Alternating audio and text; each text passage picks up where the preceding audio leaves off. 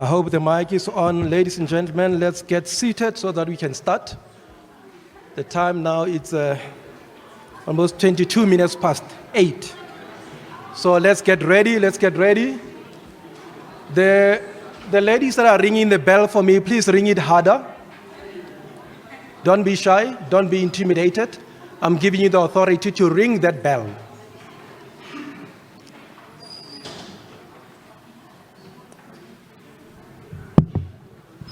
Okay.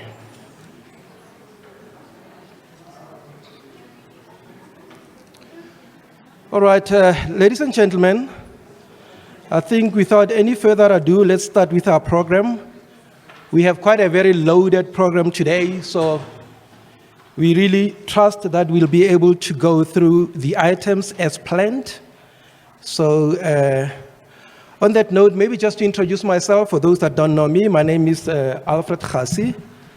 I'm a staff member here at the university. I'm at the Faculty of Production Animal Studies. And part of my work is to take the students through this journey of them aspiring to be professionals like you who are seated here. All right. So I got a call. Is the mic okay? So I got a call from Prof. Tepo Machila. And he said to me, no, look, Alfred, I would like you to be the MC and assist us in the program. I said, my goodness gracious me. They say the fear of public speaking is the second to the fear of dying. And I'm trying to understand what are the things that go through people's minds when they are fearful, of course, of standing in front of people. And one of the things that I'm told is that they are fearful that, out of the blue, they might just be very naked, that their clothes will just evaporate out of them. So I have made sure that my tie is tight, my pants are very tight, and so far it looks like I'm still dressed. So let's see how it goes. If for any reason I look naked, please just give me a sign. I don't know, just wave. And I'll quickly run to the back, maybe get a towel or something. So colleagues, there are some few, what we call housekeeping rules. First one, colleagues, this is a gadget that we all love so passionately that our lives become completely destroyed if we lose it, or let's just switch it off or put it on silent. Please, let's do that, that's very important. The bathrooms, for those that are not familiar with the Arnold Tyler building, as on my left-hand side, as you go out, you turn left, and I think the ladies on the left and the gentlemen are on the right. Okay. It doesn't always happen that the gentlemen are on the right. I'm married, so I know that I'm not always right. I've come to learn it. Okay? And in terms of, there will be timekeeping. Please, for our speakers, there will be timekeeping. As I said, we have a loaded program, so please stick to the program, stick to the time that has been allocated to you. Otherwise, there'll be a very noisy bell ringing, which can be quite embarrassing. So please, let's keep to our time. Ladies and gentlemen, I would like to invite to the stage I would like to call him the captain of the ship, not the captain of the sheep. I come from Northwest, so my English sometimes sounds very Northwest. So he's the captain of the ship. I need to pronounce it correctly. Yes, Prof. Vinny Naidu, if you can ascend to the stage and please give us your address. Welcome, sir.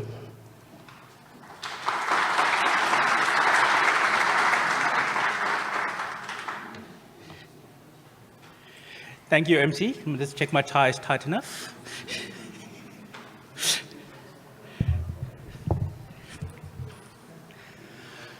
A very warm welcome to staff, students, and faculty guests for Faculty Day 2022. I would also like to take this opportunity to give a very special welcome to Professor Jochen Rucht, who will be presenting today's Tyler Memorial Lecture entitled, In the Footsteps of Arnold Tyler, Vaccines and Diagnostics Then, Now, and in the Future. It is also a great pleasure to be back in the same room with you again after being absent from this venue for the last 2 years due to COVID. And I think that shows us the progress in our times. Today, we can also celebrate our achievements for this past year, with the faculty enjoying another excellent research year, We've published over 250 publications in this last year. So I think as a faculty, we are doing extremely well. The faculty also went through an accreditation visit with the BVSC program in 2021 and the BVN program in 22. For the BVSC program, we have received our final response letter that the program has been accredited by the SAVC for a further 7 years, with an intermediate review now scheduled in 3 years' time to look at our improvements. While numerous comments and commendations were made by the accreditation panel, I thought it important to flag that the accreditation panel acknowledged the significant efforts that the faculty makes towards the university's journey towards being a research-intensive university. And I think that should tell us something. We as a faculty are extremely strong in research, and this is valued. In terms of the ranking, the faculty also managed to maintain our position. So we are still in the top 75 in the Shanghai rankings and in the top 60 in the QS rankings. And numerous of our staff feature in the top 2% of the top cited researchers in the world. When one looks at rankings just based on impact, so you take out other aspects such as how well known the institution is, which is where the university's ranking by academic performance works, the faculty remains in the top 50, which means once again, our research is of extremely high standard. Besides just the research impact, we can also be proud of what we've achieved in terms of societal impact, as evident by our new graduates playing a key role in delivering clinical services around the country.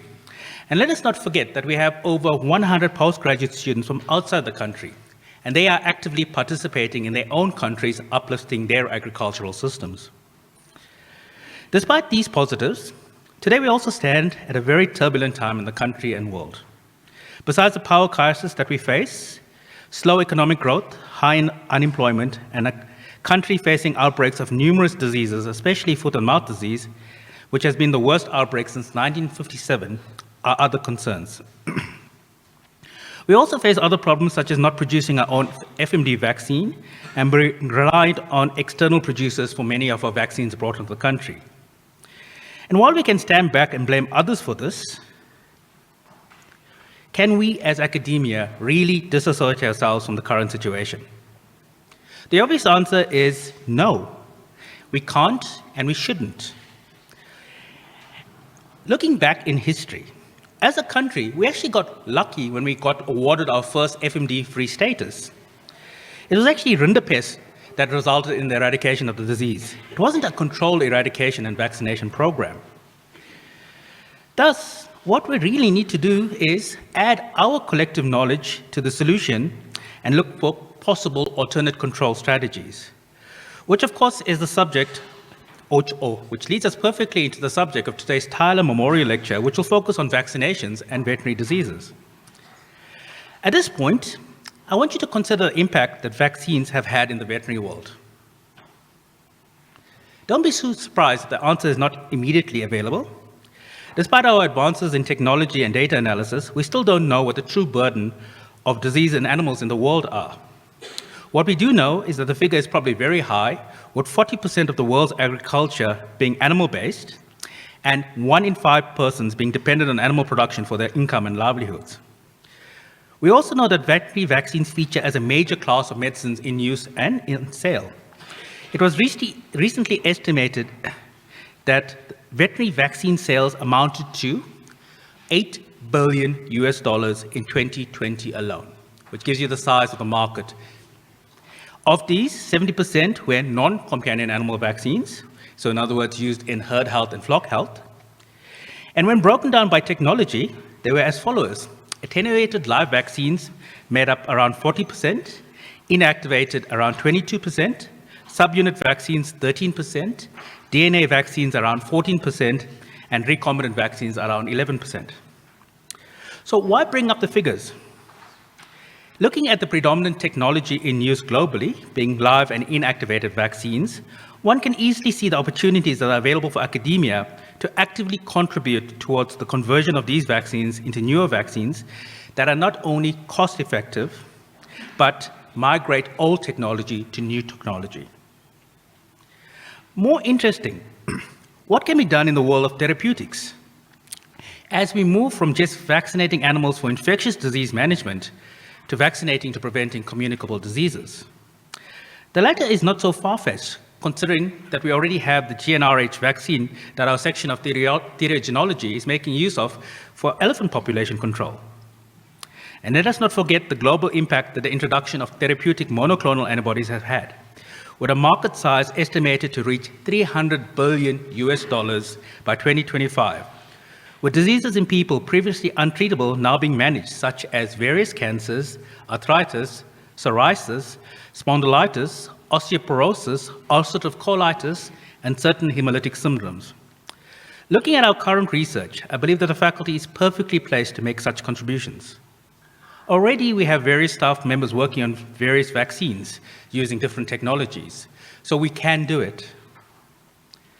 Nonetheless, as academia present today, let me challenge you.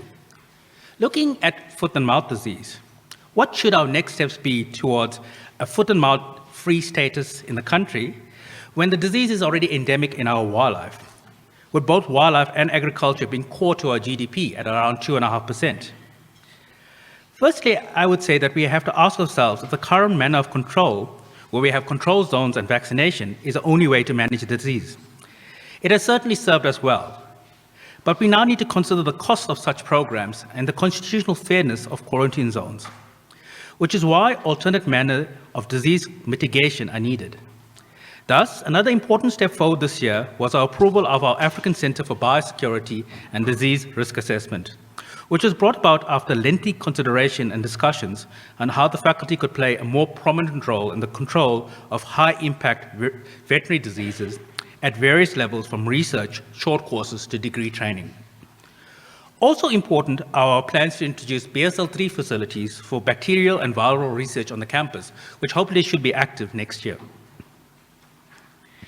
As we move forward, we envision our Biosecurity Center joining with industry and government in tackling issues of importance.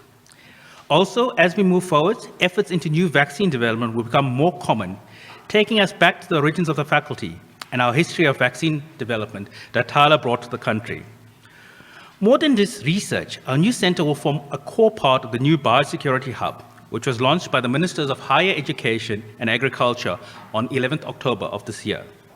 The Hub, which is an initiative of the Department of Science and Innovation's Agricultural Bioeconomy Innovation Partnership Program, aims to support collaborative efforts in the national system of innovation to support the prevention, reduction, and management of crop and animal diseases and other matters related to food safety in South Africa, and will be coordinated by our own Innovation Africa at UP. Besides just disease management, there are other important issues that we need to consider, such as pandemic and epidemic preparedness.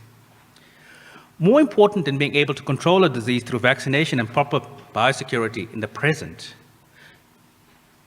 would be to be prepared for the potential pandemics of the future by ensuring that we have sufficient vaccines in storage or are able to bring online production facilities at short notice. However, while this may be of value for known diseases and serotypes, this won't always be the case.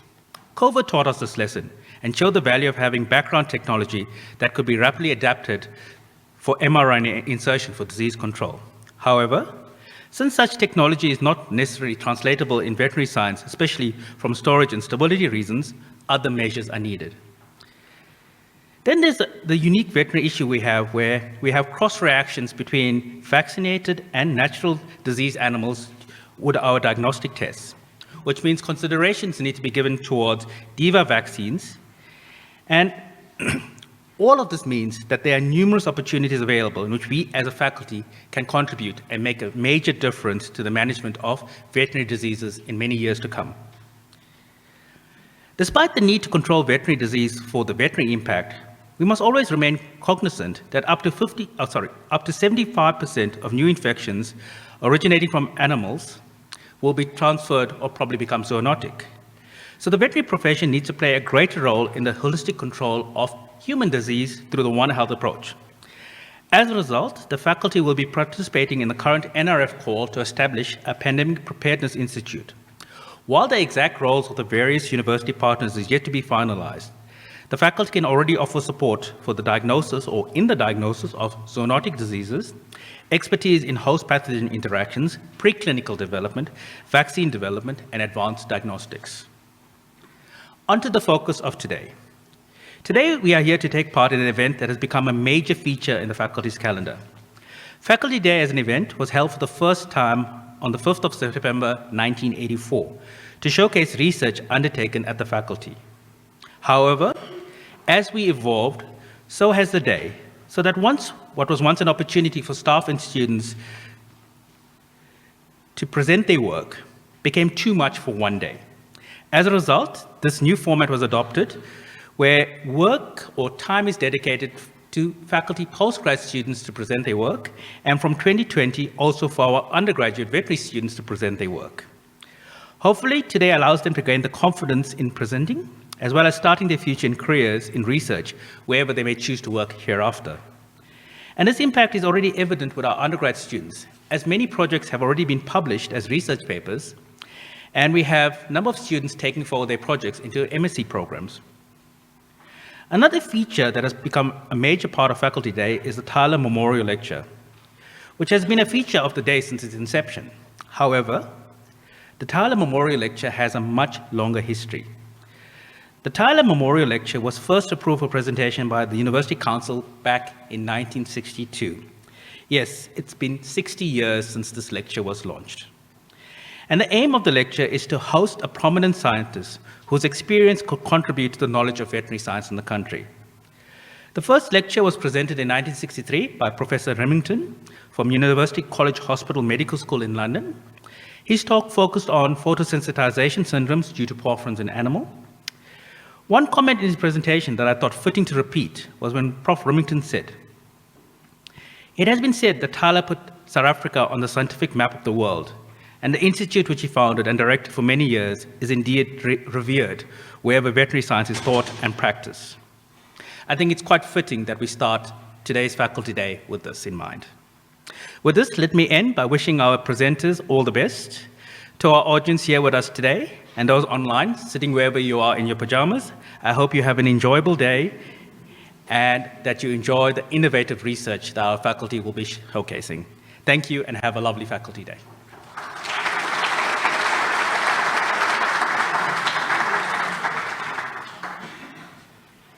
Thank you very much, Prof. Vinny, as we affectionately call you, Prof. Vinny. Don't worry, you are still dressed, but you managed to speak the naked truth about the faculty. Right. Yes, colleagues, as I've mentioned, as Prof has mentioned, we have people that are joining us online. I think the last date when we checked the numbers, we had about 150 people joining us physically, and there are about plus minus 50 people that are joining us online. So it's really, really a great day for us to have this moment. And again, colleagues, we are celebrating today.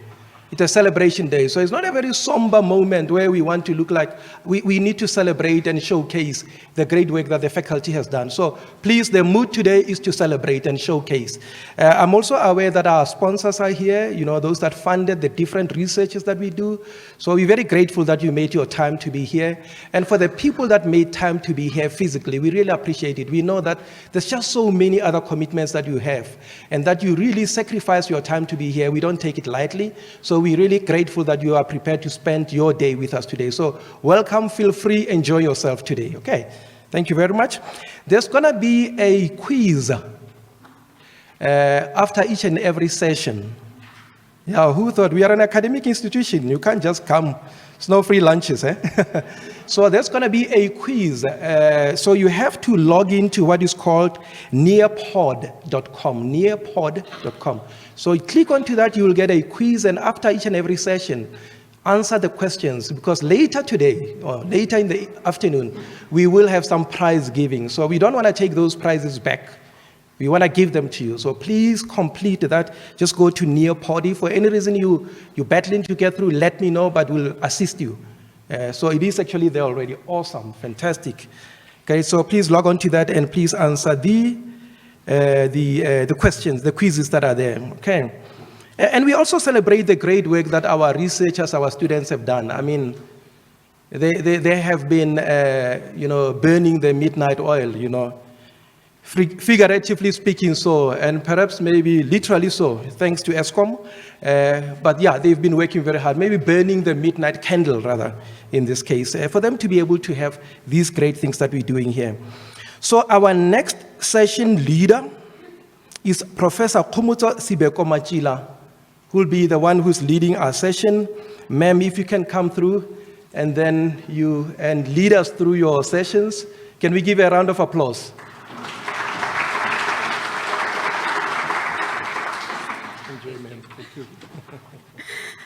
Good morning, everyone. My name is Khomotso Sibeko Matjila, and I'm going to be the chairperson for this first session. As the MC has indicated, today the mood is celebrating and showcasing. So in this session, we're going to be showcasing our postgraduate research. So our first speaker for this morning is GV Ringani. And he's going to be talking about the effects of nutritional stress and reproduction on stable isotope ratios of ruminants, monogastrics, and hindgut fermenters in South Africa. Over to you. Oh, please, I'm sorry. So the presentations are just 10 minutes. Let's try to keep to that. Excuse me, just one more thing. How do you change the... Oh, is that, okay.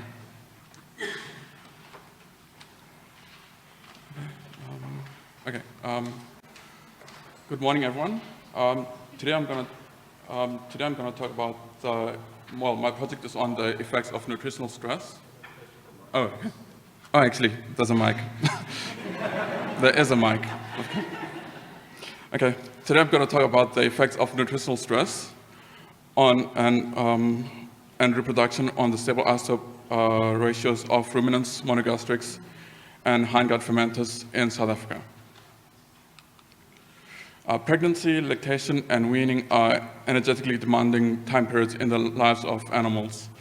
Pregnant females need to provide nutrients not just for themselves, but also for the developing fetuses, which can actually lead to not just for themselves, but for the developing fetuses. Lactating females need to supply milk to meet the energetic demands of the young. And in order to do this, they need to supply, to increase the quantity of the food that they consume, and also by drawing on the nutrients that they, from their stored body reserves. Weaning can result in nutritional stress in offspring in that they need to adjust to the new diet. And one way of actually determining the effects of nutritional stress in offspring is to use stable isotopes in the tissues.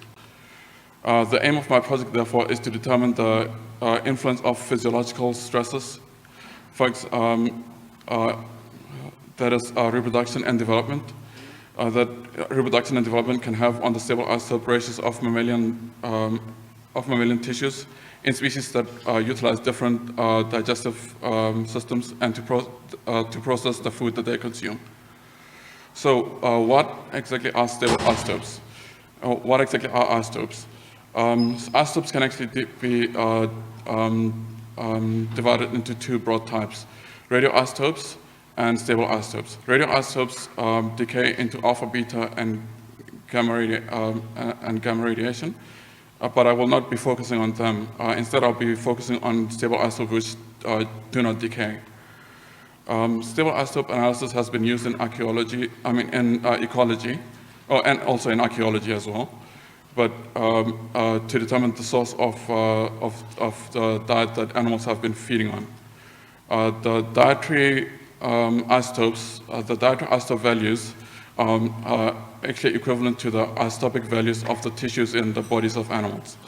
In other words, the age-old saying that you are what you eat is actually true in the broad sense. Stable isotopes are actually measured in per thousand or per mil instead of the percentage. The abundance of isotopes in the bodies in the tissues of animals are actually determined in per thousand or per mil instead of percentage, due to the abundance in the tissues of animals. For example, carbon has 3 isotopes. You have carbon-12, carbon-13, and carbon-14. Carbon-14 is unstable, and therefore I will not be focusing on that. Carbon-12 and carbon-13 are the stable isotopes. And nitrogen likewise has 2 stable isotopes and an unstable form, which is nitrogen-16.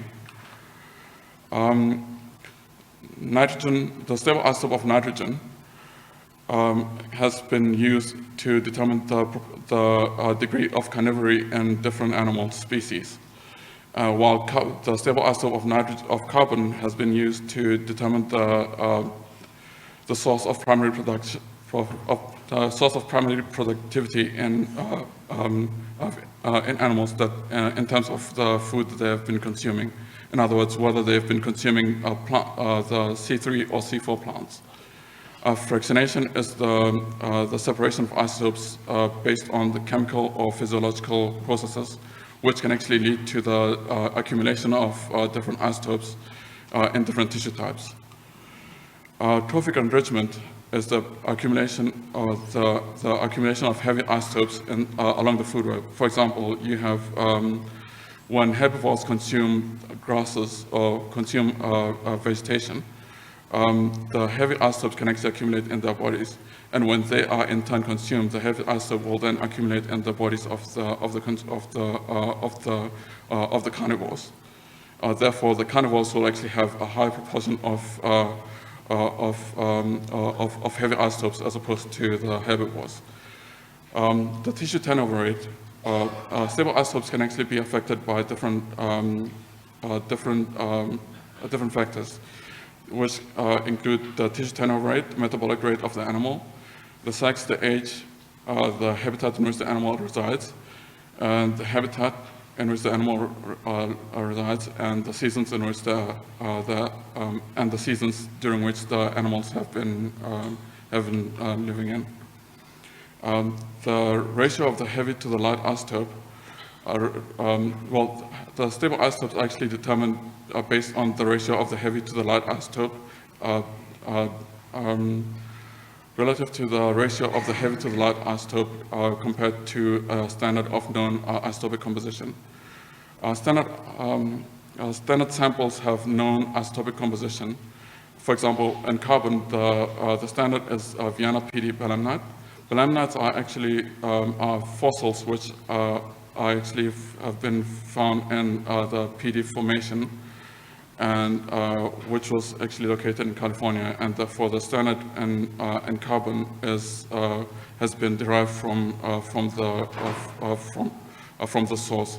In nitrogen, the standard is atmospheric air, which makes the standard for nitrogen is atmospheric nitrogen, which makes up 78% of the atmospheric gases. The stable isotope, the calculations for the stable isotope ratios is actually determined through the use of by actually subtracting the ratios of the isotopes in the sample from the standard and dividing it by the standard and multiplying it by 1,000. Okay, my project will actually look at the following. I'll be actually sampling from 3 species: sheep, pigs, and rabbits. I will then be following these animals from during gestation, after they give birth, during lactation, after they wean. The offspring. I'll also be sampling the tissues of the offspring after they wean and for a period of 100 days. I'll also be looking at this in all 3 species. I'll be using 5 pregnant animals in all 3 species. The tissues that I'll be sampling are wool, hair, and fur in the different species. Well, obviously the pigs don't have wool, but okay. But I'll also be sampling blood and the milk from each of the pregnant animals, and I'll also be sampling the food that they'll be consuming. The samples will then be processed and then be analyzed through the use of a stable isotope mass spectrometer, and that will be actually be undertaken at the University of Pretoria Stable Isotope Lab. The study has yet to be conducted yet because of a number of factors, but once that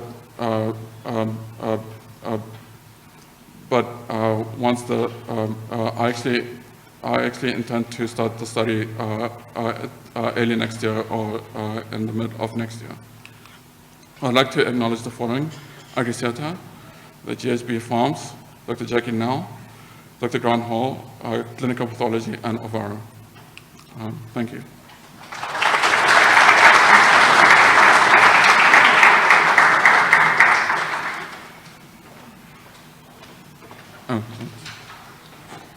Thank you so much. We are going to ask questions at the end of the session. So we will proceed to the next presentation by P. Padzi, and the title is Prospective Pathological Evaluation of the Prevalence of Thromboemboli and Associated Hemostatic Dysfunction in Canine Carcinomas and Sarcomas.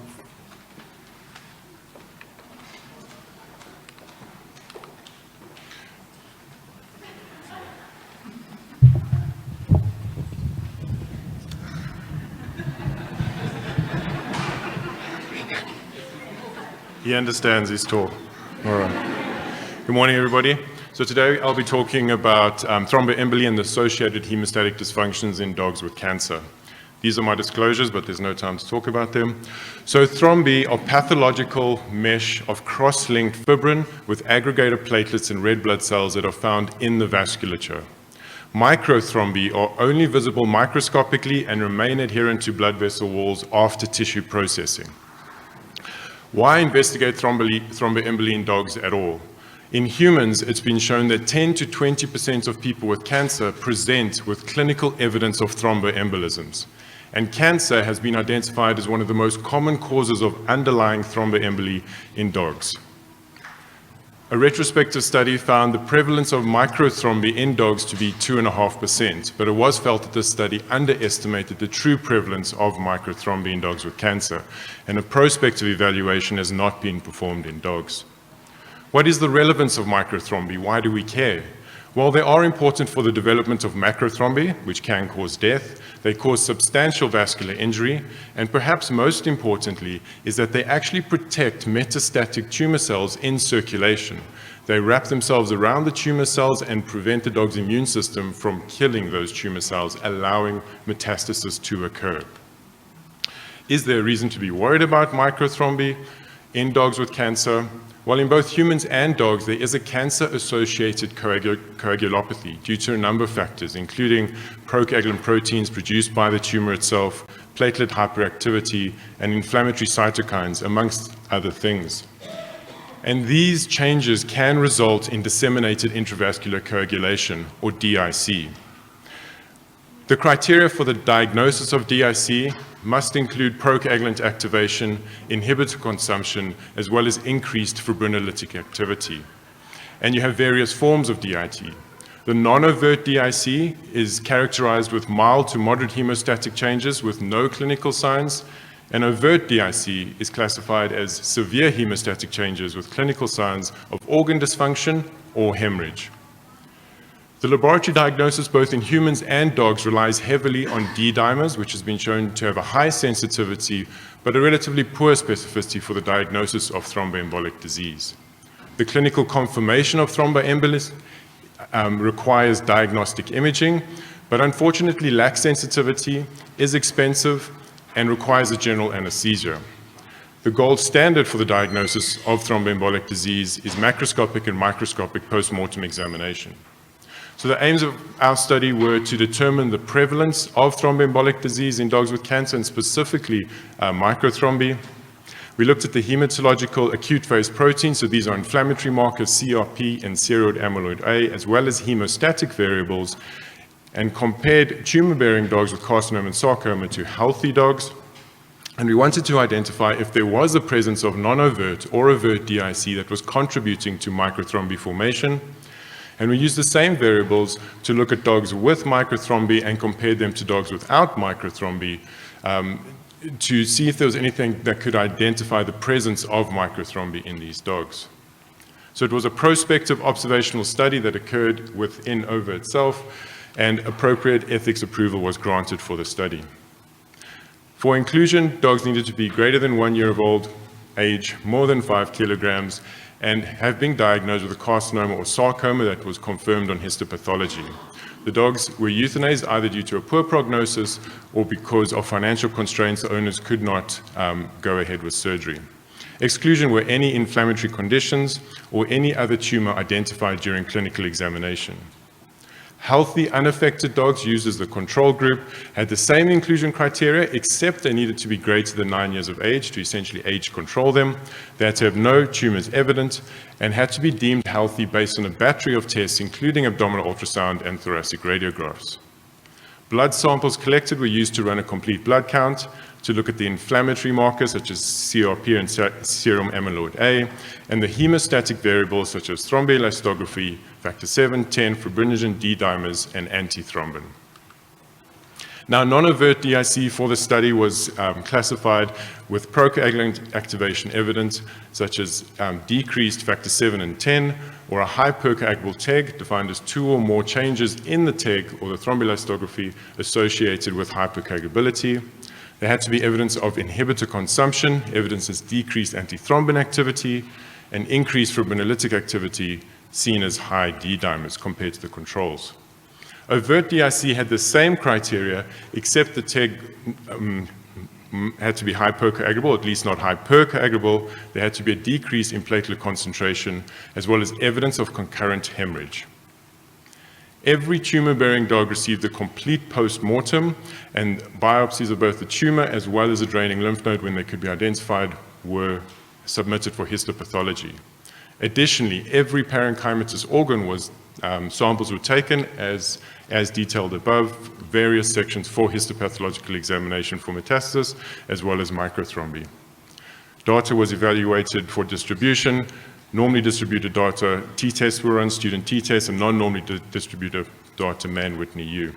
The groups that were compared were healthy, unaffected dog compared to tumor-bearing dogs, first with and then without hemorrhage, and then tumor-bearing dogs with and without microthromby. ROC curve analysis was performed for the prediction of microthromby. So 62 tumor-bearing dogs were included, 32 with sarcomas and 30 with carcinomas, and 20 healthy, unaffected dogs. Thromboemboli were identified in an amazing 52% of the tumor-bearing dogs. This has never been reported before to be such a high percentage. 3 dogs had macrothromby. Just microthromby were identified in 50% of tumor-bearing dogs, completely different to the previously reported retrospective study. The majority of the microthromby were in the vasculature of the tumor itself, 68%, but 32% of dogs that had microthromby in sites distant to the primary tumor, so in the vasculature of parenchymatous organs away from the primary tumor. Microthromby were identified in 56% of dogs with sarcoma and 43% of dogs with carcinoma. And intercavitatory hemorrhage was identified in 10 dogs. Inflammation, necrosis, and ulceration of the tumors was identified in 81% of dogs, evenly distributed between sarcomas and carcinomas. Now, when we looked at tumor-bearing dogs without hemorrhage, there was significant increases in inflammatory markers, so the CRP and serum amyloid A, and there were a number of hemostatic changes. And when we go back to our definition of DIC, we see that there's procoagulant activation, evidence with a high percoagulable TEG. There was inhibitor consumption, as well as fibrinolytic activity. So these dogs without hemorrhage fit the criteria for non-overt DIC. When you look at tumor-bearing dogs with hemorrhage, again, we have consistent inflammation. The TEG was no longer hypercoagulable, and we had decrease in platelet concentration with other hemostatic derangements as well. Now, when we look at our criteria for DIC, again, we have procoagulant activation, we have inhibitor consumption, and we have fibrinolytic activity. And when all of this is concurrent with hemorrhage in these dogs, it fits the criteria for overt DIC in the dogs with hemorrhage. Now, when we look at the microthrombi group compared to those without microthrombi, we had significant increases in inflammation again, and probably the most significant finding in the microthrombi group was that there was significant higher D-dimers, which are evidence of fibrinolysis. So these microthrombi were going through fibrinolysis. And we had decrease in platelet concentrations. Now, the ROC curve analysis showed that at a value of 500, we had a sensitivity of 80% and a specificity of 41% for the prediction of microthrombi. Now, our study showed a prevalence of 50% of microthrombi in dogs with carcinoma and sarcoma, which is remarkably different to the retrospective study of 2.6%. And this was thought to be due to the prospective nature, the fact that we could sample all the parenchymatous organs and with consistent reporting of microthrombi in our pathology reports. Inflammation and hemostasis are intricately intertwined. So the 81% inflammation that we identified in these dogs was a strong driving force behind the non-overt and overt DIC identified in these dogs. Other factors also played a role to do with the actual neoplasia itself, such as tissue factor expression, and all of these factors together result in a hypercoagulable state, resulting in consumption of clotting factors, microthrombi formation with subsequent fibrinolysis. D-dimers were shown to have a high sensitivity and poor specificity, as was consistent with microthrombi diagnosis in humans, but this was specifically for microthrombi. And a value less than 500 showed a good screening test for the exclusion of microthrombi in dogs with carcinoma and sarcoma. So I have some limitations, including the low number of dogs in each study group. Yeah, time's up, apparently. Okay. So 2 conclusions. Microthrombi are common in dogs with carcinoma and sarcoma, far more common than we previously thought. Overt and non-overt DIC was believed to fuel the development of these microthrombi in these dogs. D-dimers seems to be a relatively good screening test for the presence of microthrombi in dogs with carcinoma and sarcoma.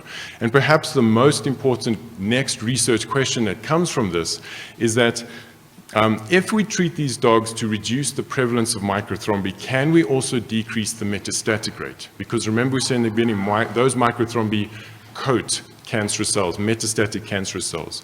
So if we treat for the microthrombi, can we improve survival in dogs with carcinomas and sarcomas? Okay, thank you very much.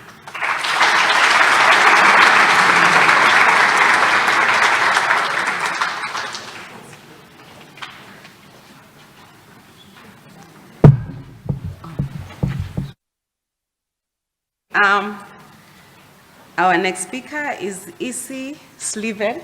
Almost. Okay. You can correct me later. And she'll be talking about investigation of the inflammatory response in African horse sickness.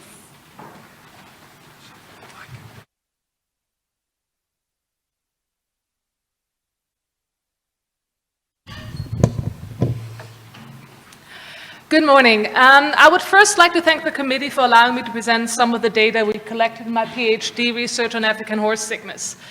In this presentation, I will highlight some of our findings on the horse's inflammatory response to infection with African horse sickness virus. African horse sickness, or AHS, is a severe disease in horses that is caused by African horse sickness virus, a non-enveloped double-stranded RNA orbivirus with 9 different serotypes. AHS is endemic to sub-Saharan Africa. The AHS virus is comparable in morphology and molecular structure to the blue tongue virus, which causes disease in ruminants. African horse sickness is not a contagious disease. That is, it doesn't spread directly from horse to horse. The virus is transmitted by the arthropod vector Culicoides, especially Culicoides imicola. AHSV infection results in 4 different clinical forms: the pulmonary, the cardiac, the mixed, and the fever form, and infections in the EVE populations result in mortality rates up to 100%.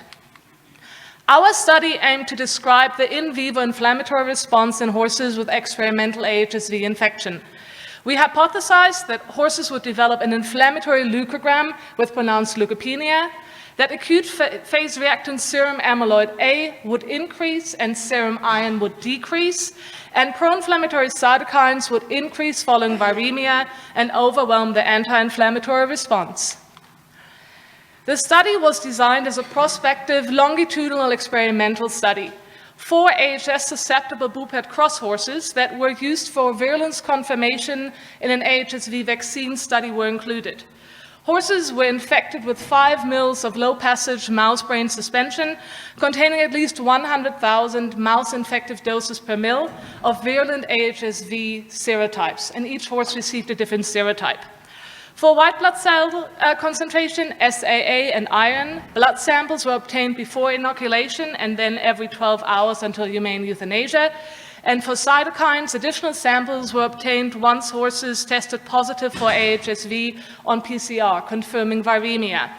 Additional blood samples were then obtained every 2 hours for 12 hours, and then every 4 hours for another 12 hours before we resumed to the Q12-hour sampling, until the horses were humanely euthanized. On all samples, a CBC with a manual differential was performed, and SAA and iron concentrations were determined. The selected cytokines were evaluated using a commercial cytokine assay.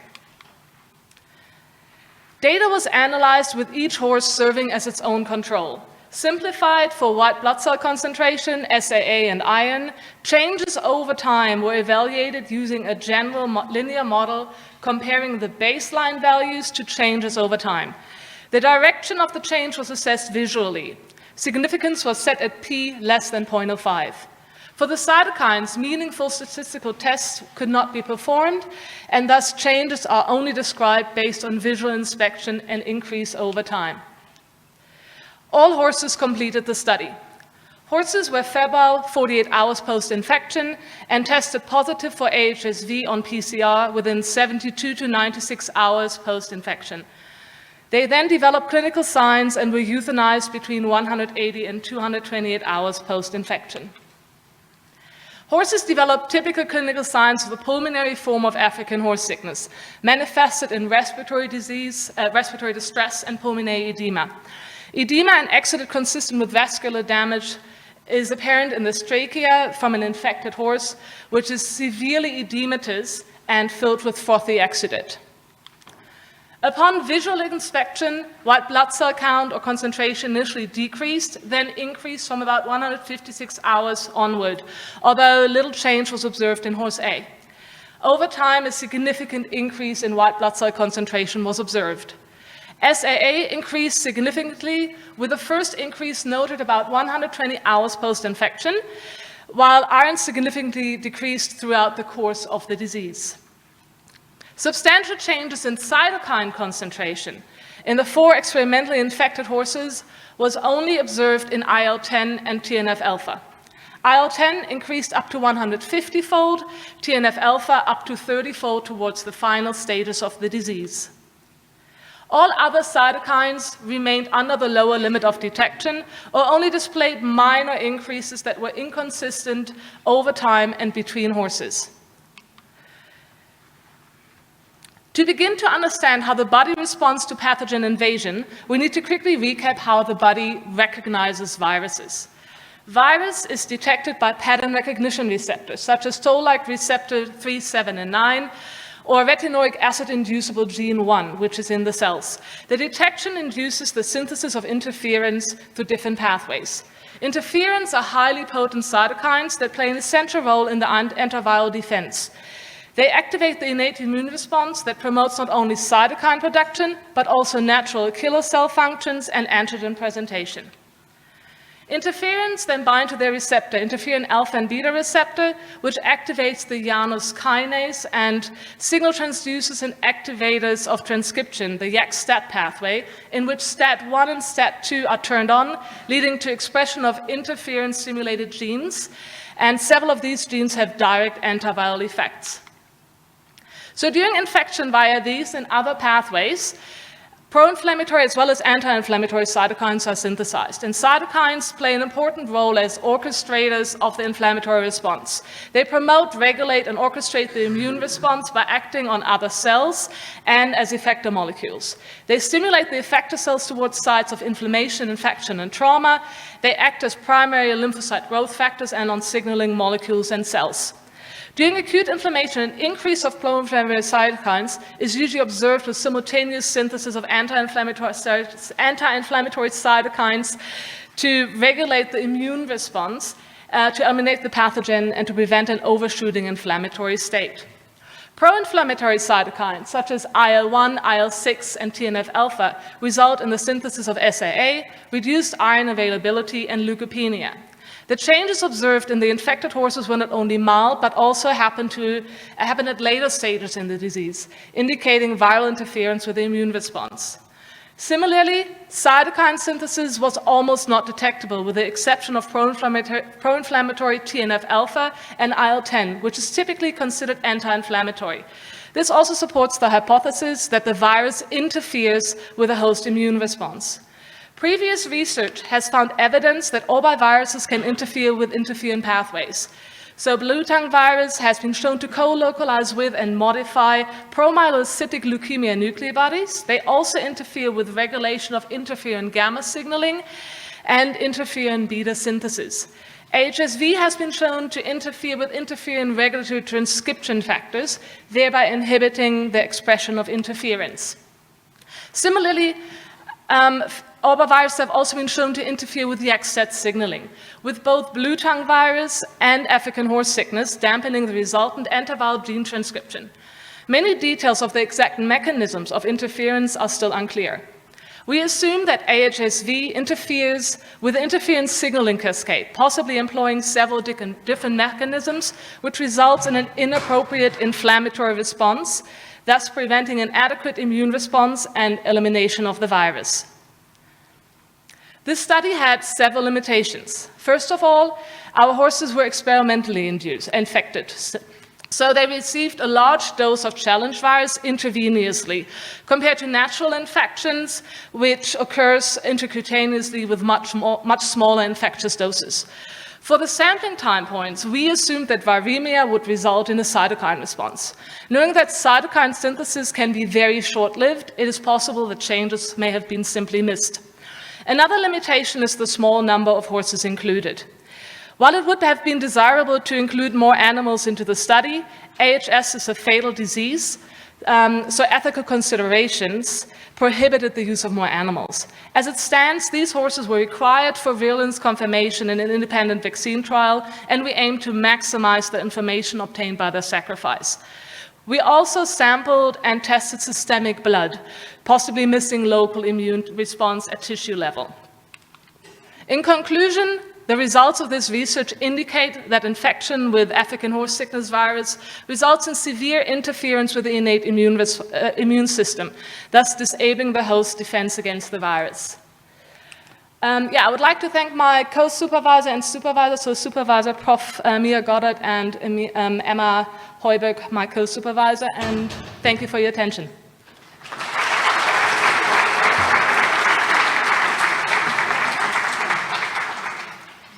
Okay, thank you so much. And our last presentation for this session is from SP Mokgokong.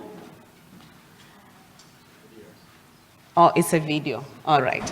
And the title is Comparative Genomics of Bacillus anthracis Strains from Anthrax Outbreaks in Kruger National Park, South Africa.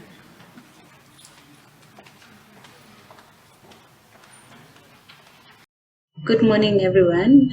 My study is on comparative genomics of Bacillus anthracis strains isolated from animal anthrax outbreaks in Kruger National Park. Anthrax is a highly infectious zoonotic disease that primarily affects herbivores and domestic animals. It is caused by a gram-positive endospore from bacterium Bacillus anthracis, whose spores can persist for long periods in soil.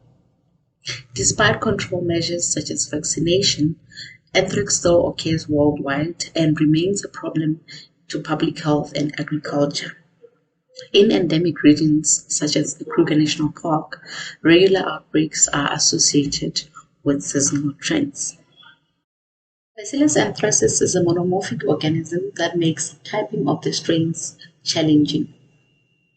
Genotyping methods have been used to discriminate the phylogeny of Bacillus anthracis and defines three major clades: the dominant A clade, which accounts for 90% of all anthrax cases; the rare B clade, which is restricted to some regions; and the C clade. The diverse B. anthracis A clade strains that have a worldwide distribution also occur in the Kruger National Park. Historical anthrax outbreaks in the Kruger were attributed to both the A and B lineages distributed at different regions of the park. Prior to 1990, B. anthracis isolates were dominated by B clade strains. However, only the A clade strains has been isolated from the 1990 onwards. The Kruger National Park consists of heterologous Bacillus anthracis strains. However, the genetic diversity is not fully exploited as the strains were characterized using traditional genotyping methods. It is therefore imperative to find powerful tools to define the population genetic structure of Bacillus anthracis in order to understand the anthrax outbreaks for surveillance purposes. Whole genome sequencing has been used for genotyping of monomorphic bacteria such as Bacillus anthracis, and the population genetic structure in the Kruger shows a prominent ABR005-006 SNP branch that is circulating in both the enzootic and non-enzootic regions. Defining the genetic diversity will contribute to us understanding the ecology of Bacillus anthracis in endemic regions. The aim of this study was to determine the genetic diversity of Bacillus anthracis strains in the Kruger National Park. To achieve the set goals, we employed whole genome single nucleotide polymorphism to determine the genetic structure of Bacillus anthracis. Secondly, we conducted comparative analysis on B. anthracis A and B clade genomes, targeting the Bacillus collagen-like protein of anthracis gene and the tryptophan operant genes. Finally, we employed pangenome analysis of A and B clade strains to identify unique genes. Samples were collected from Kruger National Park during the 2012 to 2015 anthrax outbreaks. These were subjected to DNA extraction and sequencing on the Illumina platform. Data curation and mapping to a reference genome were performed prior to SNP calling and filtering using the GATK pipeline. The Kruger National Park genomes were compared to global genomes available on the NCBI GenBank, and then phylogeny was constructed to determine the phylogenetic diversity. Whole genome SNP phylogeny was defined by over 7,000 parsimony informative SNPs that clustered the Kruger National Park and global B. anthracis genomes. The phylogenetic structure of the strains in Kruger National Park showed that all the isolates from the 2012 to 2015 outbreaks groups in the ABR005-006 SNP subclade.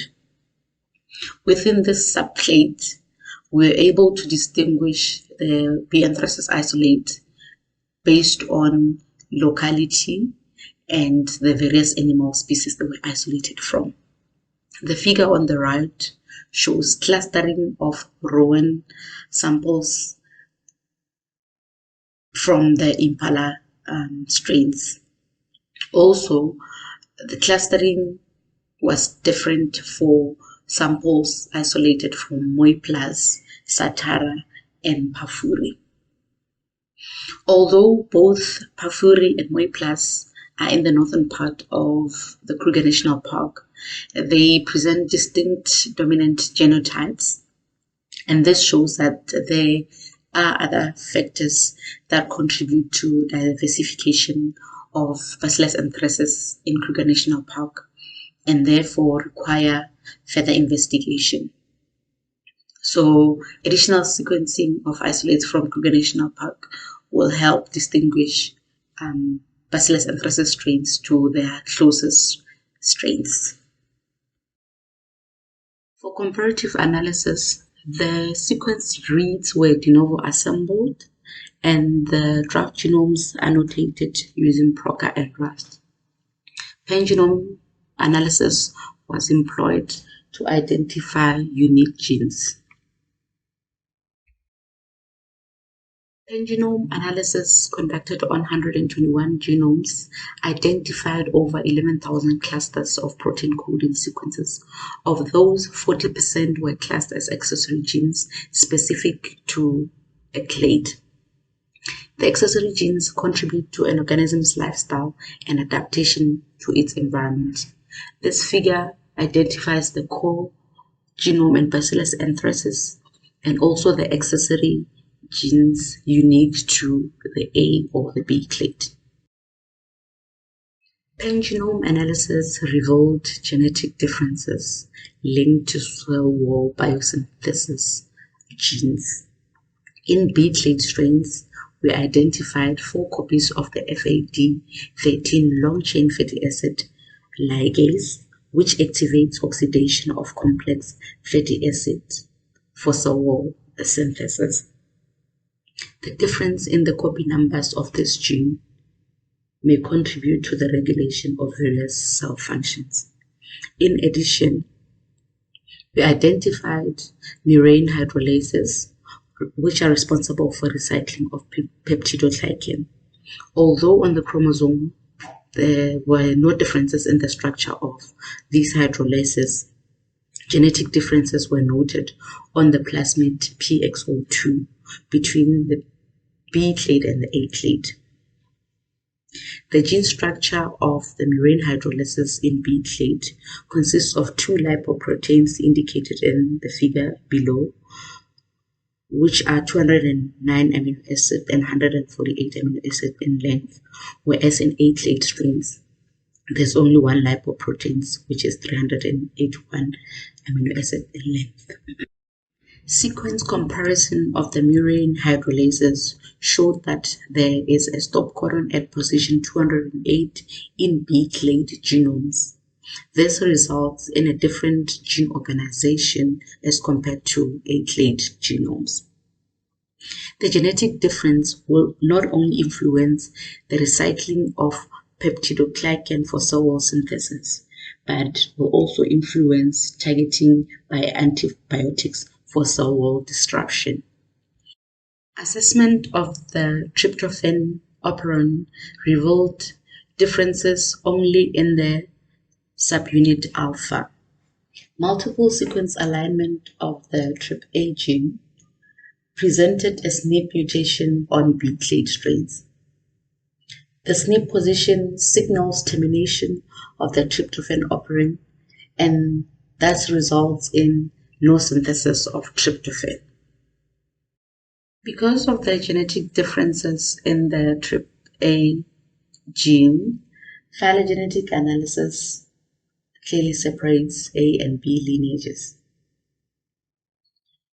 Studies on tryptophan dependence can then provide information on intraspecific evolution of B. anthracis A and B clade strains.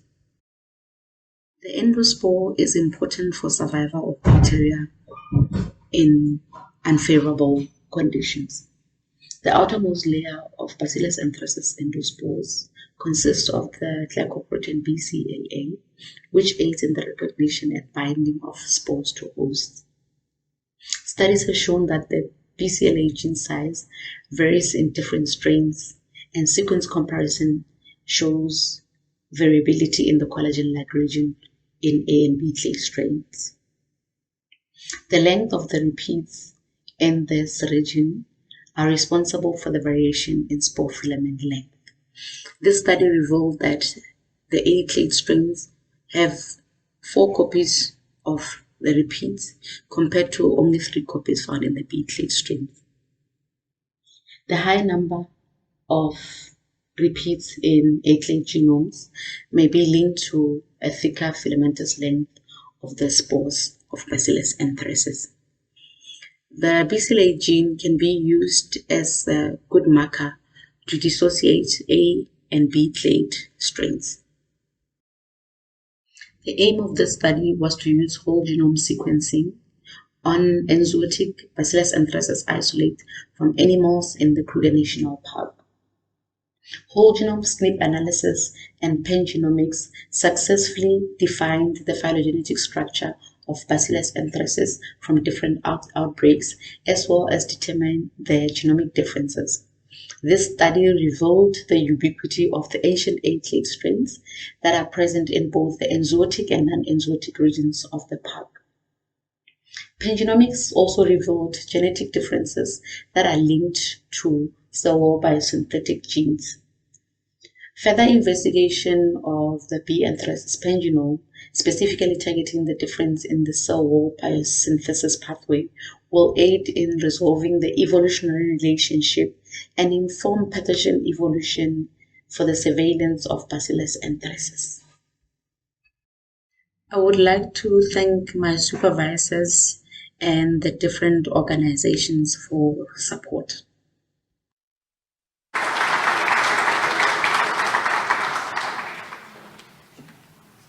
Okay, that was the last presentation for this session. Can we just give our presenters one big round of applause? I think they did a great job. Thank you so much for those great presentations. So if you had been holding back on burning questions, this is the time for you to ask your questions. We have 10 minutes for this. 5. There are people who are in charge here, so I'm like, and they looked at me like, so I'm going to respect that. So any questions from Melvin? Hi, I'd like to thank Tina for her presentation. I just would like to know the role of iron. If you can clarify the role of iron in sickness. I don't know if it has much role in African horse sickness itself, but iron in general is basically hidden and made unavailable by the body to not make it available for pathogens. So it's one of the defense mechanisms that the body has to prevent pathogens having iron readily accessible. Okay, thank you. Any other question? Yes, sir. So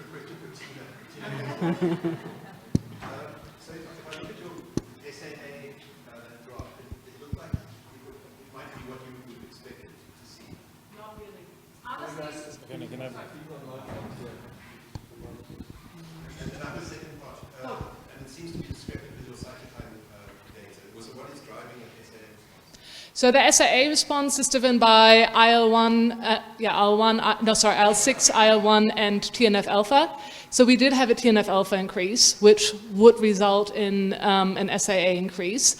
Normally in sick horses, the SAA value increase, or the concentration increases to more than 1,000 to 3,000, 6,000 milligrams per deciliter. So the increase in SAA is a lot less than expected in these severely compromised animals.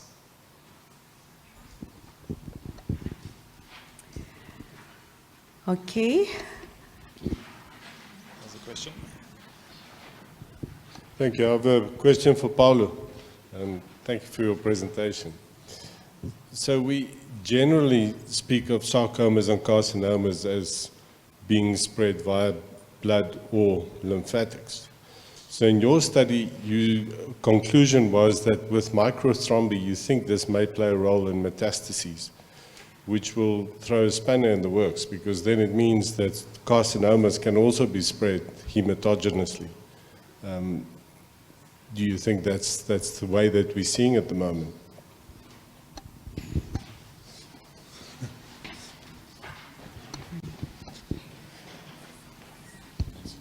So there was a metastatic bias in our actual group, which was not part of this presentation, that sarcomas undoubtedly spread far more commonly through hematogenous routes and carcinomas through lymphatic routes.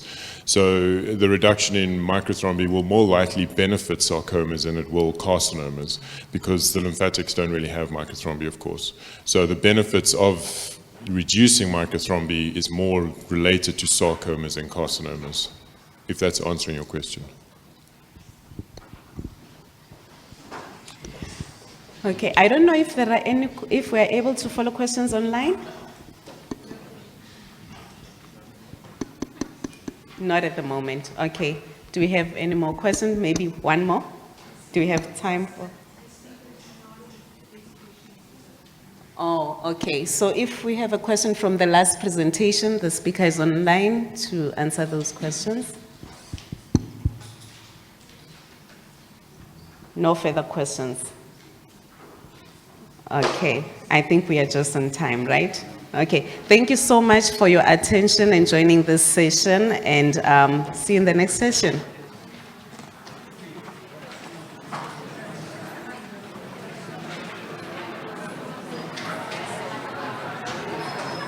Okay, we're not done yet. Sorry, we're not done yet. We're not breaking for tea yet. We're not breaking for tea yet. I know that you might be starting to experience some nutritional stress, but please hang in there. Just bait fast. We'll get there. We'll get there. Okay. Whilst I'm trying to get everybody to settle, I just want us to acknowledge that we have a gentleman here who is getting young today. He's getting very, very young. You know, they say that age is relative because all the relatives start asking you how old you are. So Prof. Kuaskuter is his birthday today. Can we just celebrate him?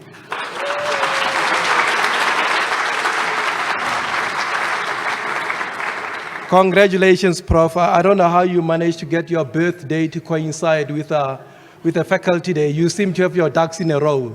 So well done. Thank you very much.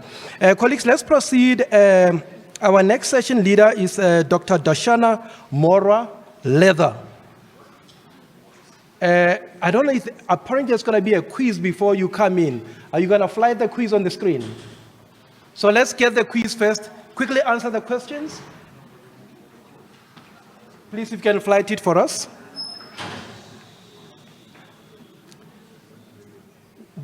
Darshana, I hope you can hang in there. Your surname is Leather, so I believe you've got a thick skin to hang in there. So bait net first.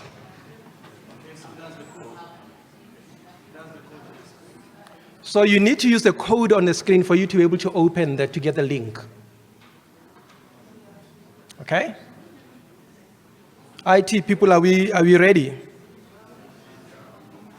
Otherwise, we can do it before tea if you guys are still in a state of a pickle. Okay? Have it going. I'm seeing Dololo here. I'm not seeing anything.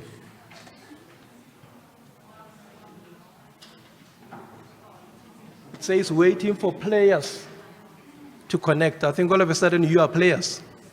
Okay? The players are ready, IT. Let's get the players to play. You know what? I think maybe why don't we do it this way? Whilst IT is still sorting, is it coming now? Yeah. Okay. Let's see. So it says there's about 8 players connected now. Please play with the other kids. Don't stay and not play with the other kids. There's already 8 kids that are playing. So please join the other players. It's now 13. Oh, that's good. We're getting more players. 1, 2, 3, 4, 5. Play.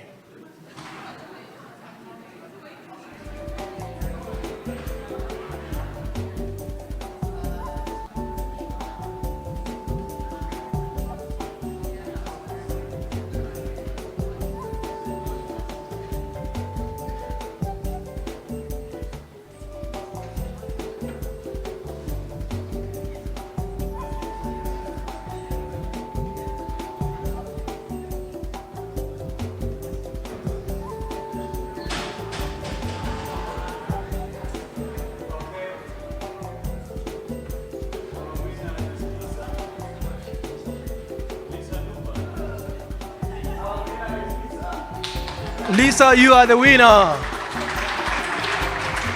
Somebody was definitely listening. That's fantastic. That's great. If we are done with the quiz, then without any further ado, please, Dr. Mora Leather, please, over to you, ma'am, and all the best with your session. Thank you. All right. Thank you so much. I was going to start with a welcome, but I'm going to start with a happy birthday to Prof. Kutso. I hope you have a lovely day today. Good morning, everyone, and a warm welcome to all of you. So I just want to take a few moments to express my gratitude to the organizing committee to give me this opportunity to chair a session at this year's event. Thank you. So before I introduce the first speaker, I would like to inform the audience that are here today and those of us that are present online a little bit about the Veterinary Research Report module, also known as VRE. It was first implemented in 2019 in the BVSC program, which started in the 5th year and concludes in the 6th year of that program. The objectives of the module was not just to expose our undergraduate students to research, but also to get them excited about the possibilities of research in the veterinary field. So today, a few students from the BVSC program are going to present what they have achieved in this module, and I think that they, along with their classmates, should be extremely proud of what they've achieved in this module. So I just want to mention to the presenters, they are oral presentations, right? Okay, oh, it's over you guys there? Okay, great. All right, so remember you have 5 minutes, and the lovely lady in front is your timekeeper, so please just take note of her. And if you don't mind, because of the 5 minutes, y'all can just follow each other, and then after the session is over, we will take questions. Okay, so it's over to you guys. I think our first speaker is Ms. Due. Is that right? Duva, okay. Okay.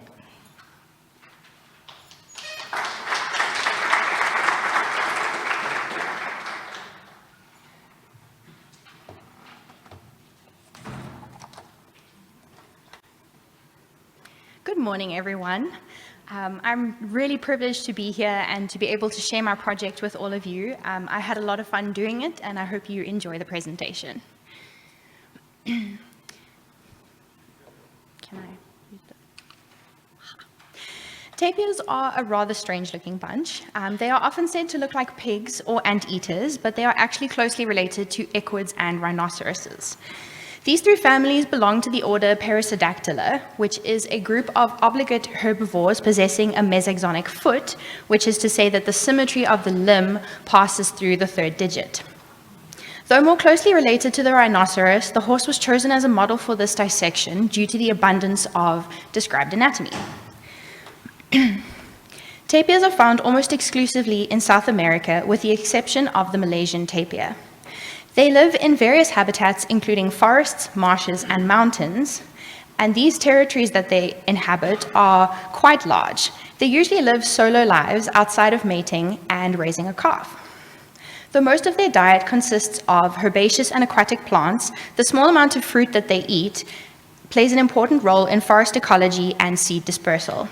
Tapirs spend a lot of time in and around water and are excellent swimmers and divers.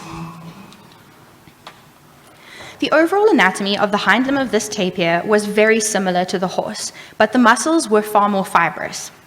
Tapirs possess only the middle patellar ligament, and the arrangement of the supporting structures around the femoropatellar joint suggests that it does not possess a stay apparatus. Digits 2 and 4 were extended by the M. extensor digitorum longus, while digit 3 is extended only by the M. extensor digitorum brevis. This adaptation may be necessary to perform powerful kicks when swimming. The distal tendinous portion of the M. flexor digitorum profundus in the region overlying the 3rd metatarsal has muscle fibers lying medial to the tendons. This adaptation could be to allow the tapir to strongly flex the pes, contributing to their ability to propel themselves in the water. A kinematic analysis of the swimming cycle of the horse showed that well-developed flexors and extensors of the pelvic limb are required for successful propulsion through the water. Given the anatomical similarities between horses and tapirs, the well-developed flexors and extensors of the distal limb may be adapted for swimming in a similar cycle to the horse. Another curiosity of the tapir's pelvic limb was the abundance of thick, fibrous skin and fascia. The skin and superficial fascia were tightly adherent to one another over the entire length of the limb, and the deep fascia surrounding the muscles was very well developed. This arrangement differs considerably from the horse that has more freely movable skin and thinner fascia. One study found that the skin of the rhinoceros has tensile strength similar to that of mammalian tendons. This study attributes the adaptation to survival of intraspecific aggression and defense against predators. Thick skin would certainly provide some defense to tapirs against jaguars and pumas, which are their main natural predators. Another possible function of this thick skin may be for support of the limb. A case study was done on a rhinoceros that survived an attempted poaching with only a cut through the skin above the calcanean bone on the hind limb. Veterinary care was administered, and it was ascertained that no deep structures had been affected by the cut. However, a week later, the limb had totally collapsed. On postmortem, it was discovered that the M. gastrocnemius had ruptured at its origin, far proximal to the original wound. The veterinarian handling the case postulated that the gastrocnemius ruptured as a result of loss of support provided by the skin. Given the close phylogenetic relationship with rhinoceroses and the similar anatomy on what anatomy is available, it is possible that the skin of the tapir also provides a supporting function to the limb. Thank you.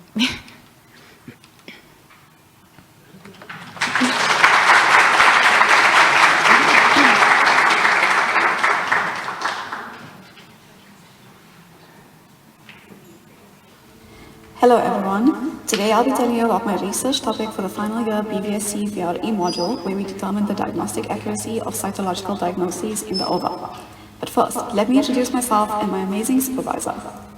I'm Nabila Tar, a final year vet student currently at the very end of my clinical journey.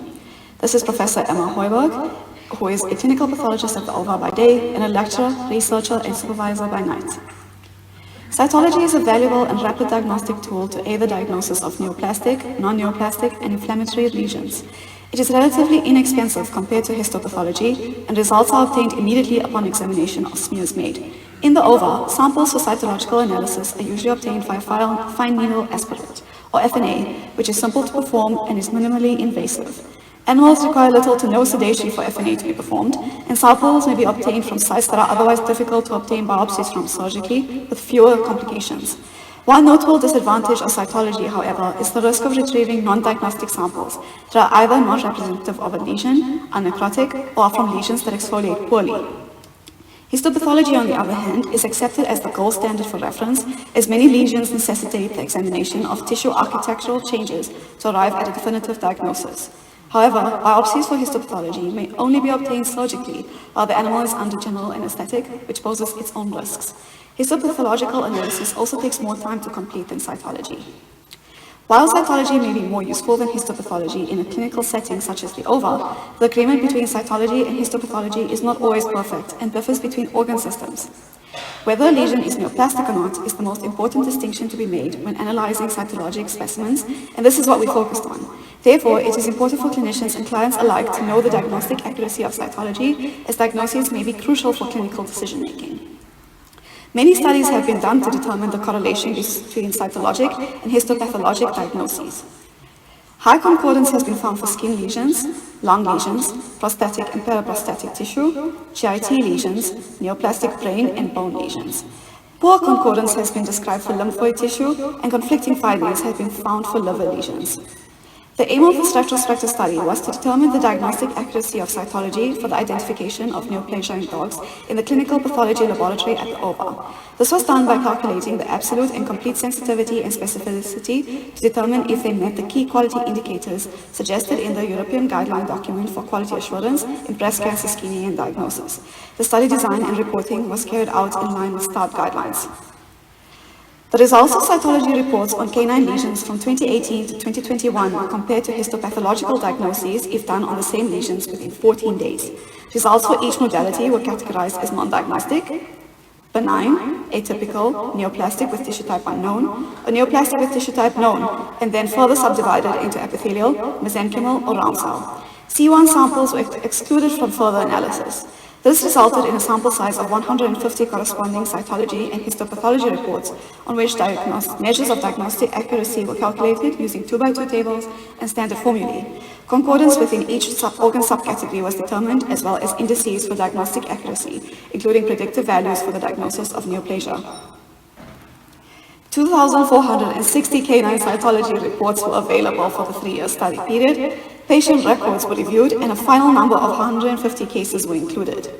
Distributions into the various categories and histopathology results are shown on the slide. Accuracy, sensitivity, and specificity was in line with international quality assurance standards. Overall concordance between cytology and histopathology was 69.3%.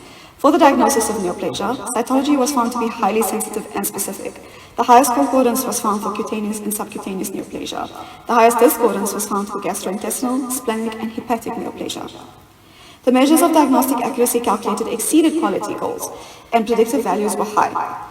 These results are similar to those reported in other veterinary cytology studies.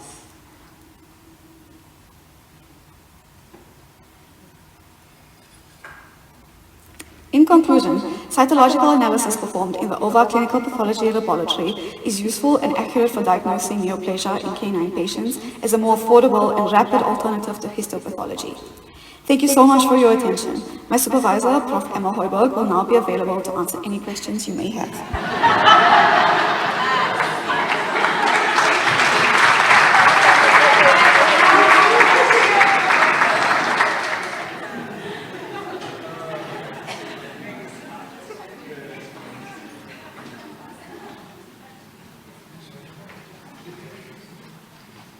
Good morning, everyone. So I did my research project under the Department of Veterinary Tropical Diseases with Prof. Anita Michel as my supervisor. So it was an experimental study with the topic of the characterization of the normal oral flora of the hippopotamus. So why on earth would we do that? So there's a high incidence of hippopotamus bite wounds in South Africa and also up in Africa, with severe wound complications often necessitating limb amputation.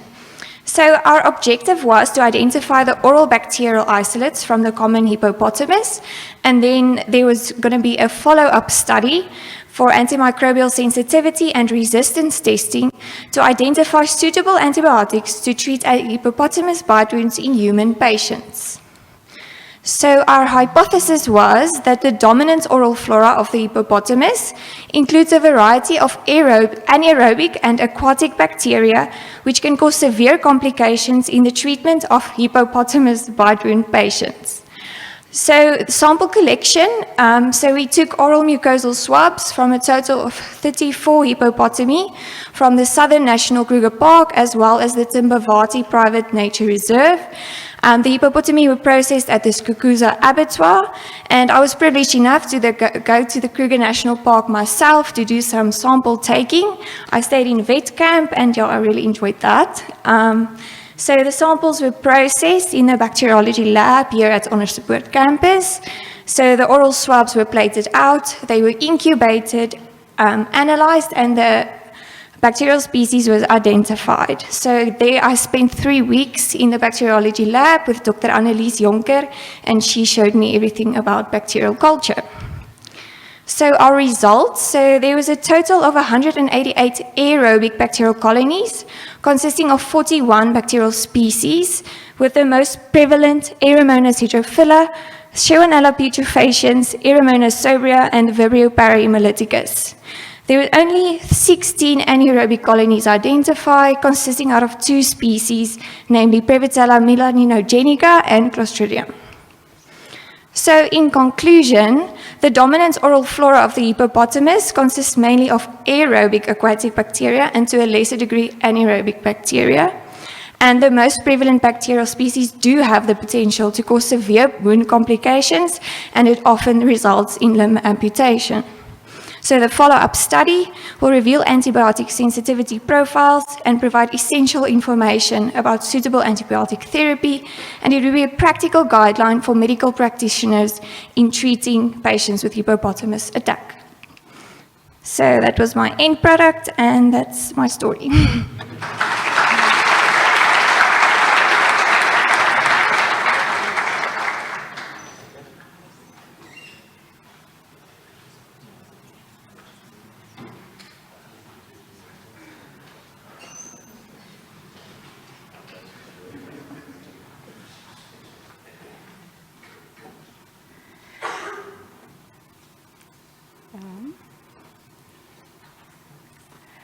Good morning, everyone.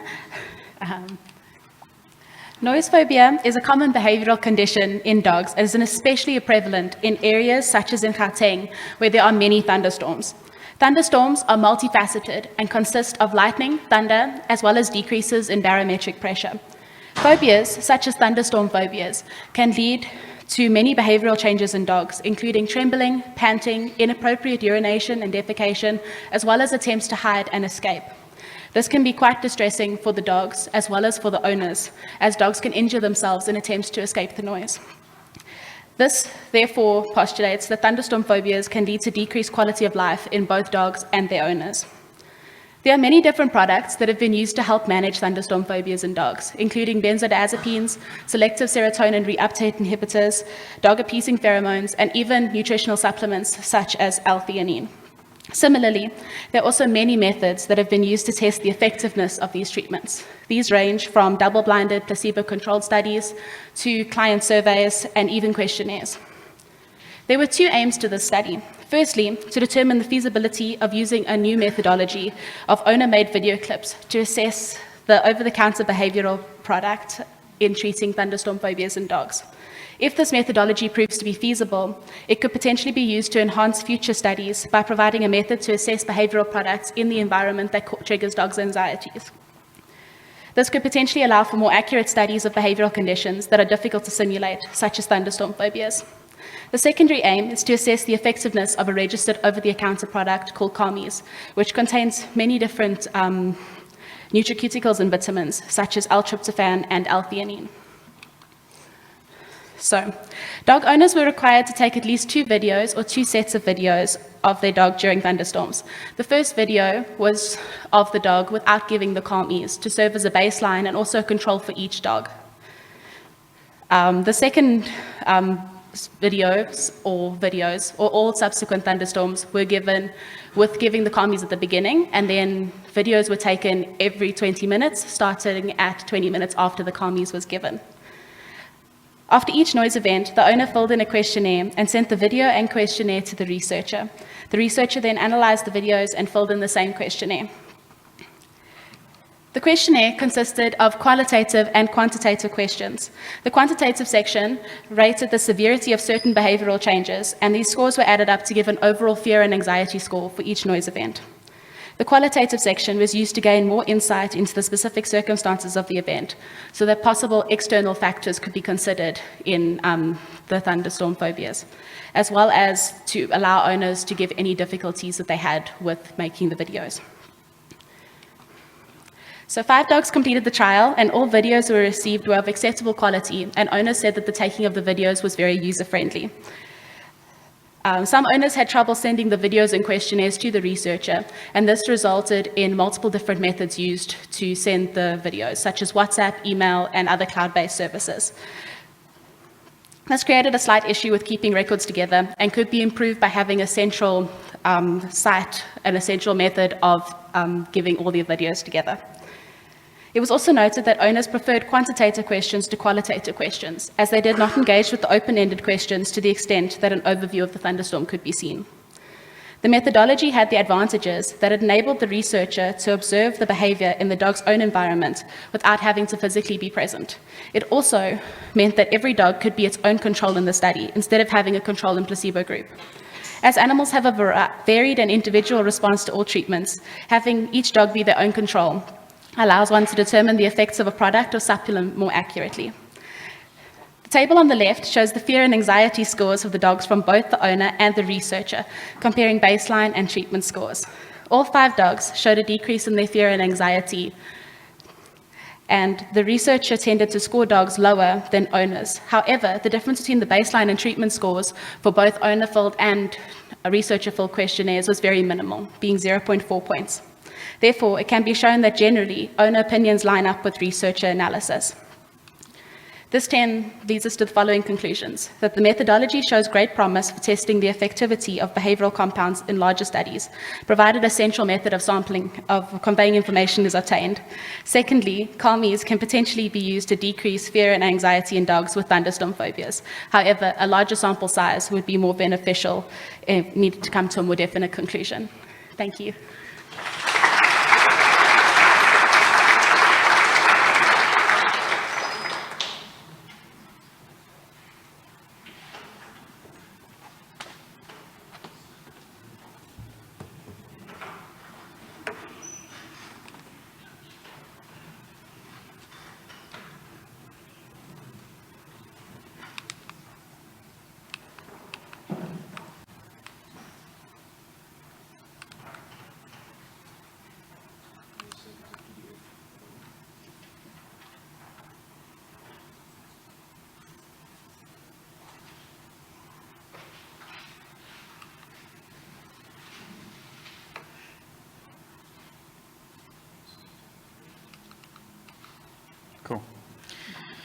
Morning, everyone. My VRE research project was a retrospective case study on mycoplasmosis in black-footed cats.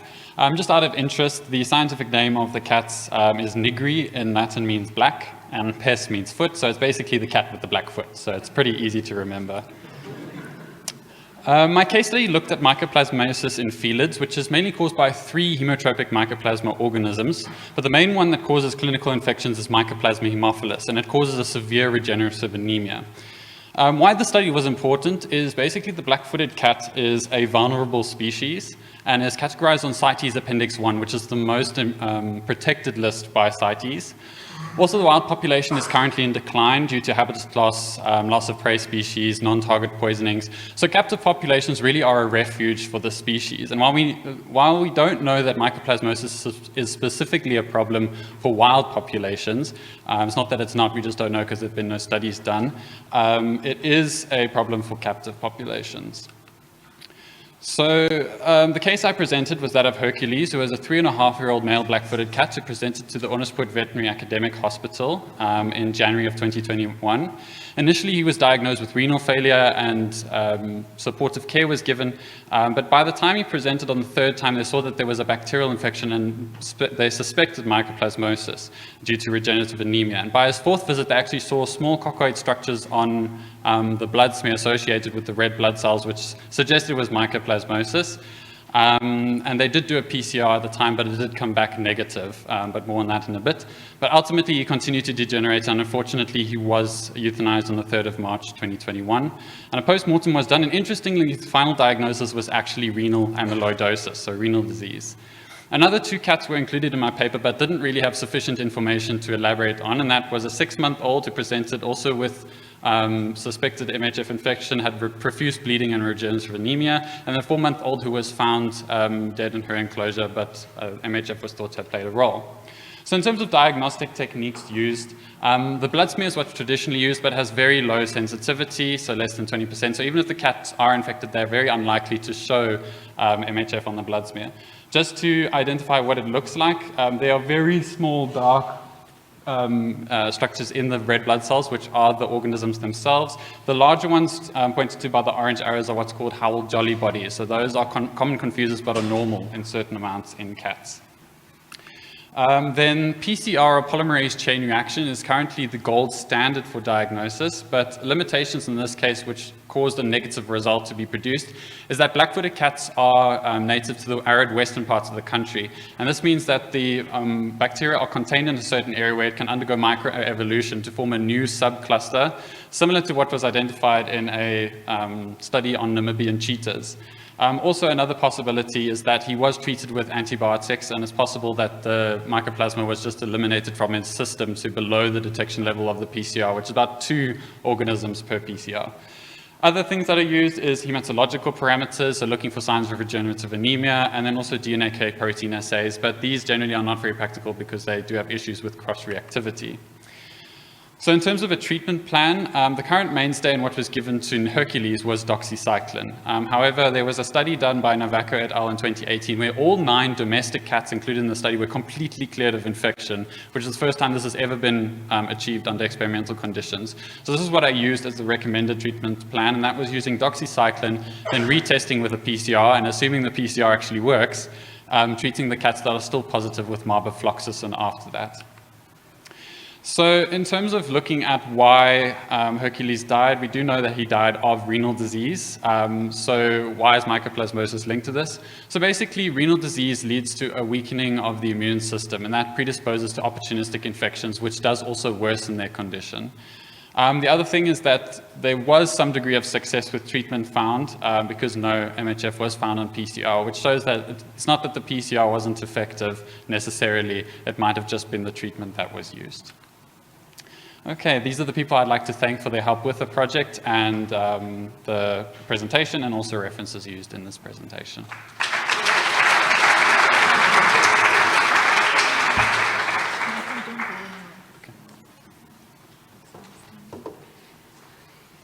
Thank you so much for the presentations. I'd like to call all the other students up front, please.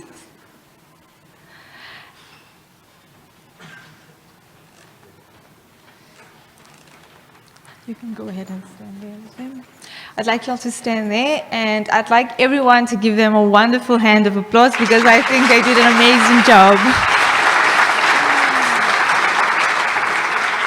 Okay, now you get to stand here and answer questions. Okay, we have June at the back.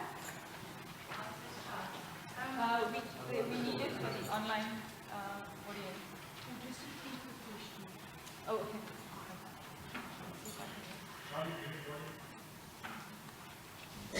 Thank you. Is it on?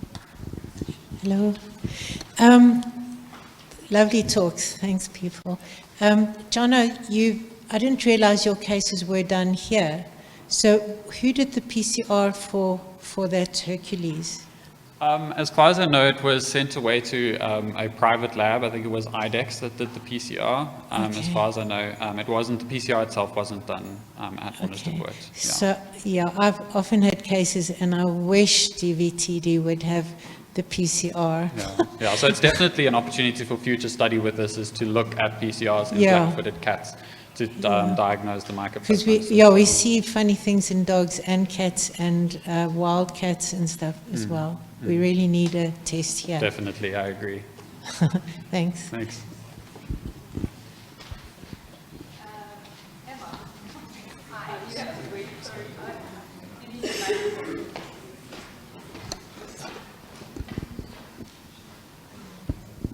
Thank you. So, black-footed cats.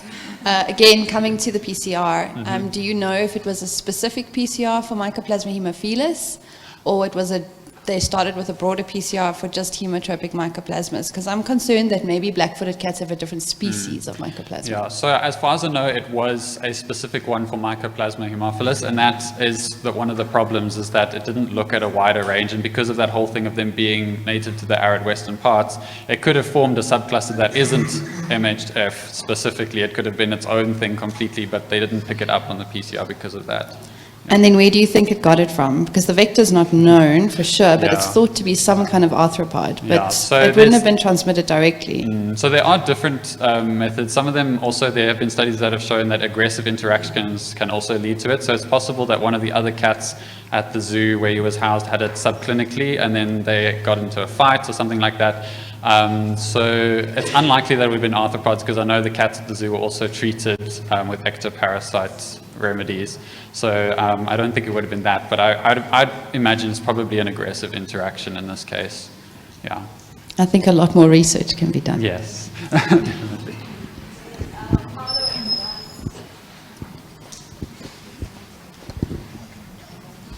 Thanks, guys. Great presentations. Real hope for the future. So mine's from Ms. Engelbrecht regarding the hippos. The first question is more morbid curiosity. How common are bite wounds to people from hippopotamus? And then you also, so the second question is, you said that the hippos were slaughtered at the abattoir. Were they diseased hippos? And then if they were, do you think it affected the culture at all? So, Prof, firstly, it is quite common. It's not the most common cause of death by animals in South Africa. I think that would still be the mosquito. I don't know. So I can't confirm that, but it's still, the cases that happen, the attacks that happen is quite severe. That's why we did the study, because, yeah. And then also, so the hippos that were slaughtered were from ponds or dams in those areas that were overpopulated by hippos, so it weren't diseased hippos necessarily. Yes. Great, thank you.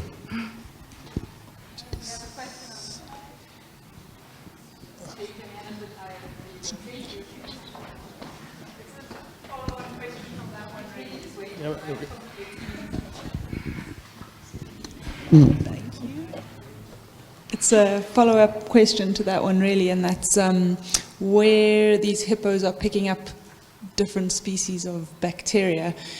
Did you think about maybe sampling the environment where the hippos came from? You could look at water quality scores and what might be determining those. Yes, that would definitely also play a role, but I think we didn't have the manpower and everything, but in the future we might actually also include that in the study. Yes, the bacteria in the water and mud and everything.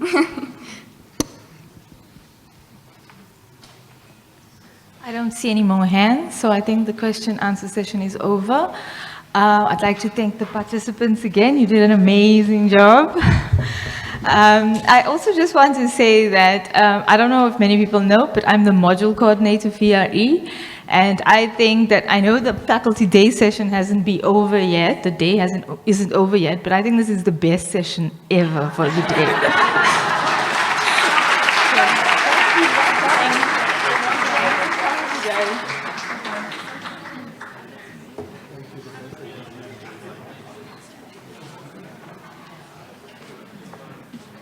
Thank you very much. And shall we also say thanks to the best session leader, because it looks like people are, lifting themselves up. Fantastic. Colleagues, well done to the students. I think you guys, just for the bravery of coming to stand here and address your lecturers and people, experts from the field. So I think well done. Let's give them a round of applause. It's never easy for students. So my daughter is studying at university. She decided to pursue law. So we had a lovely weekend with her. We managed to go out for a meal. And as I was sitting there, because they're studying law, they've got these very thick books. So she says, Papa, Daddy, every time he says, my textbooks are like onions. And I looked at her, I said, what's happened? She says, every time I open them, they make me cry. Yeah, so she will hang in there, definitely. Okay, so just some few announcements that you need to be aware of. You can just give me a second. We need to do the quiz. How can I forget that one? Let's start with the quiz. Ladies and gentlemen, fasten your seatbelt. Let's get connected. Your favorite moment has arrived, where your concentration will be put to the test in front of all your peers. IT, are you ready to fire the salvo? I think we must put our IT person to a quiz as well. So there's 8 people connected now. Please join the other kids. Let's have some fun. 30. Oh, awesome. That's brilliant. 35. 38. Wow. 41. I think you can hit the start button.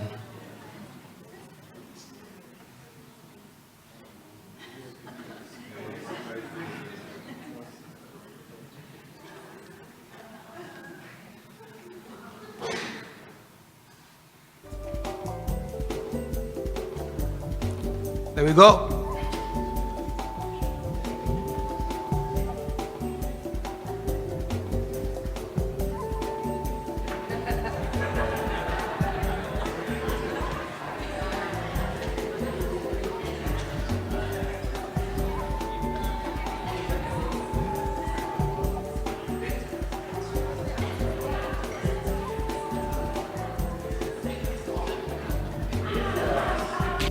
Linda. Well done, Linda. You see, when they were talking about hippo, that name traumatized me when I was still young. You know how to pronounce it? Hippopotamus. That was a very difficult name, and I had my school teacher who wanted us to pronounce it, because when I grew up, hippopotamus was just Kubu, K-U-B-U. I still don't understand, why do they have a long name? I think my personal mission will be to change that name to Kubu, K-U-B-U-Tar. Okay, let's get going now. At least we're doing well in terms of time. Can just give me a second. I just want to check the announcements so that we know what to do when we take the break. Okay, so to our students, postgrad and undergraduate students, you are requested to register for the Tax Innovation Competition. Please register for it. We really believe that what you presented was quite innovative, so please do that. There's a tax innovation stand just outside this hall where everyone who wants to enter can get further information on how to register. So please don't keep those, the great work that you've done under file 13. Please make it available. And the other announcement, just to check that I'm not missing anything here, I think essentially I have covered what needs to be announced for tea time for now. That's great. So colleagues as well, there's posters, please. There's posters that the students, our researchers spend time putting together the posters. Please go there, look interested and smile, and look at the posters and don't ask our students difficult questions. And so please make a turn by those posters. They really took time, sleepless nights, preparing those for you. Please have a look at them. So the time is 10:15.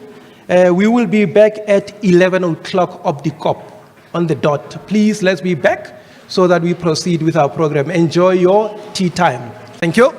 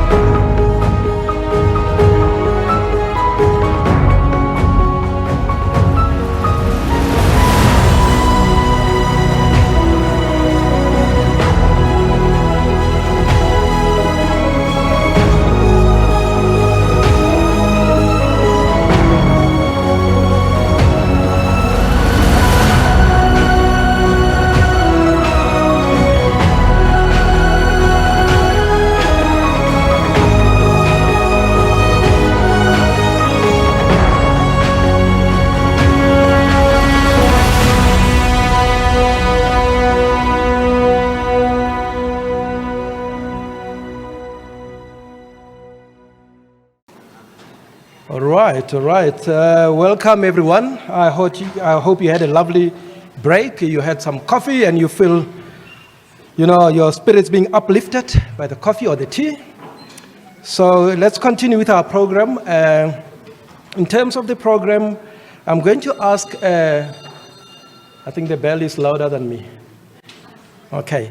I'm going to ask Professor Tshepo Machila. He is the head of department for what we call DVTD, Department of Veterinary Tropical Diseases. Prof, if you can come and welcome our guest speaker. Thank you. Thank you, Mr. MC. Good morning, everyone. Before I start, I just also want to take this opportunity to wish Omkosi a happy birthday and also extend birthday wishes to anyone who's celebrating on this day. And secondly, just a reminder that there is an online faculty program that was forwarded to everyone who's registered. So if you are wanting to see more detail about today's program, please check the online program. So colleagues, it's with great honor that I introduce our flamboyant and distinguished guest speaker for the 2022 Arnold Tyler Memorial Lecture. Dr. Professor Jürgen Richt joined Kansas State University in 2008 as the Regents Distinguished Professor and Kansas Bioscience Eminent Scholar. In 2010, he became the director of the Department of Homeland Security, Center of Excellence for Emerging Zoonotic Animal Diseases. And in 2020, he became the director of the National Institute of Health, Center on Emerging and Zoonotic Infectious Diseases. Dr. Richt is a pioneer in veterinary science, most notably in the One Health field. His work on high consequence pathogens with zoonotic and transboundary potential led to strategies to identify, control, and/or eradicate such agents. He has edited several books, obtained several patents, published more than 300 peer-reviewed manuscripts, and raised more than $65 million in grants for veterinary research. He's also appointed as an extraordinary lecturer since 2019 in the Department of Veterinary Tropical Diseases. Colleagues, I will stop here. If you're interested in getting a more comprehensive bio of Professor Richt, please visit the digital program. Ladies and gentlemen, please put your hands together for Professor Jürgen Richt.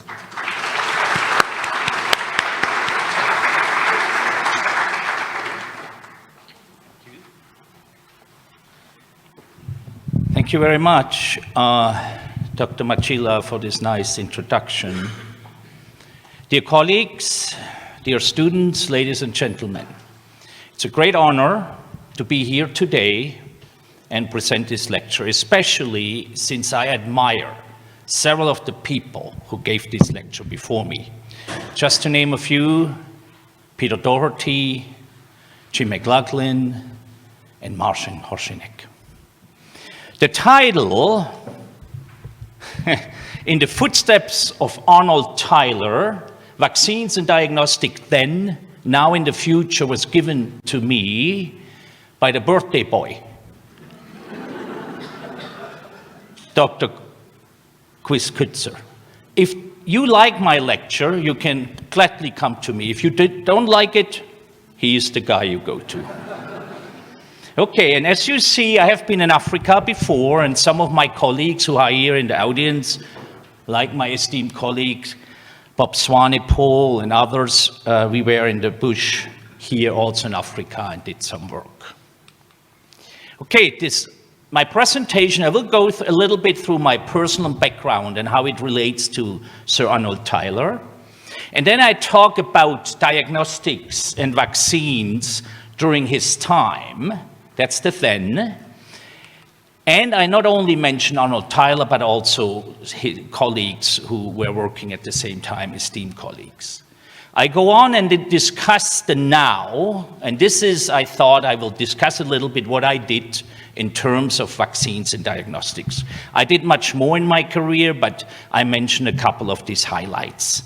And then I continue with the future. This is not so easy to bring together, and I talk about what I feel is the future of diagnostics, mainly microbiology, pathology, and vaccines. And then at the end, I give you 2 examples where I was involved in working with very talented people to edit genes of livestock and what that will be for the future of animal health. Okay, so my personal career is, my name is Jürgen or Jürgen. That's the problem. If you're in America, they don't have an umlaut. So my name changed over time because I'm an American by choice. I am. And a German by birth. And the German have umlauts, the Americans don't know what an umlaut is. I worked as a veterinarian in veterinary research and veterinary medical officer in several countries and several continents. That's why I can speak English and not my own dialect. I'm a Schwabian, as you will see now. I'm born on a dairy farm on the north end of the Black Forest, close to Stuttgart in Münzheim. And I got my pre-vet degree also in the same state, Baden-Württemberg, in University of Hohenheim, before I moved to Munich. And Anita Michel here, she was also there at that university to study veterinary medicine. I also did a stint during that time in Zurich at the Tierspital. They call it now University of Zurich Vet Swiss faculty. At that time, they called it Tierspital. And then I did an internship for several months to work as a veterinarian in Israel for Haklait. So I know Israel very well, especially all the moshavims and kibbutzim there. I went back to Gießen, to a university in Gießen called Gießen, Justus Liebig University, very famous name giver, Justus Liebig, to do my PhD with an esteemed German virologist, Professor Roth. And then I did my residency postdoc. I went over the Atlantic to the Johns Hopkins University in Baltimore, Maryland. I came back to Gießen to be a young faculty member, and somehow I ended up as a veterinary medical officer maybe 22 years ago, back in the United States and here in Ames, Iowa, at the National Animal Disease Center. And in 2008, I moved to my present location, which is Kansas State University in the center of the country. And I got an appointment here, as Dr. Machila mentioned, about 4 or 5 years ago. Sir Arnold Tyler, which this lecture is based on, was born in the 19th century, and his biggest work was more or less in the early 20th century. He was the father of veterinary science in South Africa, and he also studied in Zurich. He was a practicing veterinarian at the turn of the 19th, 20th century. As many of you know, and if you walk into Onderstepoort Veterinary Institute, there is a statue of him, a bust. He was the first director of Onderstepoort Veterinary Research Institute and the first dean of this faculty. And his son, Max Tyler, got the Nobel Prize for developing and describing the first vaccine for yellow fever, very important disease in many countries. And that's the bust. And some of his kids, I think he had 3 daughters, right? So what were the research approaches in Arnold Tyler's time? These people were observationalists. They had their eyes, they had their ears to listen, not only to the animal, but to the owners. They had their hands to feel what's going on, to palpate. And they had their nose to smell what's going on. And sometimes you need a good nose or a good gut to go in the right direction. And the only instruments they had were very primitive microscopes, stethoscopes, not much. But most importantly, that beautiful, very smart central nervous system. And that's how they did incredible work. For example, when we think about the people and the contemporaries of Arnold Tyler, we think about Edward Jenner.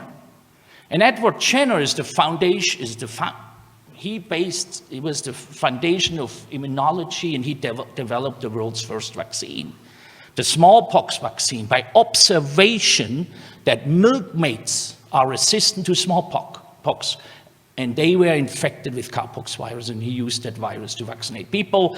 And about, when was that, 1980, 40 years ago, the first disease eradicated, based on an observation. Louis Pasteur, incredible. He established the principle of vaccination, microbial fermentation, and pasteurization. And he started to go the next step.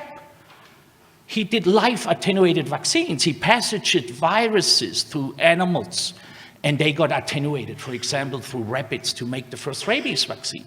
And you all know what a terrible disease rabies is. And he could protect people and animals against rabies, a terrible disease. Robert Koch, he established, everybody talks about the Koch's postulate, but it's really the Henle-Koch's postulate. Henle was before Koch, and Koch was the real one who wrote it up and got is cited with this. But Henle and Koch established these postulates, namely that microorganisms must be found in the organism, in the animal, human with disease, and not in the healthy. Obviously, this was 200 years ago, or 150 years ago. This has been extended nowadays. But this was the basis to connect microorganisms with many, many diseases. And that's why Arnold Tyler, in the tradition of these people, he wanted to describe, one of his biggest goals was to describe the cause of a new animal disease and then produce mitigation strategies against it, namely vaccines. That was one of his biggest goals. And how did he do it? He described bovine anaplasmosis just with blood smears. We saw that today with the students. We still use this technology, observation. Very important disease. Did the same with East Coast fever. To this day, a huge, important disease in Africa. Still problems with mitigation. And this was named after him, Theileria parva. And he did it together with an American, I'm sorry, Chris, I'm so sorry, together with an American scientist. Some of them seem to be also not too bad. He might question that. But anyhow, together with an American scientist, Dr. Cowtree, he described heart water, a very important disease, and we still have a lot of problems with that disease. What did he do in terms of vaccines? Rinderpest, veterinary schools around the world are based and were founded as a result of rinderpest outbreaks because they were devastating. And they were also devastating during Tyler's time when he came to Africa. Majority of cattle died with this terrible disease. And so he was asked to develop a rinderpest vaccine. And what he did was, he more or less established polyclonal immunotherapy. And we still use it to this day. When you remember COVID, in the first, how do we treat patients? We gave them hyperimmune serum. this is still used to this day, this technology, what these people developed. He did an African horse sickness vaccine, still a huge problems in parts of South Africa. And he used it by using a serum, an immune serum with the virus, and injected it into horses. We still, I read a grant maybe a year ago that they want to do a similar approach with COVID. So these old approaches are still alive when we deal with new emerging diseases. Babesia vaccine, it's now manufactured, I hope still manufactured, I don't support next door. And then a big one, and I believe they pronounce it Lamsicte, botulismus.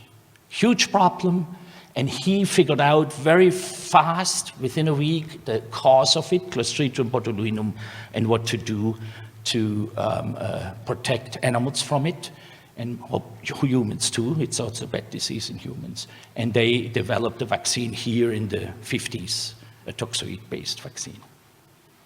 So when I started doing research, I did mainly basic research, but some questions came also up. How do you protect? And my first disease I worked with was Borna disease virus. I've done maybe 10 pathogens I studied in my career.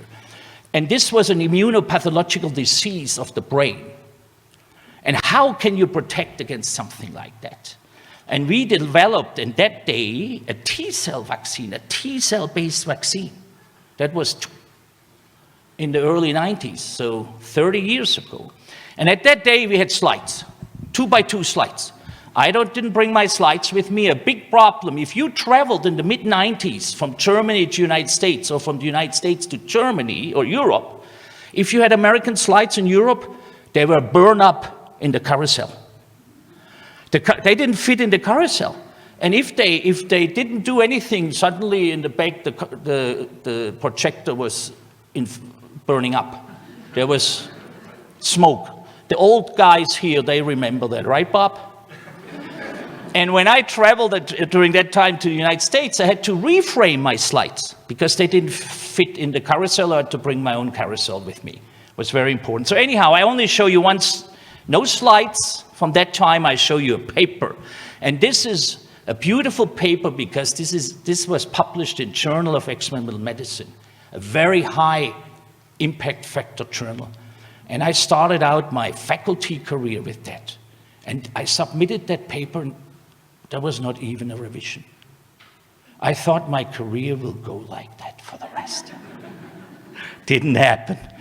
But anyhow, what we showed there was, and you see that on, if you give T cells before infection, virus-specific T cells, you could protect against clinical disease. They still had some inflammation. And if you inactivate these T cells with different ways, irradiation, etc., they didn't work. Or if you use controlled T cells, here T cells which were specific for Mycobacterium tuberculosis, PPD, didn't work. So we could show that T cells, when they are there very early in a disease stage and go to the brain, they could detect infected cells, lyse them, and the virus had no chance to spread, and it could protect from really severe clinical disease. We went on then, using novel technologies also, and that was swine influenza. I did that when I started in the United States at the National Animal Disease Center. We developed a modified live virus vaccine against swine flu. And this is just a picture of the animal, which was very sick with a swine influenza virus. And the pathologists love this kind of pictures like this, where you see really severe macroscopic and microscopic lesions. And at the time, I took samples from these animals, and I cloned it using the reverse genetic systems. We were the first one to clone swine influenza virus by using the reverse genetic system, putting all 8 segments, influenza viruses have 8 segments, into a plasmid, which are driven by Pol1 and Pol2 promoters.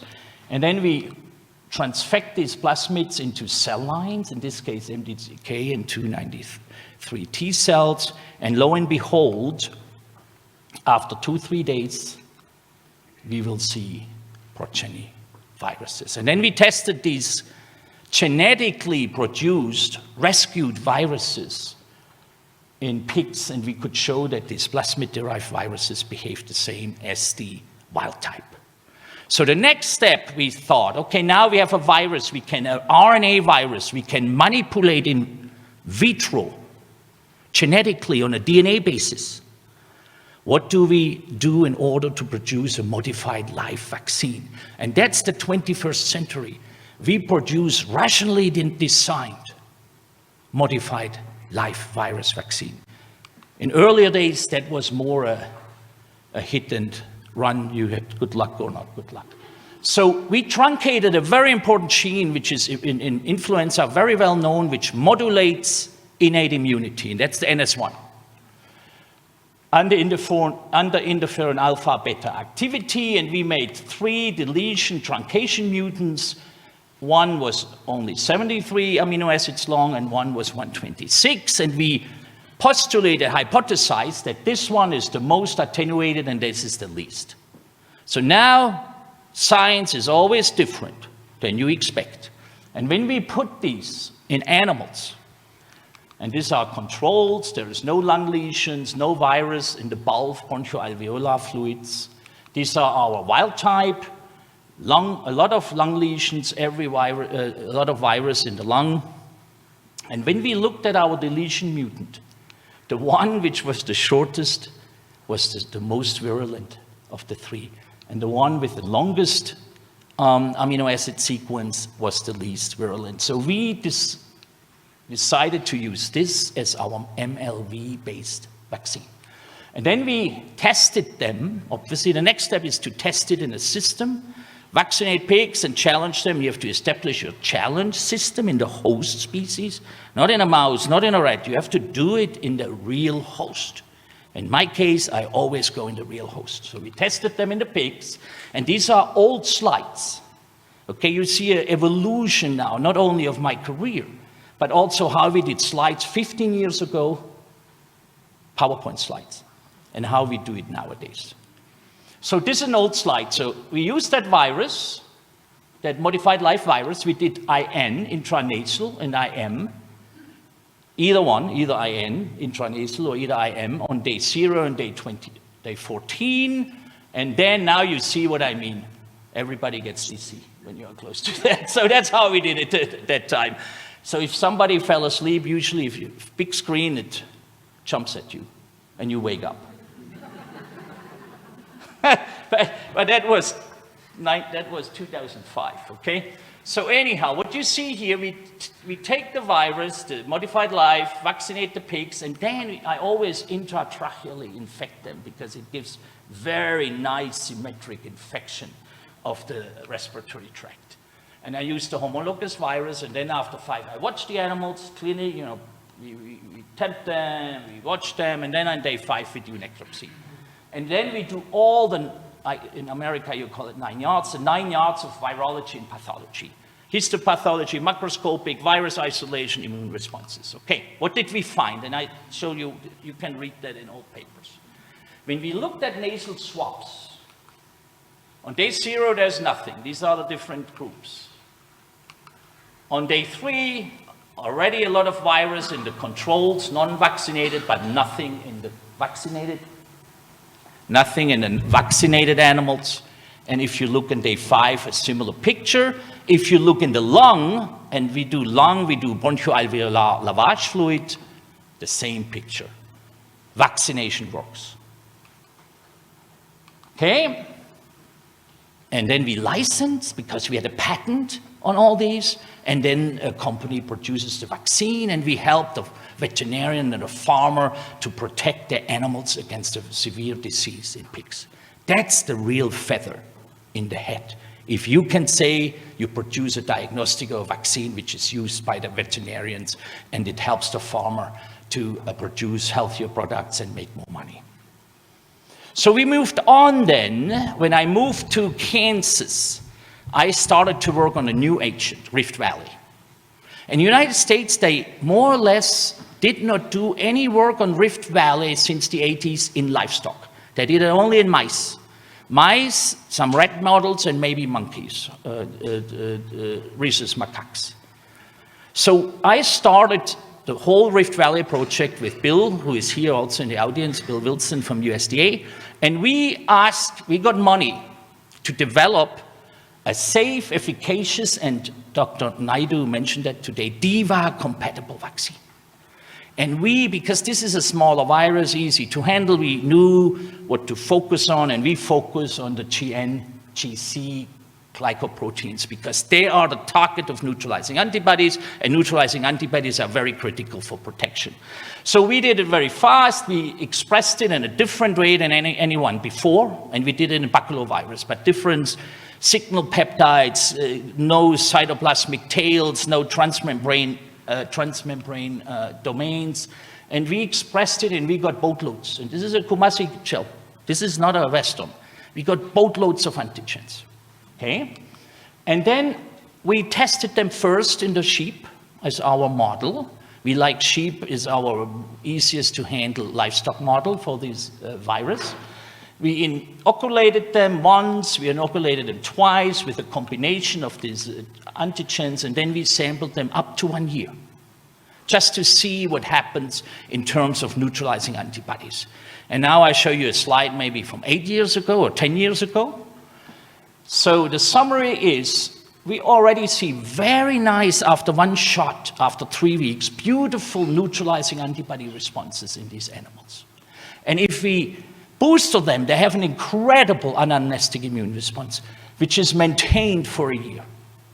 Looks good.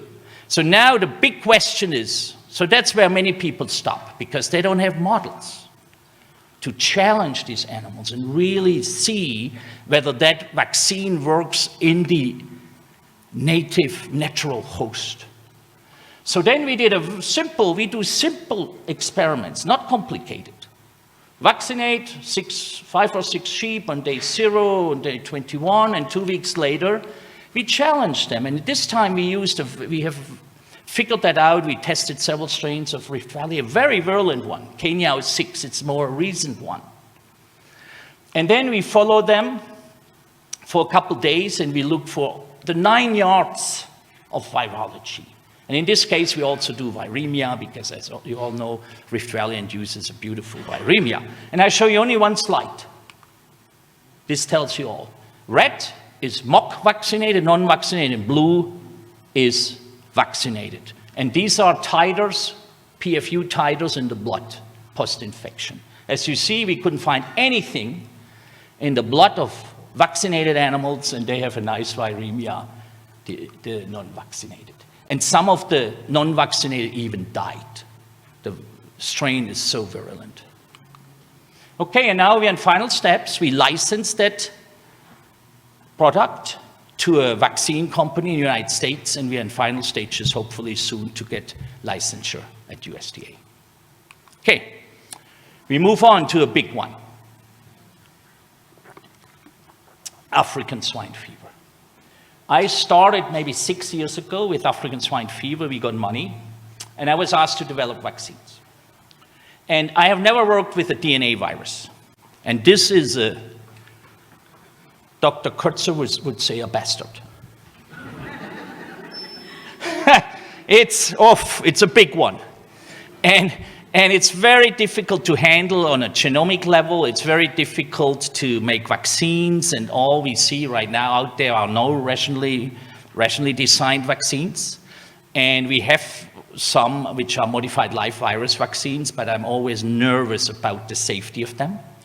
And we have one too, which looks pretty good in pigs in terms of protection, but I consider that my worst vaccine I have ever produced. My worst vaccine I've ever produced. It will be fit for purpose in a country where you use 100% of the pigs, and this vaccine protects the majority of them. So at least you have a product to sell. But it's no rationally designed concept. It's very complicated. So one way we try to address that is making subunit vector-based. And I worked for 6 years on this now, and finally this year we have a breakthrough, and I show you the data. before I summarize what Dr. Naidu talked about this morning, vaccinology. With African swine fever, inactivated vaccines don't work. Don't work. There are naturally attenuated vaccines which they used in the 70s and 80s to eradicate that disease from Spain, Portugal, these places. And it's still in Sardinia. Didn't work, 100%. But these have a lot of side effects. So now people make gene-deleted, modified live virus vaccines. We do that too. And the best one right now, the front runner, is a USDA vaccine from Plum Island, which has an I-177L deletion. They used it in Vietnam, and after 6 weeks, they pulled it off the shelves for whatever reason. We don't know. So they wanted to had a field trial, but they stopped it. You can do DNA vaccines or messenger RNA vaccines. We used that concept, didn't work for us. You can do recombinant subunit vaccine. We used that concept. It didn't work for us. It even enhanced the disease. So there's a lot of immunopathology going on. And then now we have some good results with recombinant viral vector vaccines. So what did we do? We cloned it in 2 different vectors. And my thought process was with ORF, with a pox virus, versus vesicular stomatitis, one is a DNA, one is an RNA, they target different compartments of the immune system. And we used 10 antigens, which we cloned in ORF, 10 in VSV, and so on, and we did 3 vaccinations. The commercial companies don't like that, but for me, it's a proof of concept, and we will improve it hopefully over time. And then we challenge, and then we had only 15 days to watch the animals. And what we came up with, the non-vaccinated animals died. And good luck, we didn't see enhancement, because I saw that before. The good luck was 50% survived. And this is what most people get with subunit vector-based vaccines. We are at the 50%, 60% level. There's one publication they used 80 antigens, and there's 60% protection.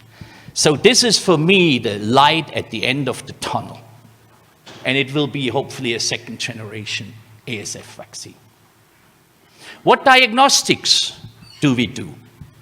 My interest in diagnostics, I call it the backpack laboratory. And I never was really interested in diagnostics until Alfonso Clavijo came along. He worked with me for a couple of years, then he left for Canada, and now he's the director of NBAF, the new USDA Plum Island facility in Manhattan. And Alfonso opened eyes to me how important diagnostic is. And since then, I do develop diagnostic tests, and I appreciate diagnosticians. That was for Chris Kurtzer, specifically. I appreciate pathologists and diagnosticians, because pathologists are diagnosticians too. And what does it mean? In the beginning, we came with a small suitcase even to South Africa when we worked with Bob Swanepoel and others, and Livia Heath, I don't know, Livia, whether it's here, and we used the pocket. Sorry, oof, that was too much. What happened?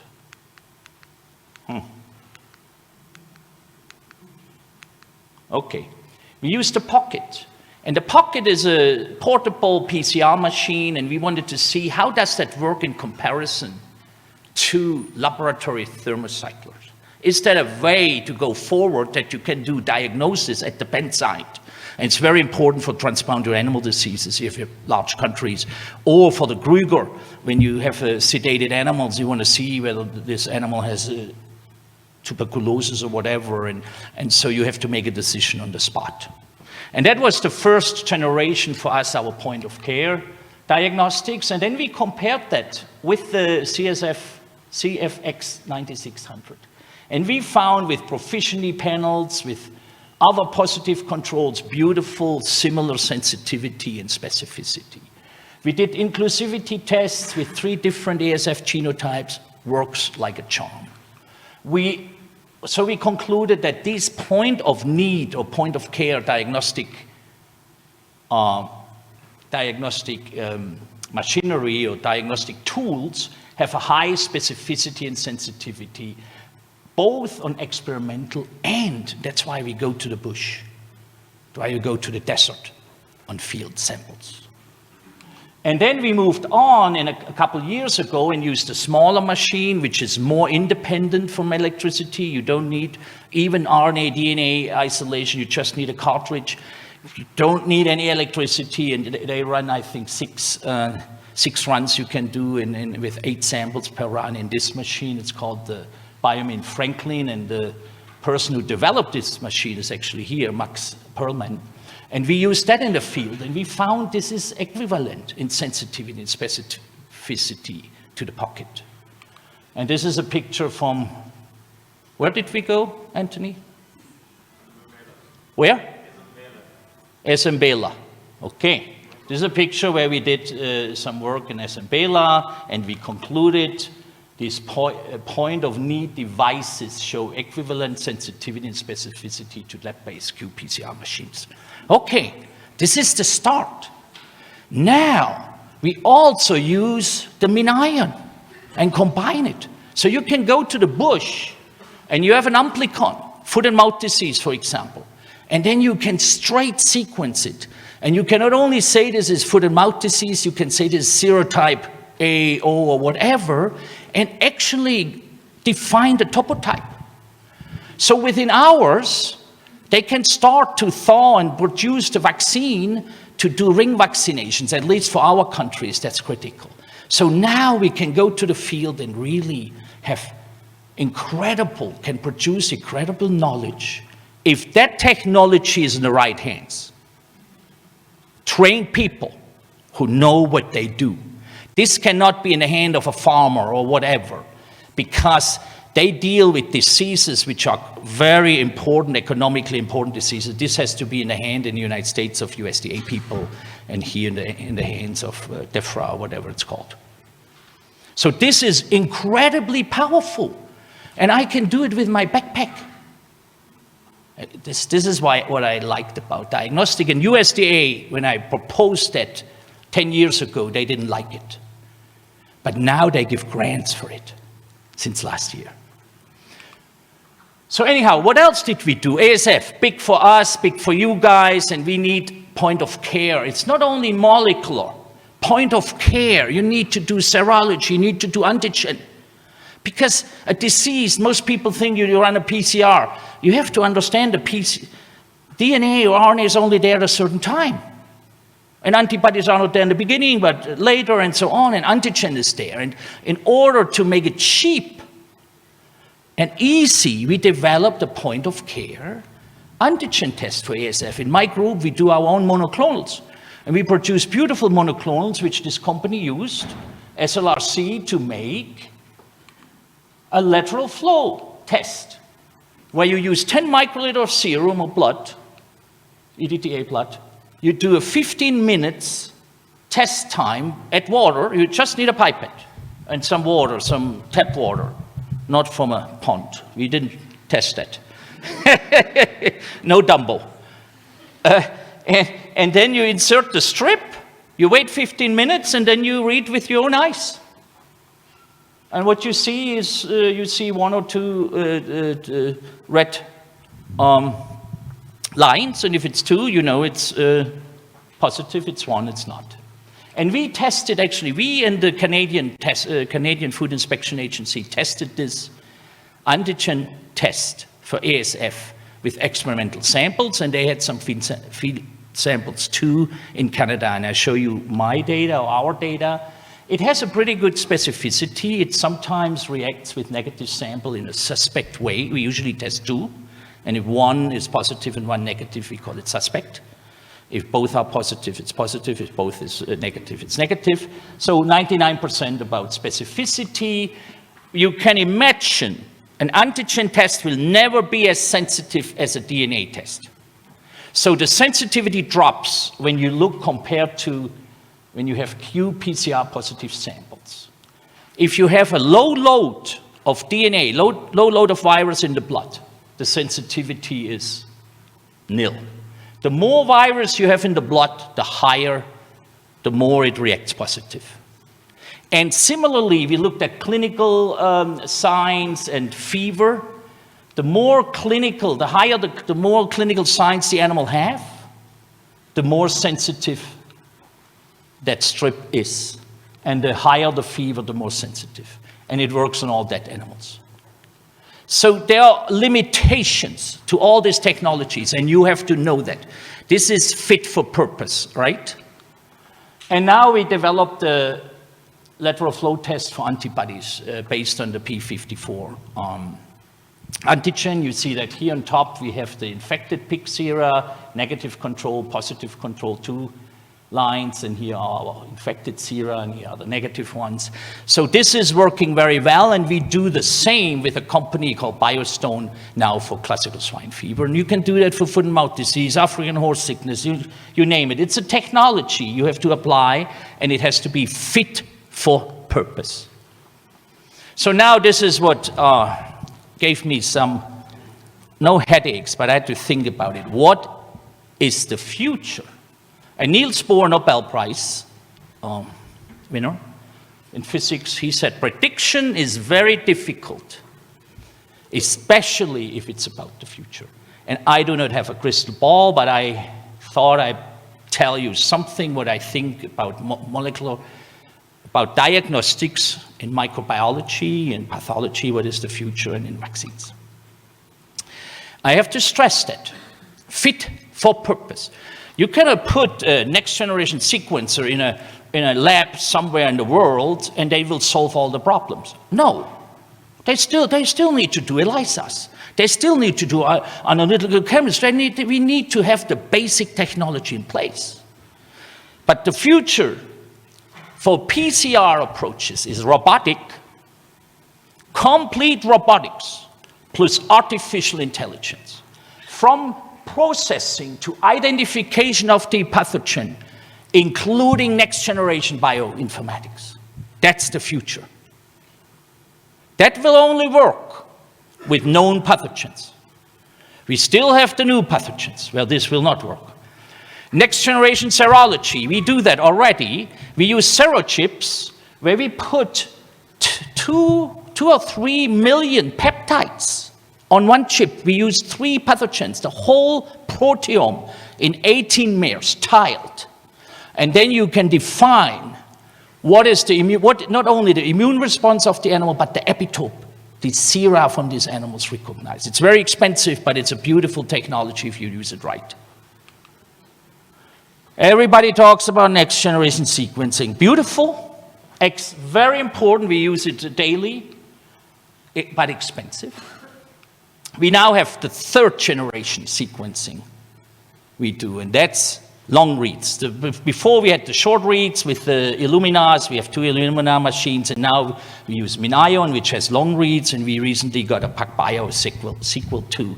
So this is an incredible, powerful machine, but you pay a lot of money, and you have to, again, use it fit for purpose. Antigenic cartography.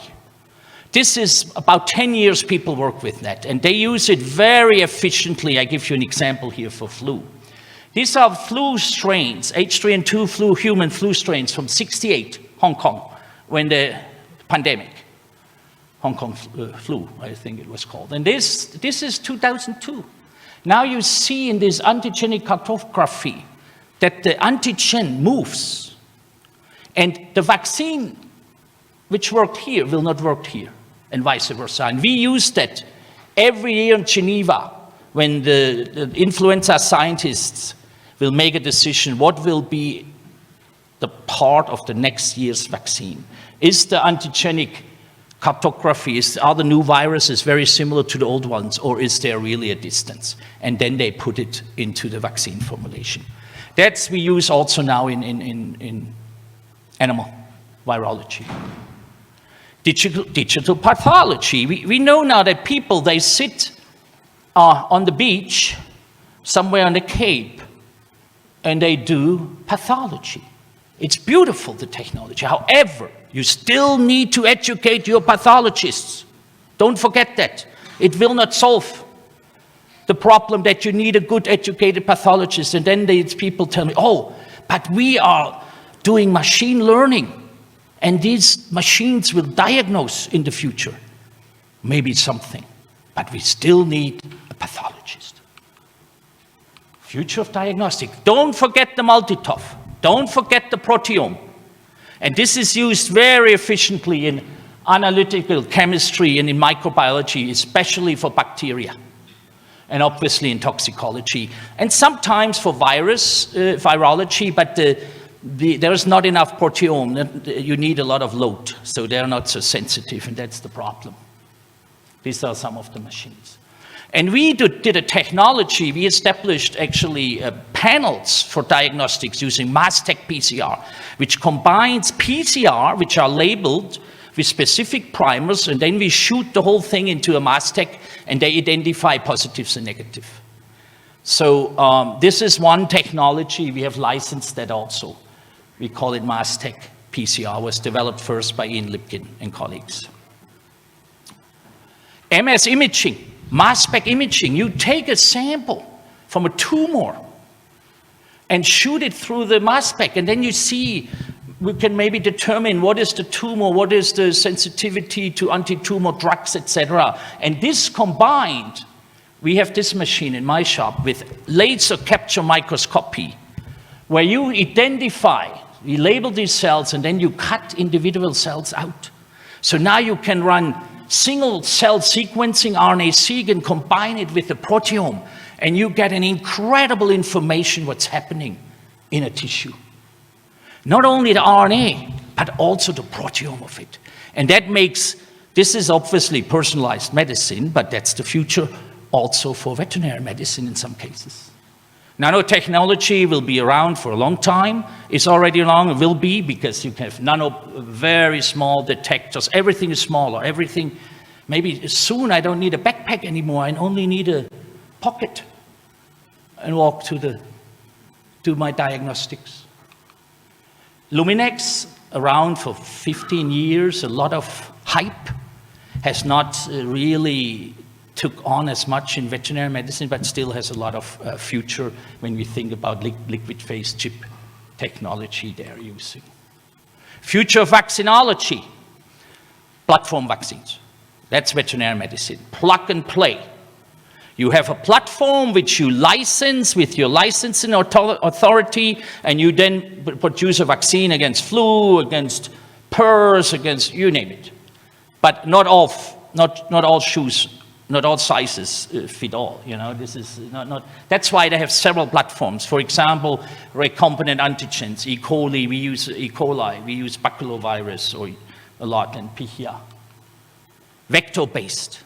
Use adenovirus, vaccinia, modified vaccinia, Ankara, VSV, I mentioned, Newcastle disease virus. Nucleic acid-based. DNA, everybody talks about messenger RNA and self-amplifying RNA. And MLVs, more rational now than before. But no size fits all, so you need several platforms. Universal vaccines, that's the big deal. Influenza. Also for African horse sickness, 9 serotype. If you have one vaccine, it might not, and then another serotype pops up. You need 9 vaccines if they don't cross-react. So we have influenza, foot-and-mouth disease, mosaic vaccine approaches. And that's the same happening now with sarbecoviruses. COVID is part of that. Very interesting are these novel species, animal species specific adjuvants, because not only the antigen, how you deliver it and how you build it is important, but also the adjuvants to get a really good immune response. And then people talk about synthetic vaccinology, and this is a paper by Nancy Sullivan, a friend of mine, and she summarized what synthetic pathology is. You have a virus-infected person, you get the sequence, you send it over to the people who design the antigens because they know the virus so well, and then they deliver it somehow in different ways. That's synthetic vaccinology. But for many of these diseases, we have no silver bullet. We have to try it out. Okay, what else? And now I finish with some of my hobby, which I do for 15 years. And this is gene editing of livestock to control infectious diseases. How do you do that? This is an example for pigs. But we did the same with cattle. You have an oocyte, in this case a porcine oocyte, and early on we only used this technology, nuclear cell transfer. So you take the DNA out, the nucleus, and then you inoculate DNA from a cell line which you manipulated in vitro. 15 years ago when we started this, we did homologous recombination. Nowadays, we use CRISPR-Cas. And then you grow them up to blastocytes, put them into the pig, embryo transfer, you have surrogate mothers, and then you have your piglets born. The way people, I know, thank you, my time is up. The way, I have 3 more slides. The way people do it now, most often they use cytoplasmic injection. And they make, they do in vitro fertilization of these oocytes, they make sperm ovi, right? And then they inoculate DNA, sgRNAs, either TALEN-based or CRISPR-Cas, to knock out a specific gene they target. And then they do again blastocytes and then embryo transfer, but you get mosaic animals using this technology. And then you have to breed them out. But anyhow, these are the 2 technologies. And we used them recently, the mosaic or the inoculation technology, to make Tempress knockout pigs. Tempress is a protease which is critical for cleavage of the hemagglutinin of influenza. And we wanted to see how does the affect, if a Tempress knockout pig is infected with flu, how does it affect replication of influenza? So we have knockout pigs, wild types, and 2 groups, one infected with pandemic H1N1 and one with H3N2.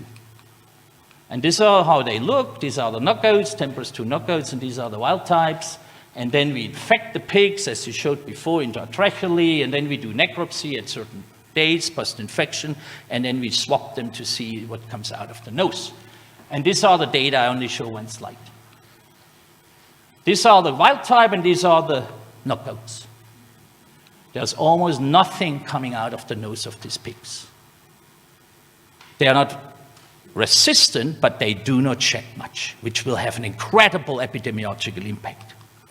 And then we did a knockout 15 years ago using homologous recombination of the prion protein, which is critical for the pathogenesis of prion diseases. And in cattle, the prion disease is BSE, bovine spongiform encephalopathy. These are the calves. These are all identical, genetically identical. And this is how you see, these are the wild types. They have beautiful prion gene, and these are our knockouts. They have nothing. And what happens if I infect them with BSE? And this is my last slide. These are the wild type, and these are the knockouts. You see the wild types. This is the positive control for BSE here. They beautifully have BSE. And when I look in my knockouts, there's nothing. So they are resistant to bovine spongiform encephalopathy. And we have a herd of these animals. They're licensed. And these animals live in South Dakota beautifully, and they produce fetal calf serum for biomedical research and human vaccine production. Okay. I'm done. Thank you for your attention. Hold on. This is important. I would like to take this opportunity to thank the people who made my career possible. These are my mentors, my students, my colleagues and collaborators, many are in the room, and the funding agencies. I'm also blessed to have a family who allowed me to follow my passion, still is veterinary science. And Sir Arnold Tyler, who is an inspiration for people like me, and who paved the way for people like me who are blessed. We are blessed to do the work we do. And you see people even worship him. And Dr. Kötzer and Dr. Kosan, who gave me information or provided information about Sir Arnold Tyler. And if you have questions, this is my address. Thank you very much for your attention.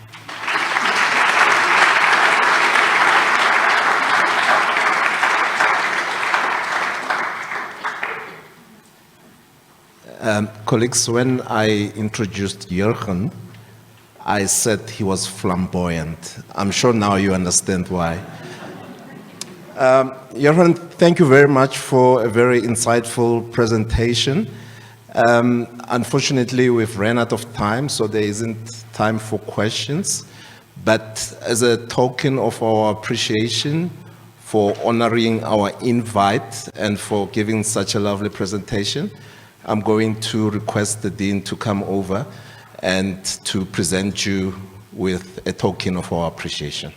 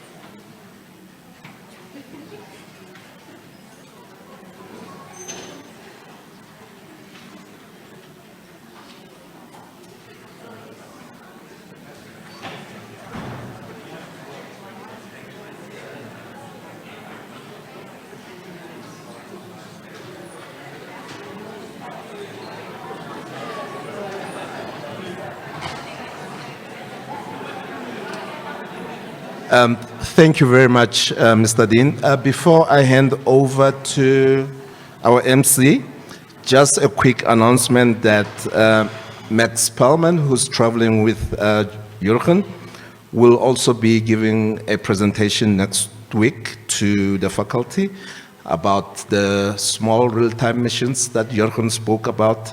His title of the presentation will be Real-Time Diagnostics and Disease Surveillance, and the presentation will be on Wednesday, the 26th, from 10 a.m. to 11 a.m. It will be a faculty-wide invite, so look out for it in your mailboxes. Thank you.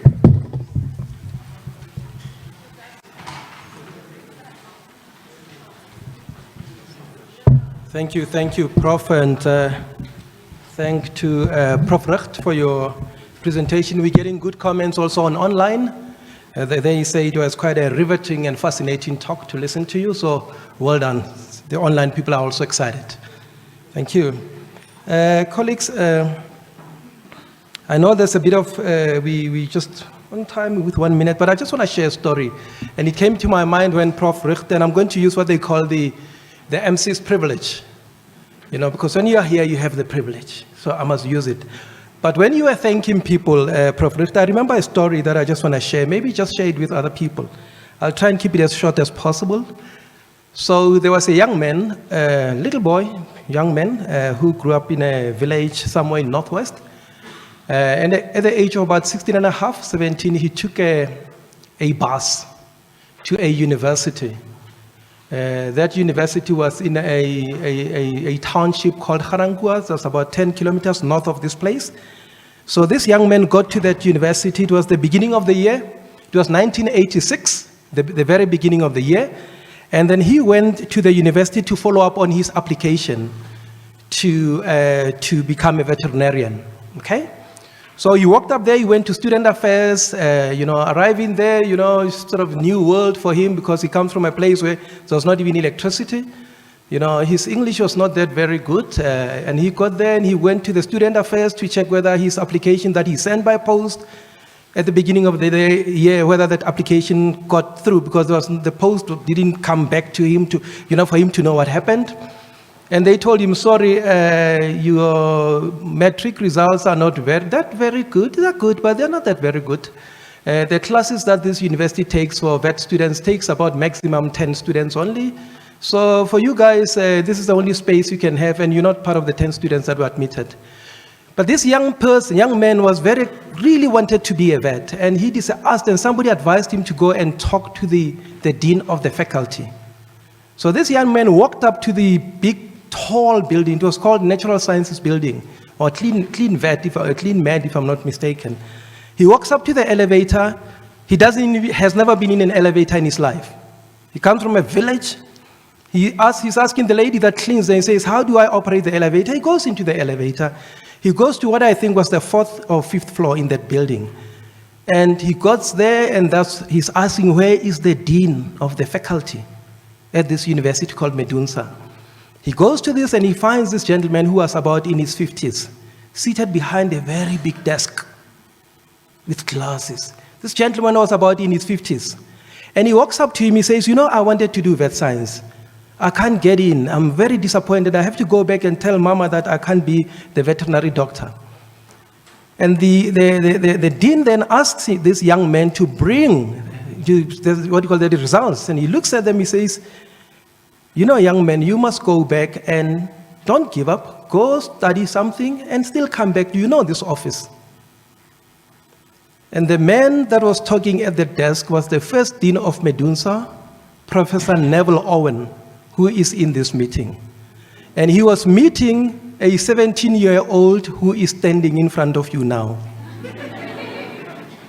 And he told the 17-year-old to go back and improve his results. He said, go do something. And the young man went to study hard a diploma that he could access then so late in the year.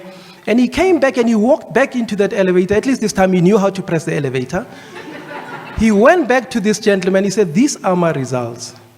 And this professor who was the dean said to him, you know what, give me a week or so and come back to me, let's see what we can do. And this young man was admitted into a Medunsa, and he studied to be a vet, and he ended up being the president of the South African Veterinary Council at some stage in his life. So, Prof. Neville Owen, can you please stand so that they can see what happened? Please stand, and I want to acknowledge you.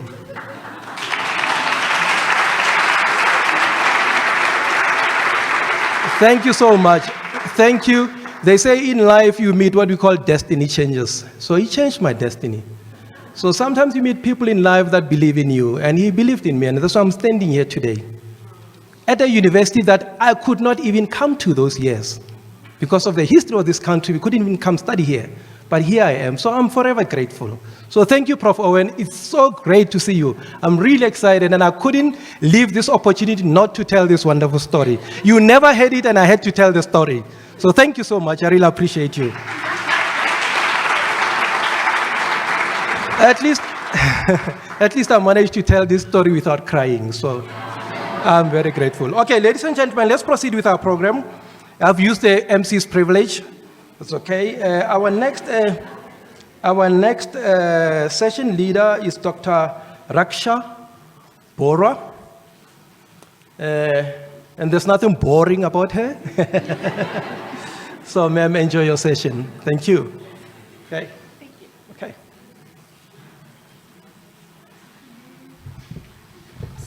Morning, everyone. To continue in the footsteps of Professor Jürgen Recht, our postgraduate students will now present their research again. So in this session, there are 4 presenters, and the presenters will each have again 10 minutes to present their research to us, and thereafter we'll have our question session. So the first presenter is A. Olawole, who will be telling us about Shiga toxin producing E. coli in dairy cattle.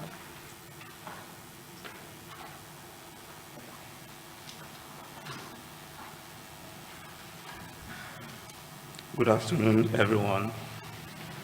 I will be presenting on prevalence and characterization of Shiga toxin producing Escherichia coli in dairy cattle in South Africa.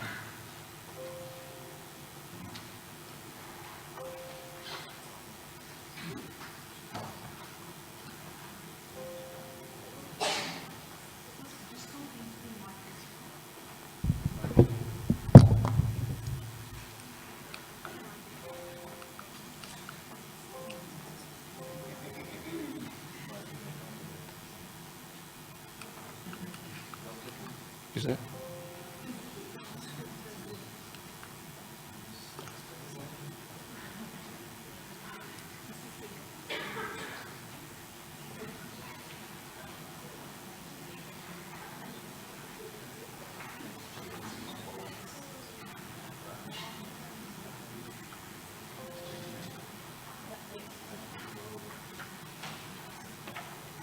So Shiga toxin is a zoonotic foodborne pathogen which has been associated with severe human disease characterized by watery to bloody diarrhea and complications such as HC and HUS, which is a common risk, which is a risk factor for kidney failure in children and in the elderly.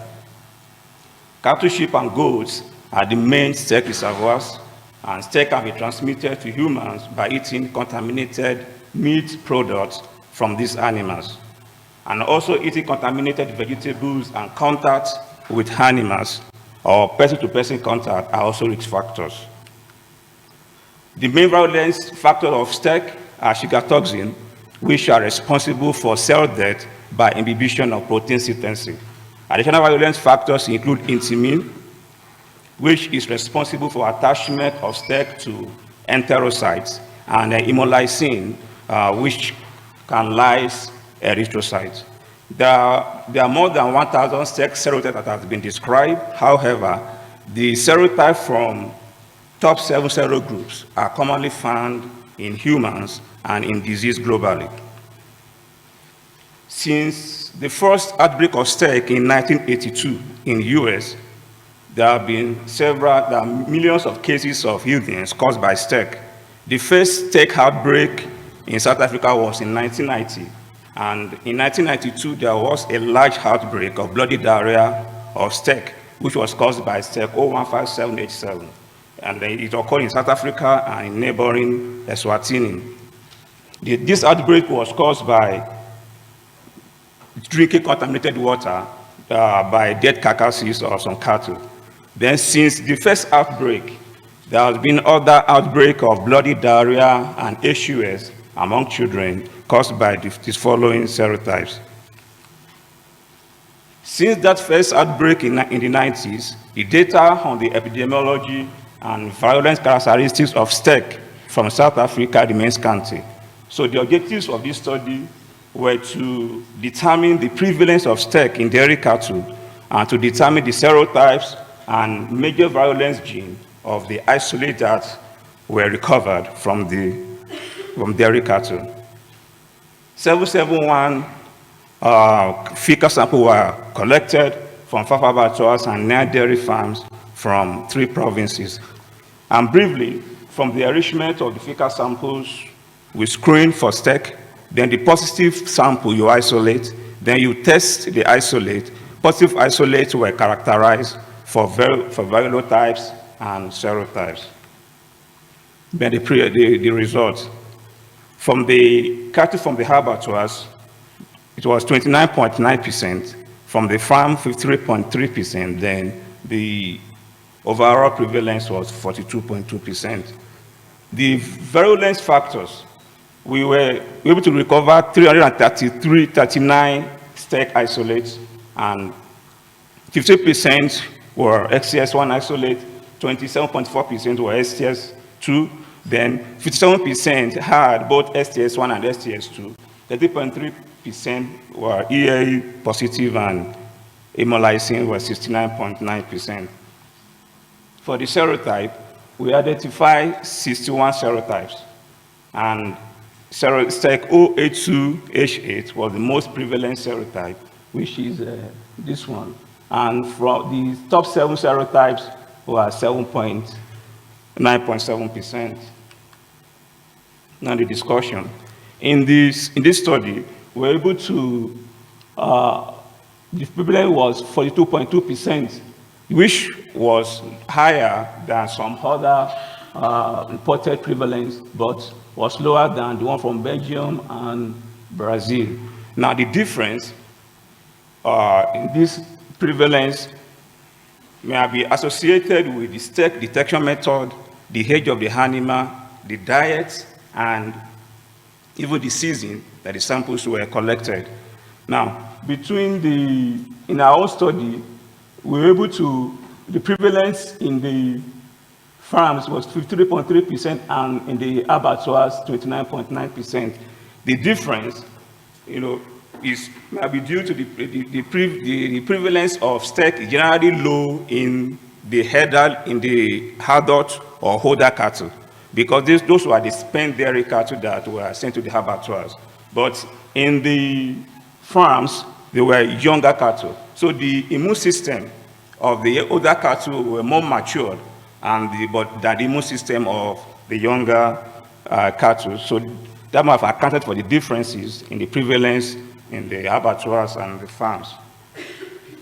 Then of the virulence gene, we have the, sorry.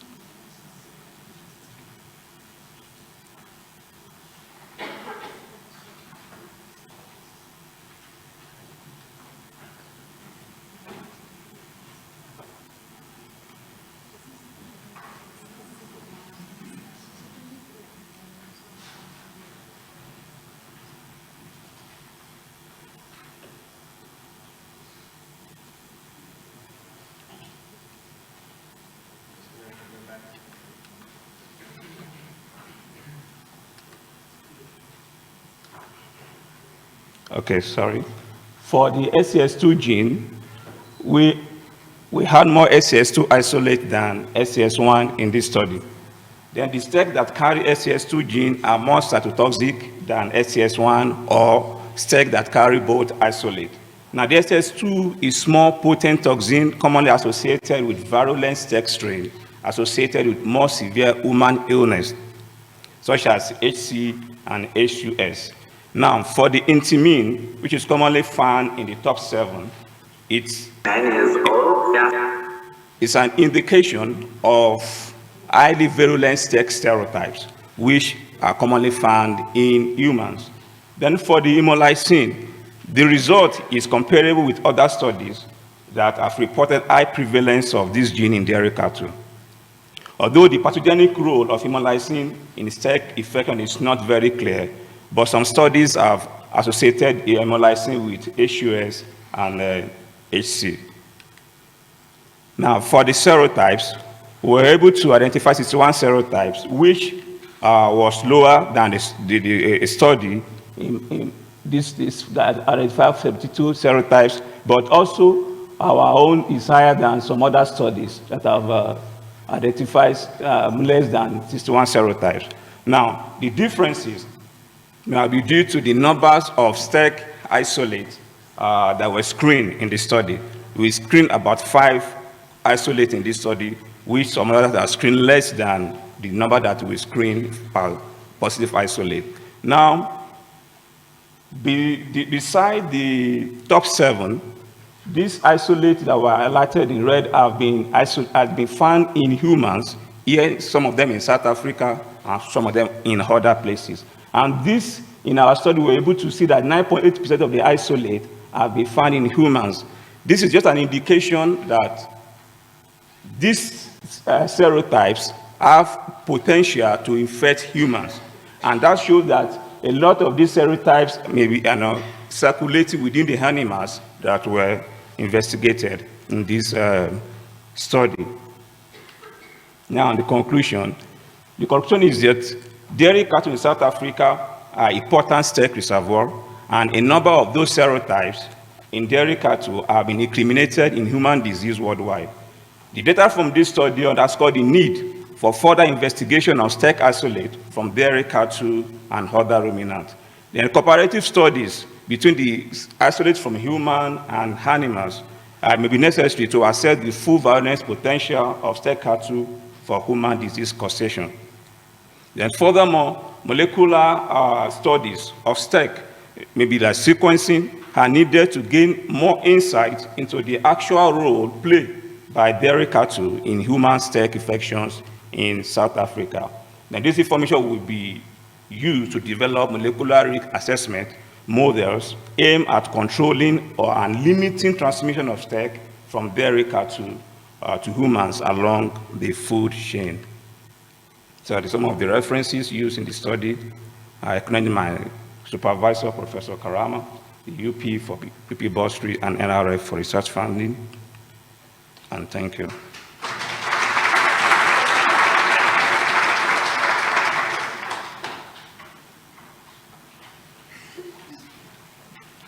Thank you. Our next speaker will be KM van Boom, who will tell us about glycine supplementation in captive cheetahs. Okay.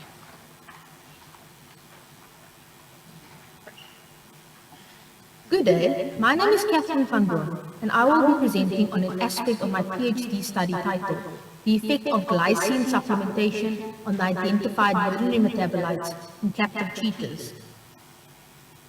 Cheetahs are a vulnerable species, and therefore their conservation, primarily through captivity, is crucial for their survival.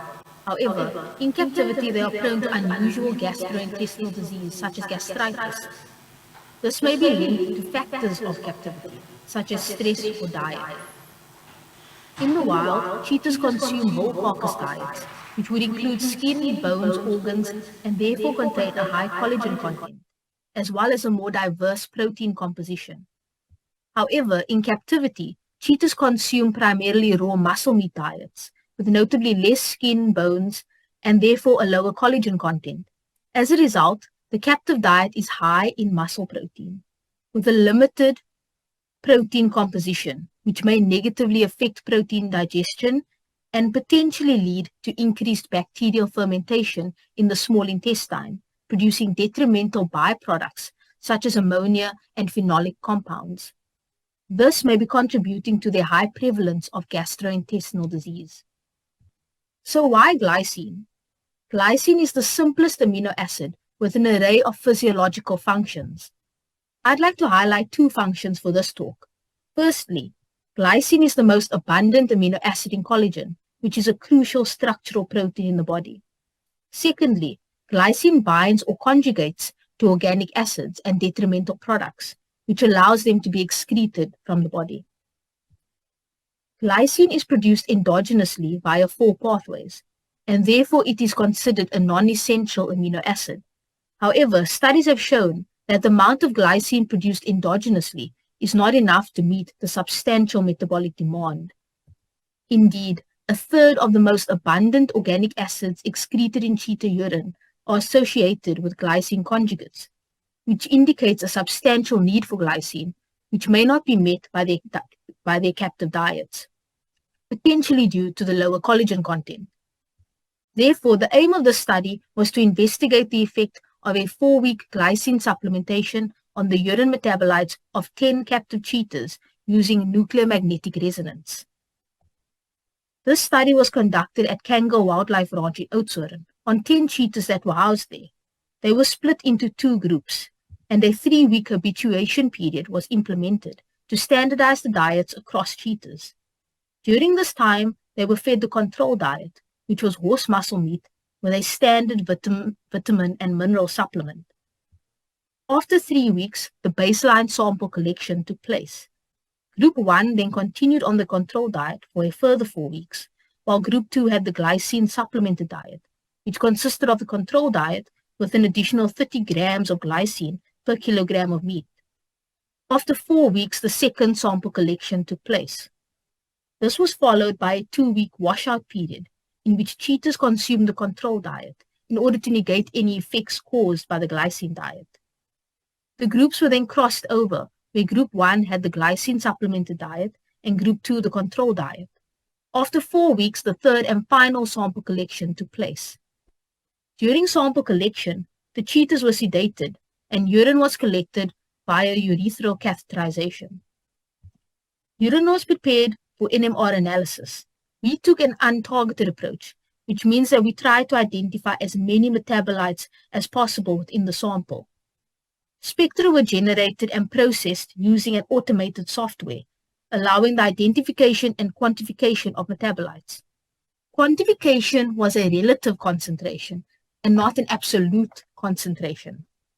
Univariate and multivariate statistical analyses were conducted in order to reduce the number of metabolites into a list of important metabolites. 151 metabolites were identified in the urine of 10 cheetahs across the 3 diets. This was then reduced to 31 significant metabolites. This is a part of the table showing the top 10 metabolites. For the purpose of this talk, I will only focus on 2 metabolites, namely dimethylsulfone and trimethylamine.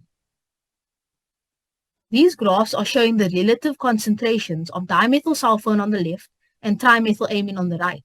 The red bar represents the baseline diet, while the blue bar represents the control diet and the green bar the glycine supplemented diet. As you can see, the control diet for both metabolites is significantly higher than the baseline and glycine diet. Therefore, there was higher excretion of dimethylsulfone and trimethylamine on the control diet. So what are these metabolites?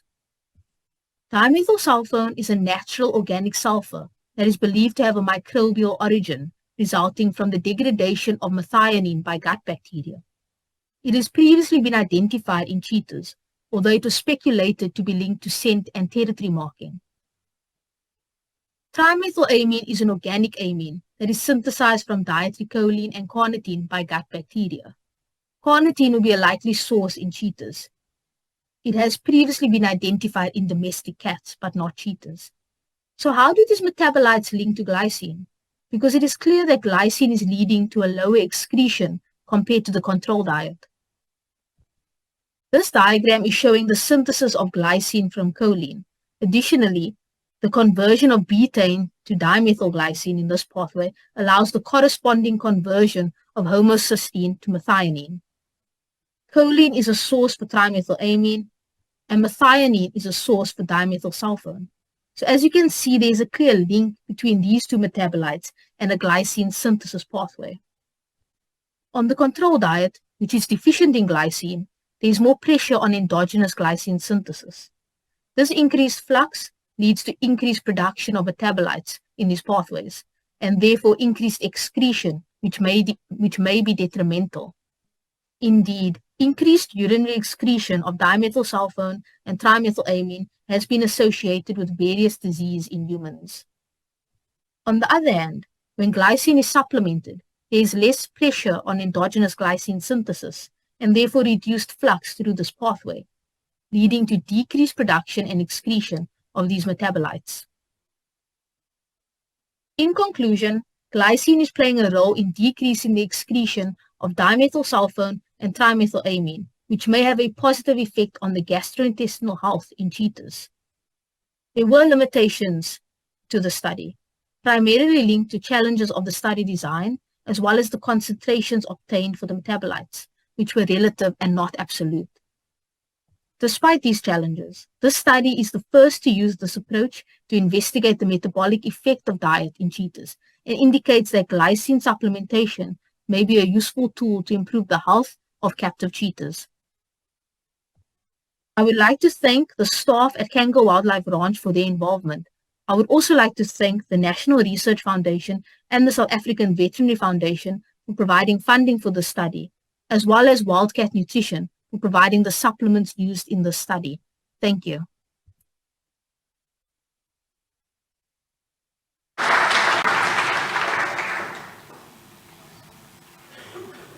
Our third speaker for this session is Annelies Jonker, and she will be telling us about bacterial and fungal causes of ruminant abortion in South Africa.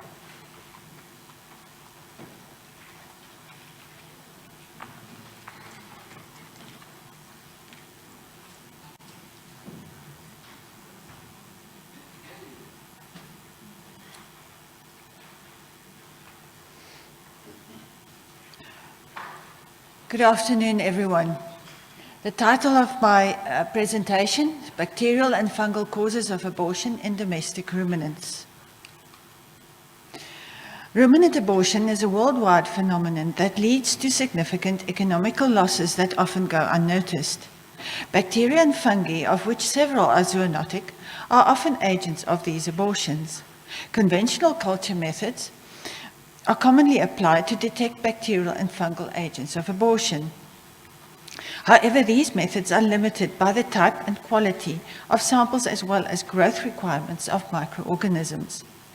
The aim of this study was to investigate detection methods for and significance of bacteria and fungi as agents of abortion in cattle, sheep, and goats in South Africa.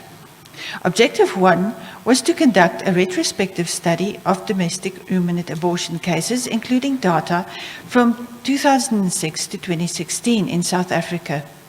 Objective 2 was a prospective study of bacterial and fungal agents of domestic ruminant abortion by means of a set panel of methods of conventional culture. Objective 3 was to develop a molecular assay to detect bacterial agents of abortion that cannot be cultured on routine growth media in order to extend diagnostic ability.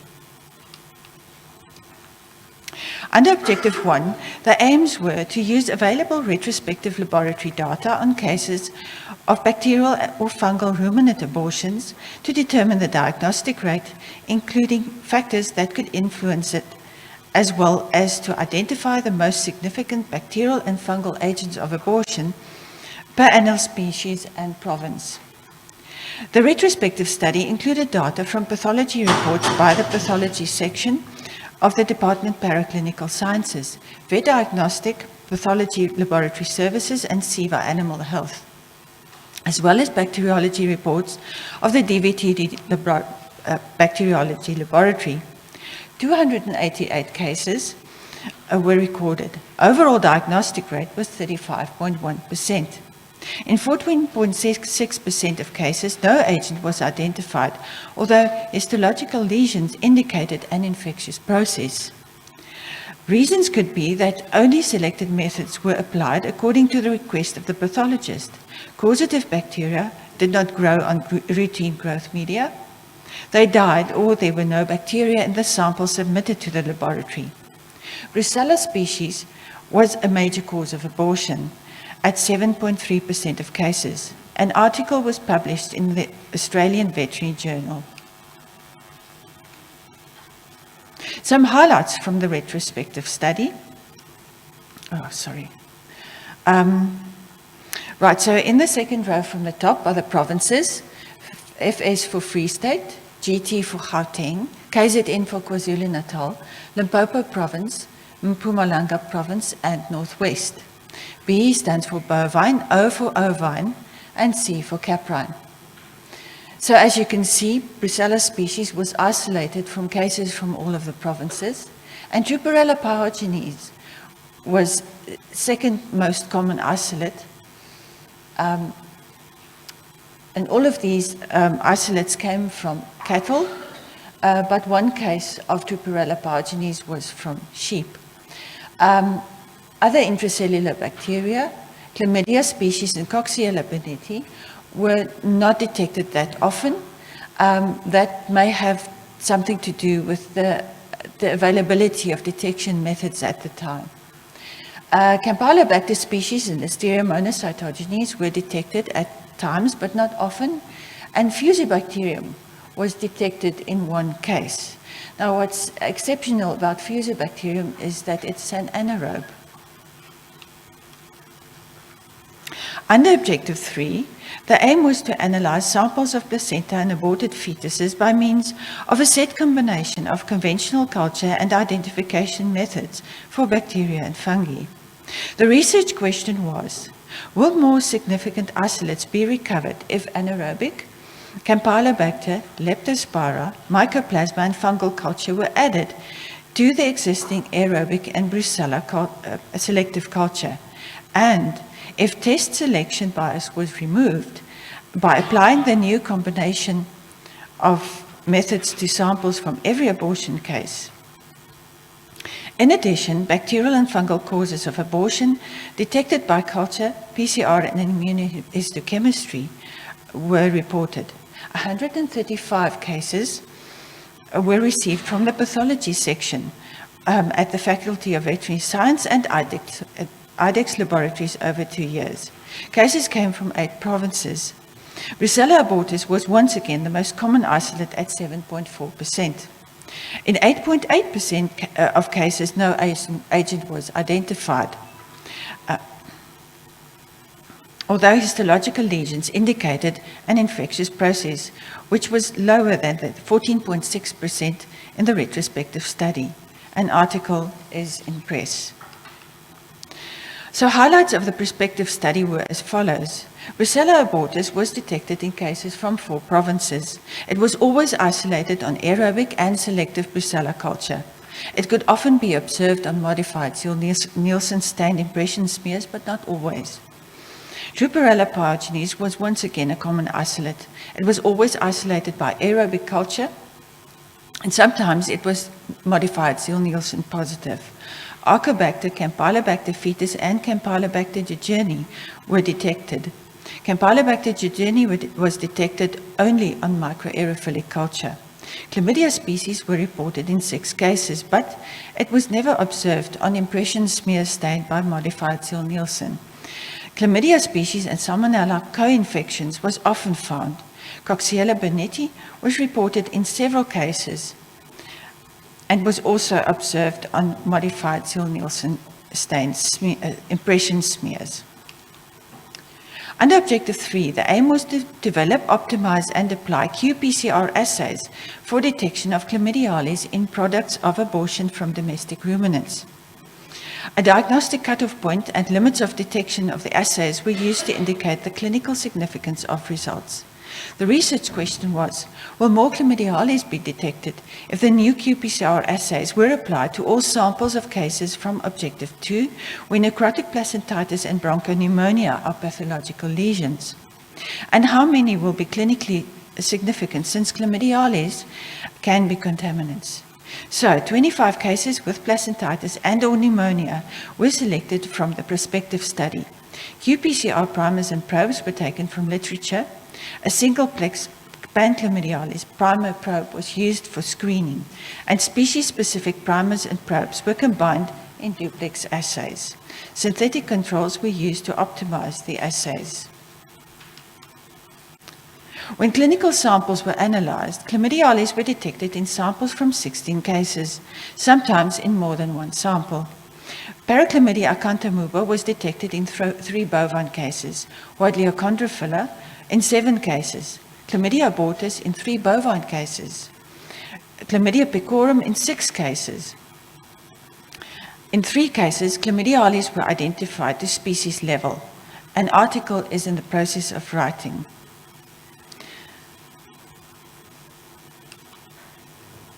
When the diagnostic cutoff point was applied, Chlamydia abortus was detected at significant levels in 1 bovine case. No infectious agent was detected previously in this case. In 1 caprine case, chlamydiales was detected at significant levels in addition to E. coli, which is known to cause secondary infections. Chlamydia pecorum was detected at suspect levels in 2 ovine cases. Parachlamydia acanthamoeba was detected at suspect levels in 1 bovine case, where only a fungus was detected previously. Chlamydiales was, at the bottom, chlamydiales was detected in 2 bovine cases at suspect levels. However, these chlamydiales were not one of the 4 species in the species-specific assays. The 423 cases reported in these studies represent at least 423 cattle, sheep, and goats that were lost to the agricultural production system. This may seem like a small number, but bear in mind that the 1 or 2 aborted fetuses presented for diagnostic investigation often represent a much larger number of abortions on the farm of origin. In Objective 1, the value of a retrospective study over a long time was highlighted. In Objective 2, the most effective combination of conventional culture method were aerobic, microaerophilic, brucella, and fungal culture. Under Objective 3, screening of samples with necrotic placentitis and pneumonia for chlamydiales led to detection and identification of several members of the order. Application of a diagnostic cutoff point was useful to identify clinically significant levels of chlamydiales. Thank you.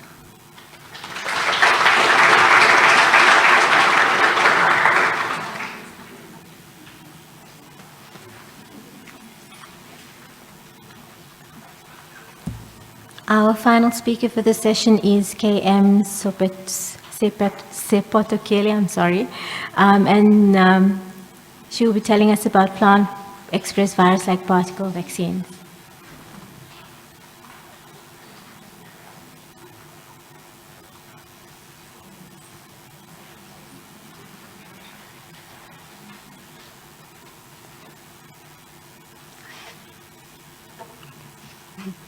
Okay.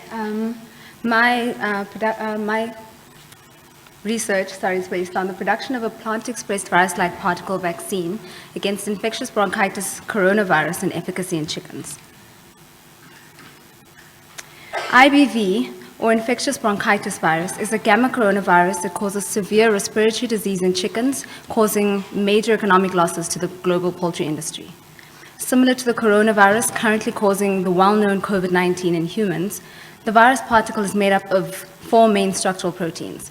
These are the membrane, envelope, nucleocapsid, and spike proteins, all of which play a role in either virus particle formation or assembly. The virus particle is surrounded by spikes, which are club-shaped protrusions that are the main antigenic determinant. They contain the parts of the virus that the host's immune system would recognize as foreign.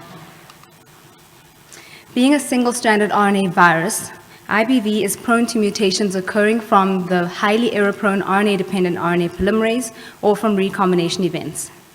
When these mutations occur in the hypervariable region of the spike protein, it results in new IBV types forming, and these are called variants. And there are over 50 of them circulating globally, all of which offer little or no cross-protection against other variants. The emergence of new IBV variants is a growing problem in the poultry industry as it renders vaccines useless, requiring new vaccines to be made to keep up with them. Several vaccine types have been studied, but the most commonly used for controlling IBV are live attenuated or inactivated vaccines. Now, live attenuated vaccines are able to induce strong local immunity and protect the upper respiratory tract from infection, and they offer high levels of protection for extended periods of time. However, their production requires an adequate supply of SPF chicken eggs, which are sacrificed during vaccine production, and that touches on animal ethics issues. They're also a source of IBV outbreaks due to selection pressure and recombination events resulting in new variants emerging. They also take up to a year to produce, which is counterproductive given how frequently IBV variants are emerging. Now, traditional whole inactivated virus vaccines induce high levels of serum antibody, and they're able to protect the kidneys, reproductive tract, and internal tissues from infection. However, they also require SPF chicken eggs for production, and it takes time to isolate the virus and adapt it to the high titer growth properties required to produce this kind of vaccine. They also require priming with the live vaccine in order to stimulate local and cell-mediated immunity and protect the upper respiratory tract. Now, virus-like particles are an alternative to these vaccine types. VLPs are multi-protein nanostructures that mimic the authentic virus, but they contain no genetic material. This allows the immune system to recognize them as foreign and to develop defenses against them without overwhelming the system because they cannot replicate. Now, VLPs are made from synthetic forms of the viral proteins. Because VLPs can be developed quickly and tailored to match any variant easily by simply modifying the spike protein, they're a perfect solution for dealing with emerging variants. Not only that, but they have the potential to protect against more than one variant at a time, so we may not need VLPs for every strain of IBV that pops up. They're also able to induce both humoral and cellular immunity. VLPs can be produced through many different protein expression systems. Biofarming in particular makes use of plants to manufacture modified pharmaceutical proteins. Transient protein expression offers a cost-effective, robust, scalable, safe, and speedy method of producing proteins.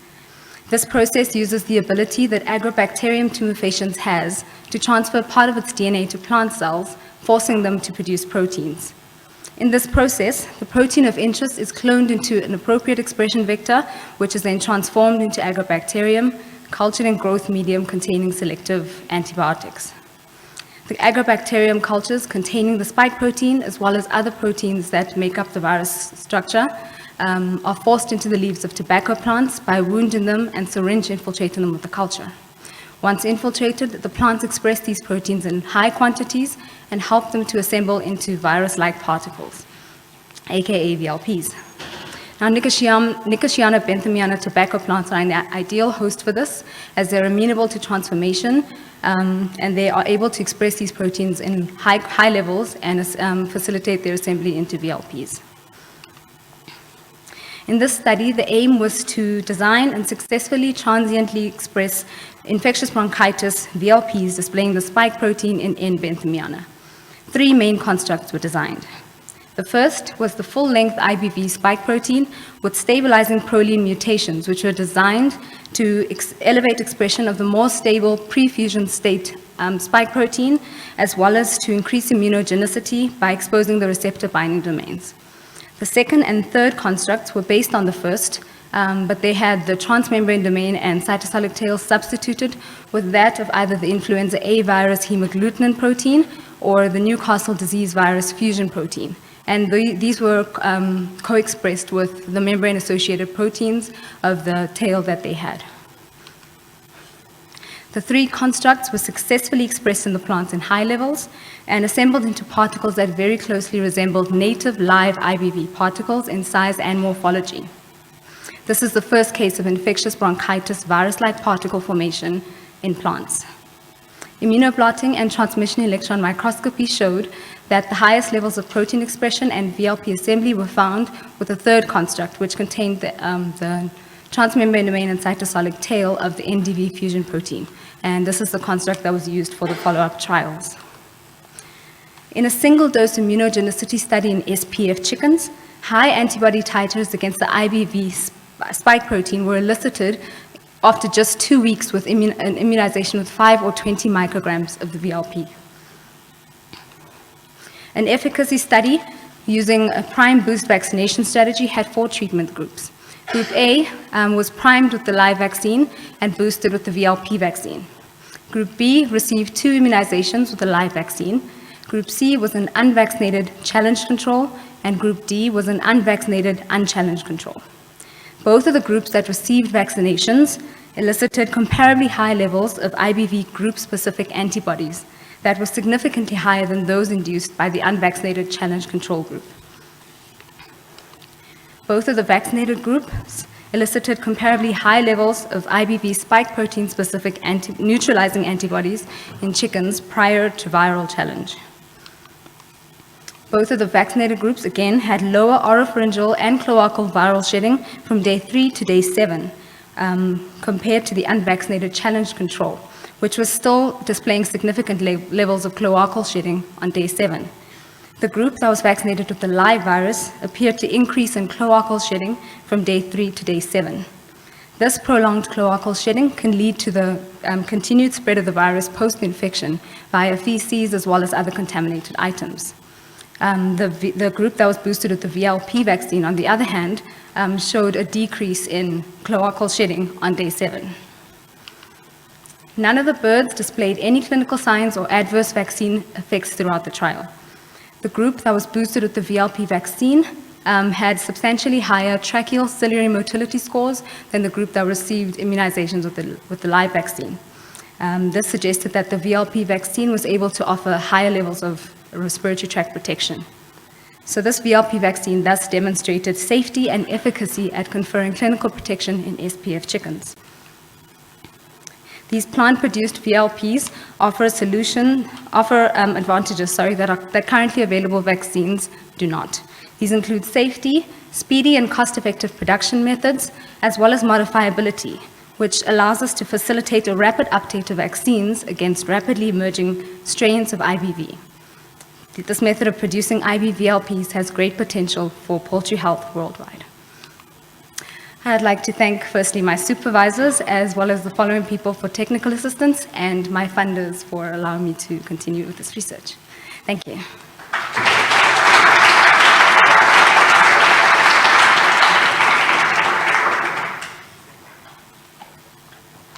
Thank you to all the speakers. I'd like to ask the speakers to please come to the front so that we can start with the question session.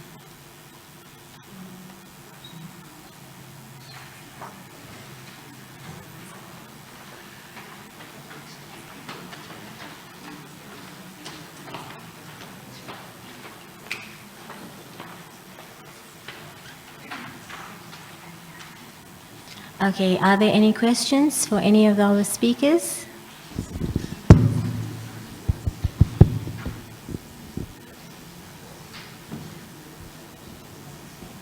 Does anybody have any interesting insight?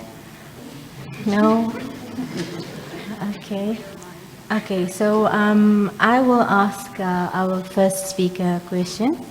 Have you thought about looking at antimicrobial resistance, and do you consider that an important factor to consider when identifying these strains that could potentially cause outbreaks?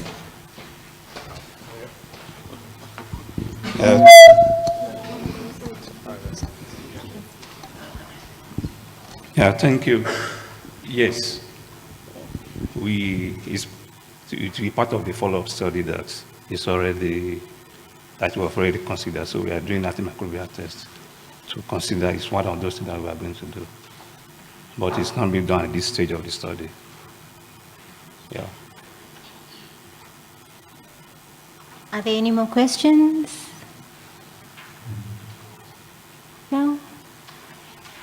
Okay.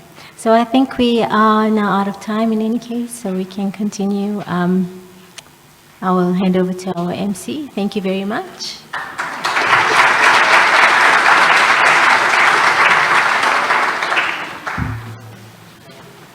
Thank you very much, colleagues. We just about to go for lunch. I realized that there weren't many questions, or there were not questions, so we're not going to have the quiz. Based on the fact that you weren't asking questions, we realized that this area of gene editing is like easy stuff, walk in the park. So we're not gonna put you through that, we know it's easy stuff for you, okay? So let's make it easy for everyone, okay? Great, just some few announcements, colleagues. We have sponsors that are here with us. And the displays are in the cafeteria, so you just go one flight of stairs up and you go to the cafeteria. They have a lot of goodies for you, and they want to talk to you about the products and the services that they have. So please, during lunchtime, make time to make a turn at their stands and have a chat with them. They are all excited and looking forward to talking to you. In terms of the evening, we have a cocktail this evening. Please make sure that you get a voucher. There's a voucher. Rina outside there, she's providing vouchers. Make sure that you have a voucher. No voucher, no cocktail. All right? So let's make sure no voucher, no crouching into the party. So make sure that you have that ticket so that you are received into the cocktail.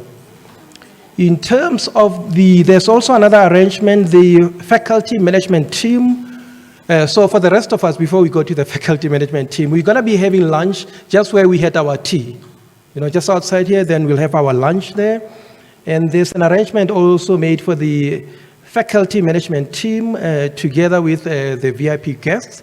And they'll be meeting at the foyer, I'm told. It's not me, I'm reading what I've been told. But don't worry, I'll be with you, with everyone here. So we'll be together, like at the stadium, you have VIP and they call it the Extra Strong. You still remember that old advert of the Extra Strong, the guy singing the song. So we'll be together, So that is the arrangement. Colleagues, let me just check that I'm not missing anything. I think we are covered for now. And we're gonna be back at 13:55, so 5 minutes before 2 o'clock. Let's all be back seated and enjoy your lunch. Thank you.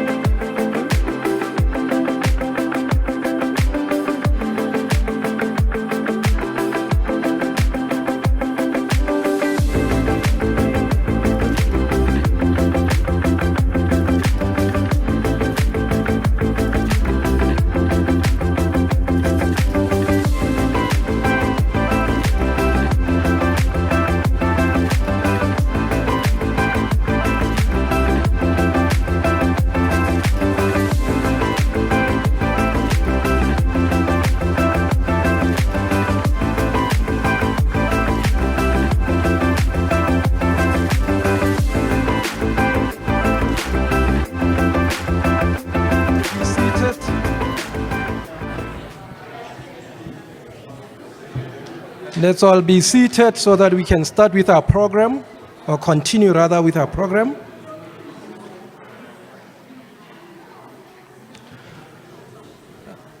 Yes, I hope you enjoyed the lunch. It was very nice and refreshing, and that you also had an opportunity to make a turn at the cafeteria to say hello to our sponsors.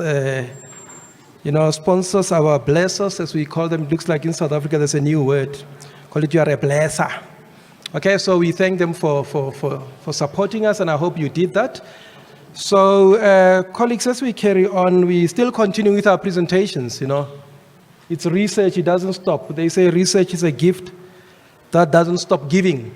So, let's carry on with that. Can I then request our next session leader, that is Professor Tshepo Machila, to come over and lead us through the other presentations. Prof, over to you, sir. Let's give him a round of applause after lunch.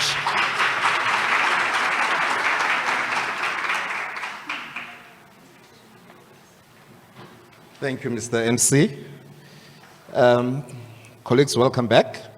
I hope you've enjoyed your break and your lunch. So this next session is a special session, and I will tell you why it's a special session.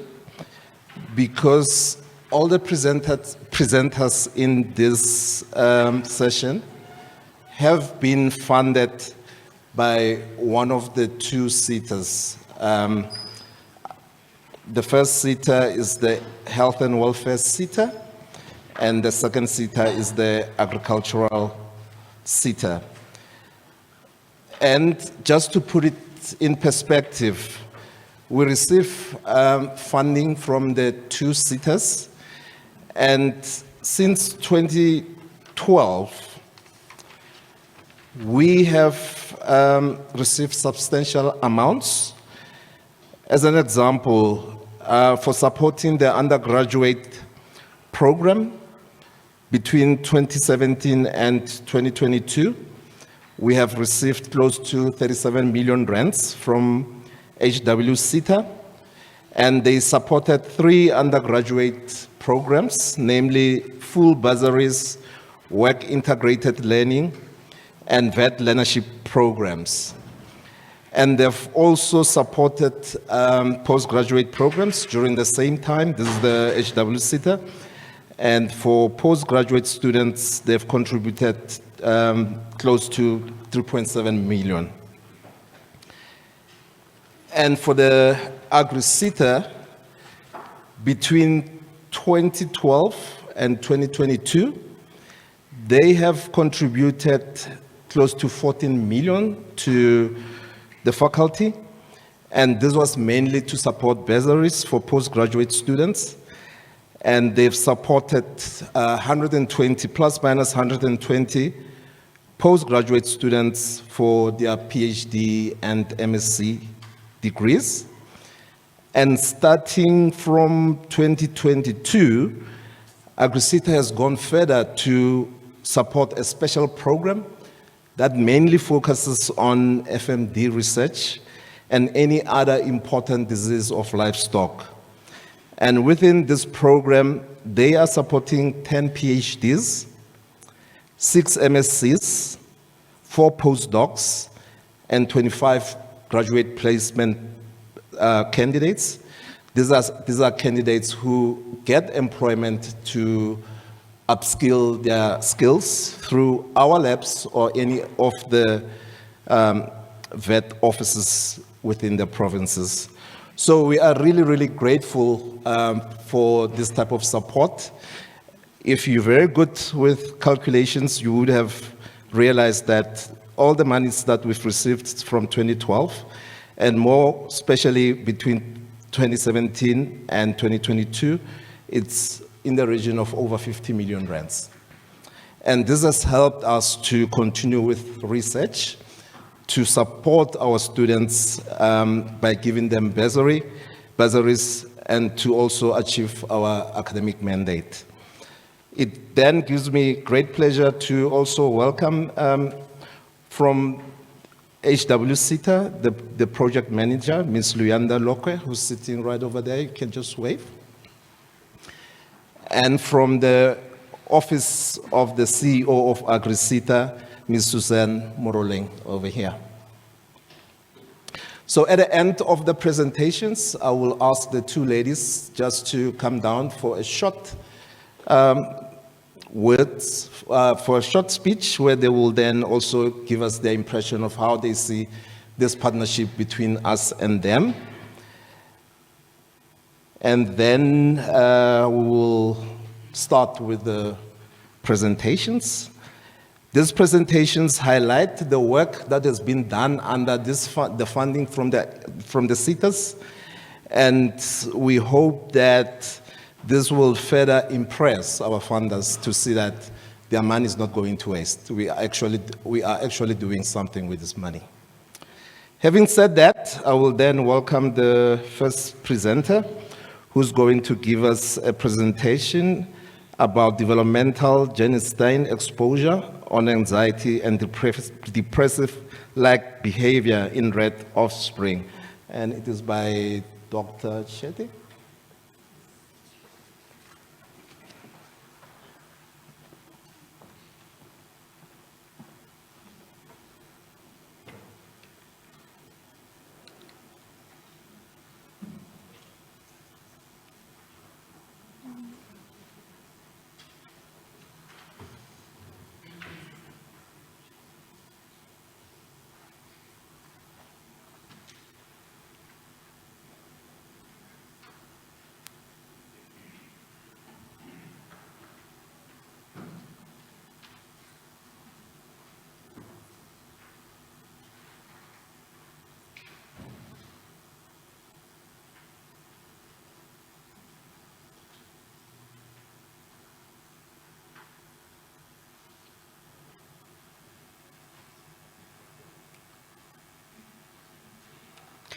Good afternoon. My name is Jada Marie Chetty, and I'm a student under the Department of Anatomy and Physiology.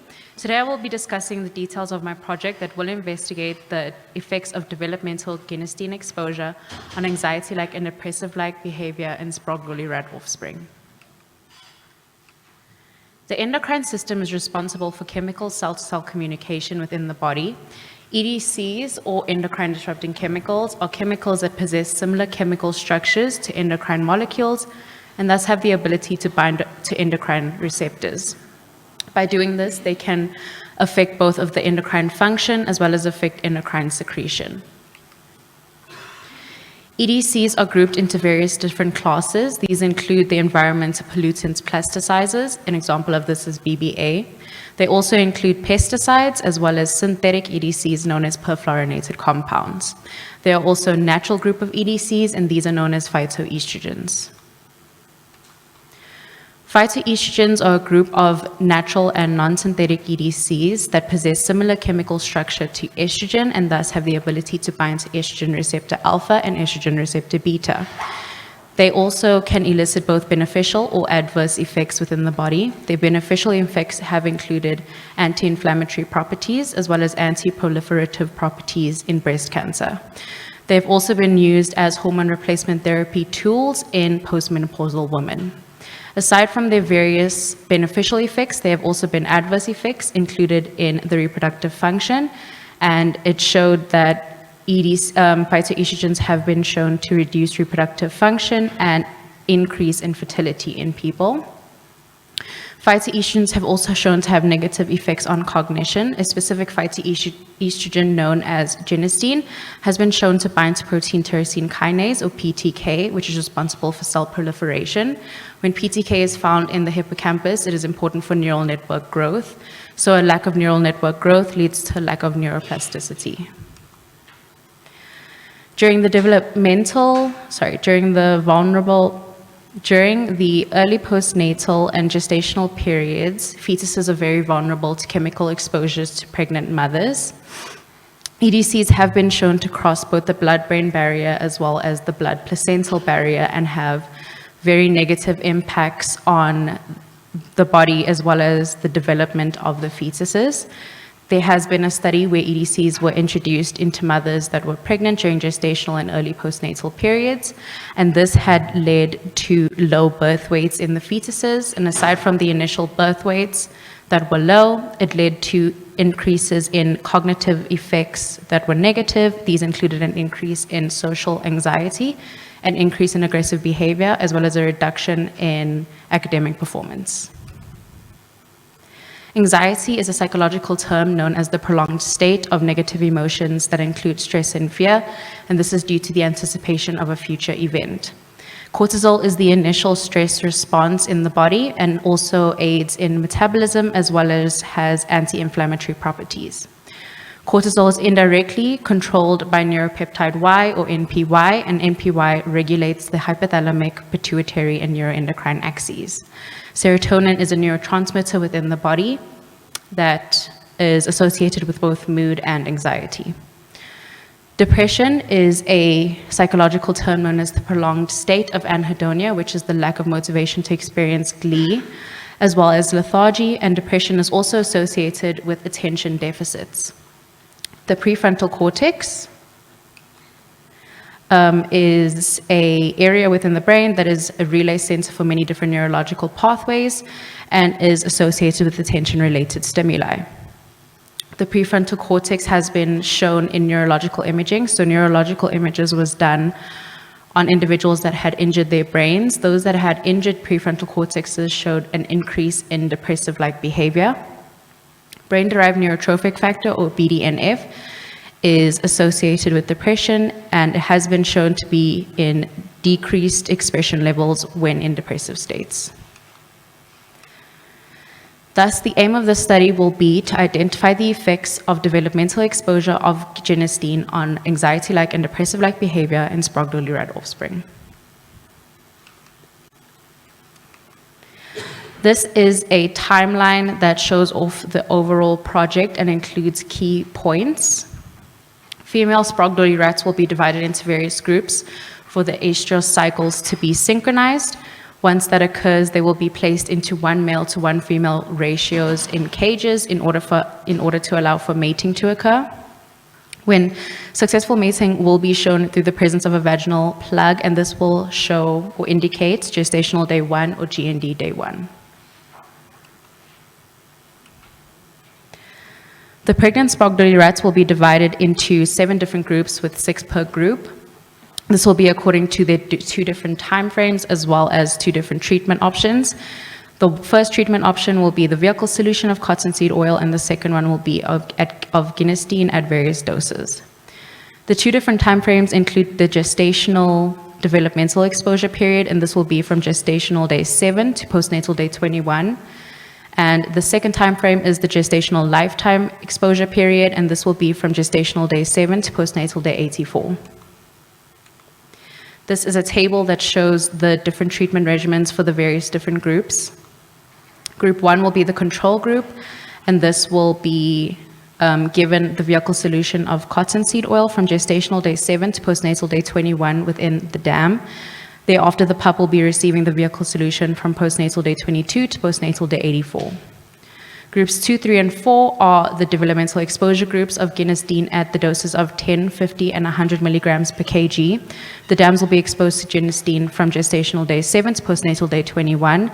Thereafter, the pups will be exposed to the vehicle solution from postnatal day 22 to postnatal day 84. Lastly, groups 5, 6, and 7 will be the lifetime exposure groups, and they will be exposed to genistein at doses of 10, 50, and 100 milligrams per kg. Respectively, the dams will be exposed to genistein from gestational day 7 to postnatal day 21. Thereafter, the pups will be exposed to genistein from postnatal day 22 to postnatal day 84. Following the treatment, the behavioral test will be done on postnatal day 84. The sucrose preference test will be done to test for depression. It will test for anhedonia specifically. 2 water bottles will be placed in cages, with 1 being a control and the other containing a sucrose solution. The consumption of the 2 bottles will be recorded, and if the rat consumes more of the control, then the rat would be exhibiting depressive-like behavior. The elevated plus maze will then be conducted on postnatal day 87, and this will test for anxiety-like behavior. It includes the rats being placed in a plus-like structure that is elevated from the ground, with opposing arms being enclosed and other opposing arms being open. The rat will be allowed to explore for 5 minutes. If the rat spends more time in the enclosed arms, then the rat would be exhibiting anxiety-like behavior. Following the behavioral test, the rats will be sacrificed on postnatal day 90, with their blood and brain tissue being collected. Corticosteroid will be measured within the blood, and serotonin levels will be measured within the prefrontal cortex brain tissue. Western blotting will be used to show the expressions of NPY and BDNF. Data analysis was compiled with consultation of a biostatistician and will follow a linear mixed effects regression model. It will showcase the interaction between the various response variables, sex, and interaction. A significance level of 0.05 will be used, and the relevant means and 95% confidence intervals will be recorded. The study has yet to commence and will start at the beginning of 2023, with the results and discussion to be presented at the end of 2023. Thank you.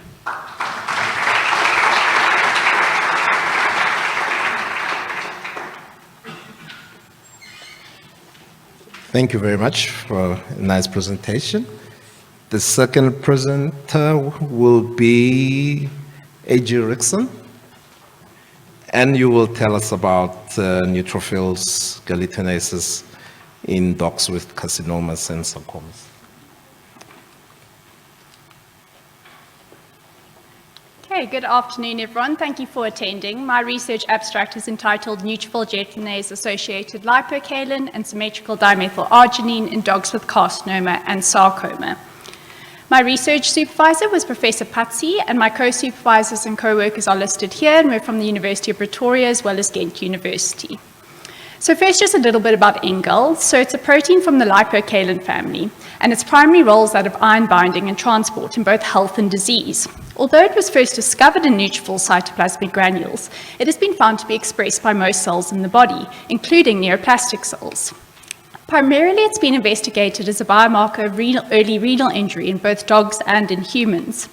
But in terms of cancer, elevated concentrations have been associated with disease severity and poor prognosis in a variety of human tumors.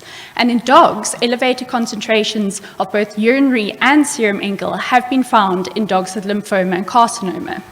The urinary NGAL matrix metalloproteinase 9 complex has also been found exclusively in the urine of canine mammary tumor dogs as compared to controls. Now just a little bit about SDMA. So it's produced by all nucleated cells and is released into the circulation during proteolysis. It's currently considered the most valuable surrogate marker of GFR in small animals. In terms of cancer, elevated concentrations have been associated with hematological malignancies and all-cause mortality in chronic lymphoid leukemia patients. And in dogs, elevated concentrations have been found in dogs with lymphoma.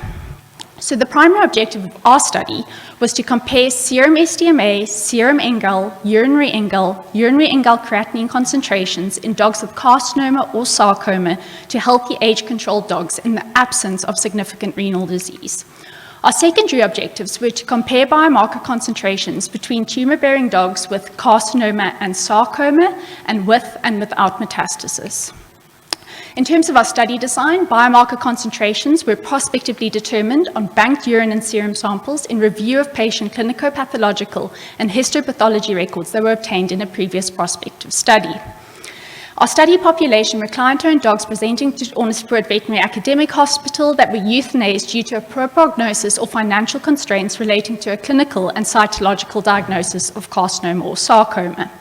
Additional inclusion criteria relevant to this particular study is all dogs that had to have undergone a full post-mortem evaluation and had to be diagnosed histologically with carcinoma or sarcoma, and for which banked urine and serum samples and clinicopathological and histopathology records were available. Any dog presenting with an inflammatory condition or any medication within the 2 weeks prior to presentation or tumor other than carcinoma or sarcoma identified were excluded. Additional inclusion criteria relevant to this particular study is dogs having a history of clinical signs consistent with the urinary tract infection or having an active urinary sediment. And this is because both infectious and non-infectious pyuria has been found to influence urinary NGAL concentrations in dogs. Our control population were client or staff-owned dogs older than 9 years of age that had no history of illness or medication within the preceding 4 weeks prior to enrollment. They also had no abnormalities detected on an array of screening tests. Additional inclusion criteria relevant to this particular study were those having undergone a full urinalysis and for which bank urine and serum samples were available.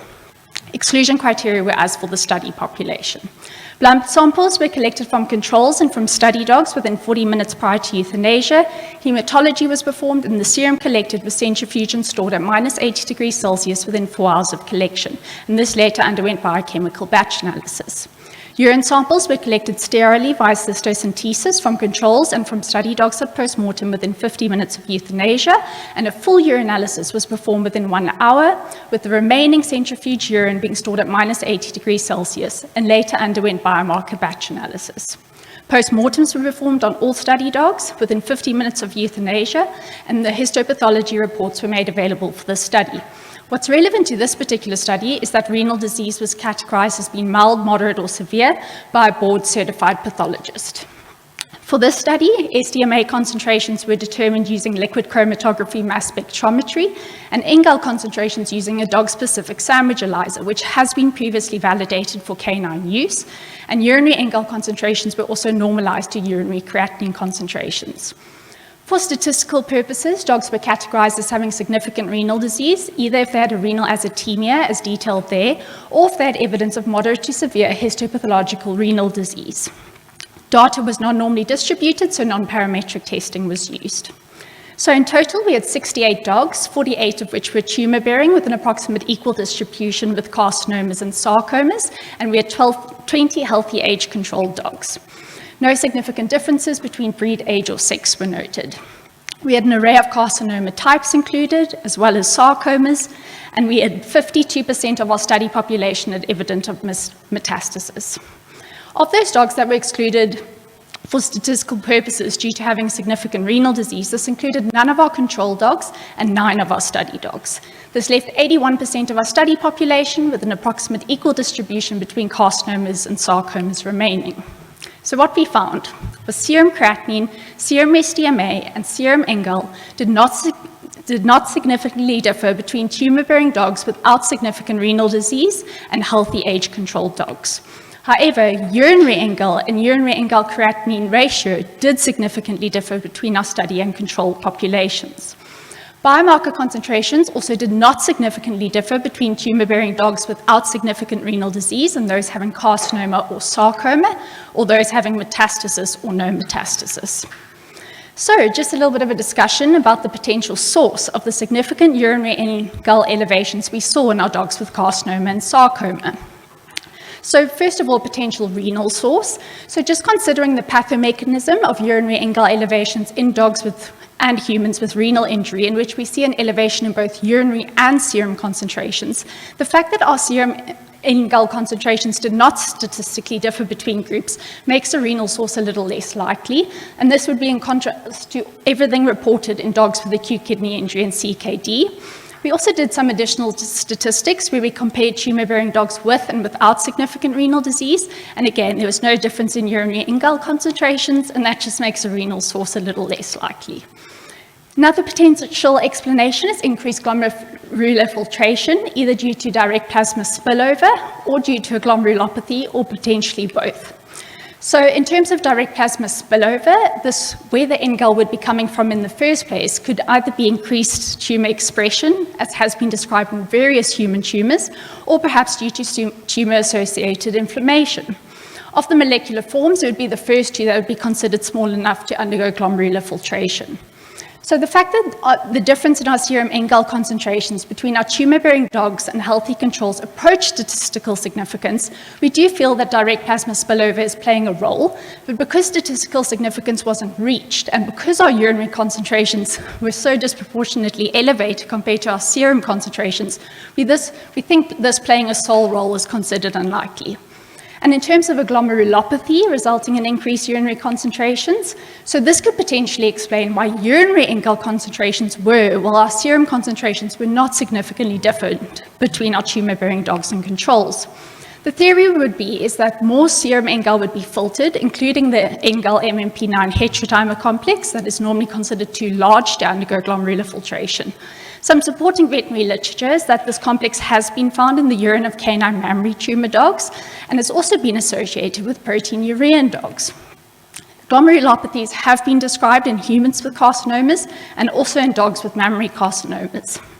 Some more supporting veterinary literature, although urinary and serum concentrations were both found to be elevated in these dogs with carcinoma and lymphoma, it was in the carcinoma group that the urinary concentrations exceeded their serum concentrations, and it's for carcinomas which glomerulopathies have so far been described in dogs.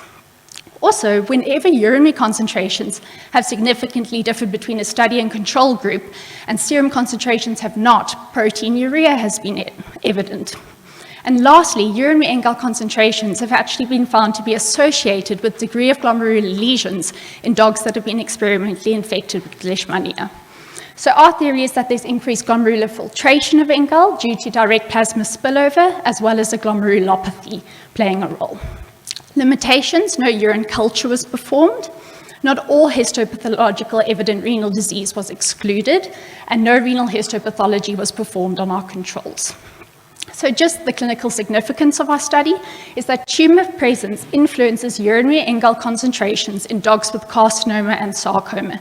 So appropriate considerations must be taken when interpreting urinary NGAL concentrations in dogs with tumors. In contrast, serum SDMA concentrations are not influenced by tumor presence in dogs with carcinoma and sarcoma. So the same reservations don't hold true. So where to from here? These results have made us wonder, is there a potential paraneoplastic glomerulopathy responsible for the disproportionate elevations in urinary NGAL as compared to serum NGAL seen in our dogs with carcinoma and sarcoma? Thank you.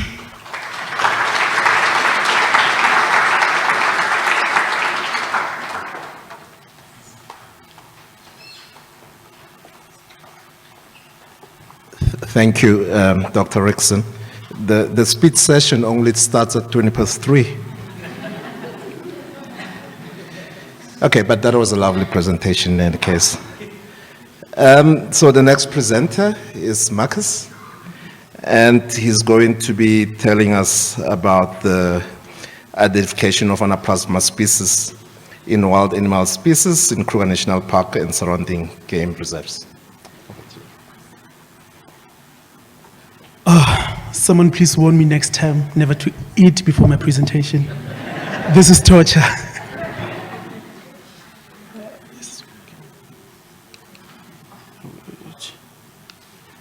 All right. Thank you, Prof, for that introduction. I will be giving you a tour or a journey on unraveling the diversity of Anaplasma species in wildlife, in African wildlife, in the Kruger National Park and surrounding game reserves using the next generation sequencing approach. For some relevance on this study, bovine anaplasmosis is amongst the 3 most important tick-borne diseases leading to major economic losses in Southern Africa. So now, the significant growth of the wildlife industry in South Africa has resulted in an increase in many wildlife livestock interfaces in many parts of the country, which has thus led to an increase in disease transmission opportunities between humans, wildlife, and livestock by facilitating the spread of ticks and tick-borne diseases from wildlife to livestock. Now, in the recent years, the advancement of next-generation sequencing technologies has allowed for quite a lot of microbiome analysis of the 16S rRNA gene. That has in turn led to the discovery of many novel sequences ascribed in the genus Anaplasma, with the proposal of nearly 25 new species in the genus. Now, the problem is the relationship of these newly detected agents to known pathogens and their ability to serve as a source of cross-reaction in detection assays have not been well assessed. Furthermore, little is known about the occurrence, diversity, or impact of Anaplasma species in wildlife hosts. So therefore, this study was aimed at using next-generation sequencing tools and bioinformatic tools, actually, to profile the population of Anaplasma species circulating in African wildlife hosts to better understand the range and the diversity of Anaplasma species in South Africa.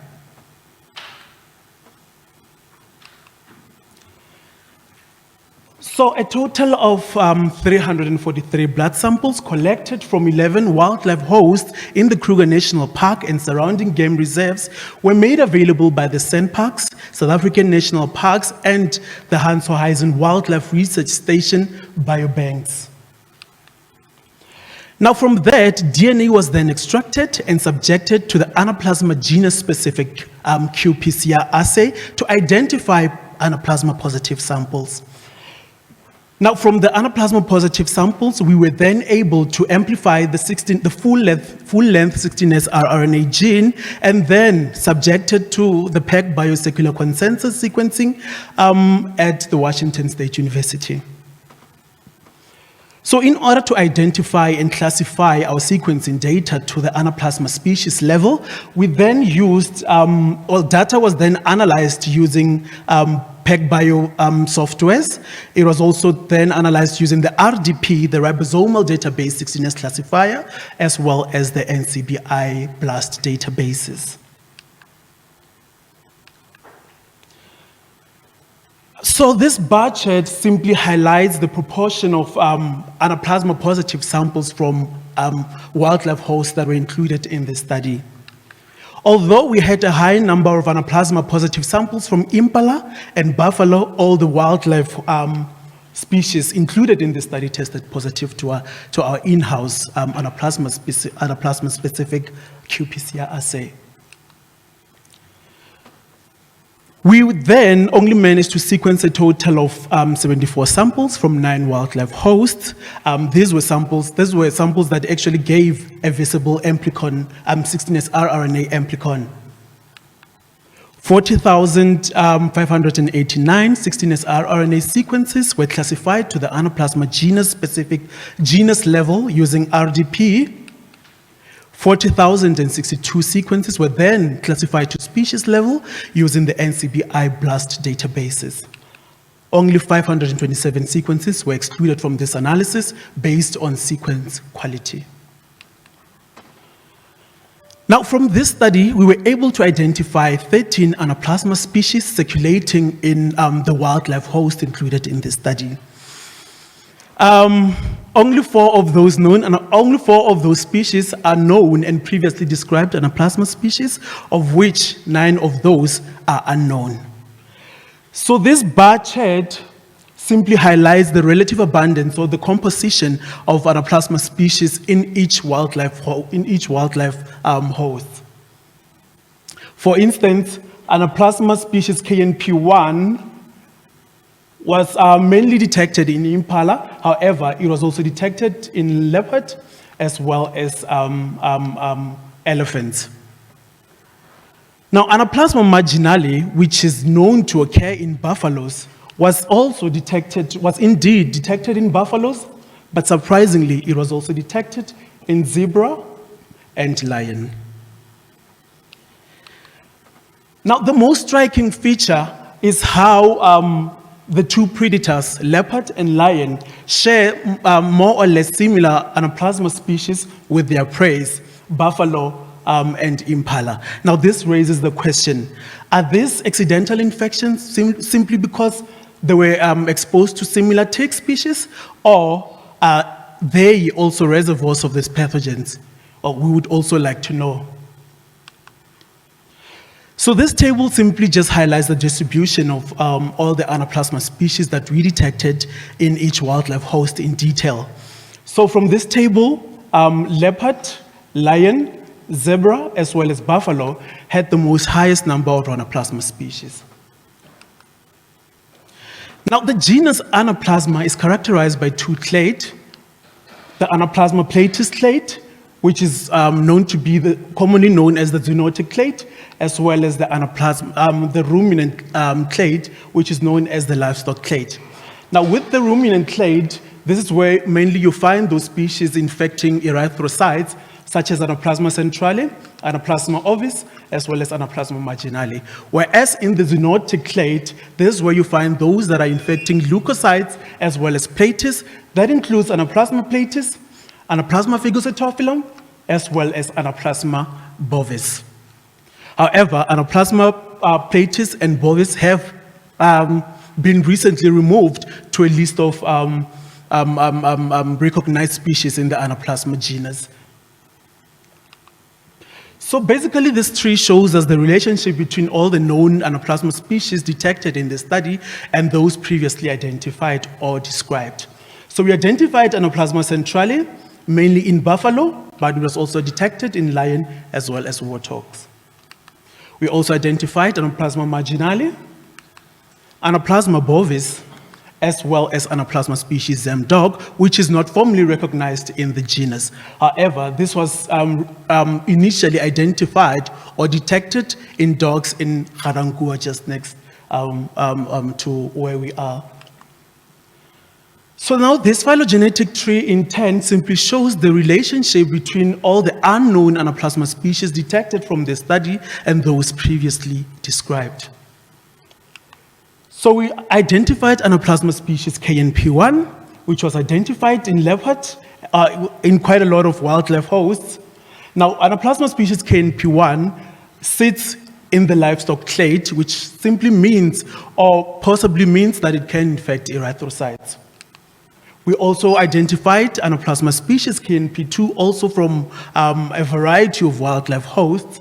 It sits in the Anaplasma platis clade, so possibly can infect platis or leukocytes. Now, it is worth mentioning that we detected quite a lot of variation where Anaplasma species KNP2 is concerned. We also detected Anaplasma species KNP3, Anaplasma species KNP4 and 5, Anaplasma species KNP6, which sits in the Zemdog clade, Anaplasma species KNP7 and 8, which groups with the putative OM5, which was recently detected in Ornithodorus mobeta ticks that were collected in African warthog barrows in Zambia. We further detected Anaplasma species KNP9, which groups with the putative Bulinsi.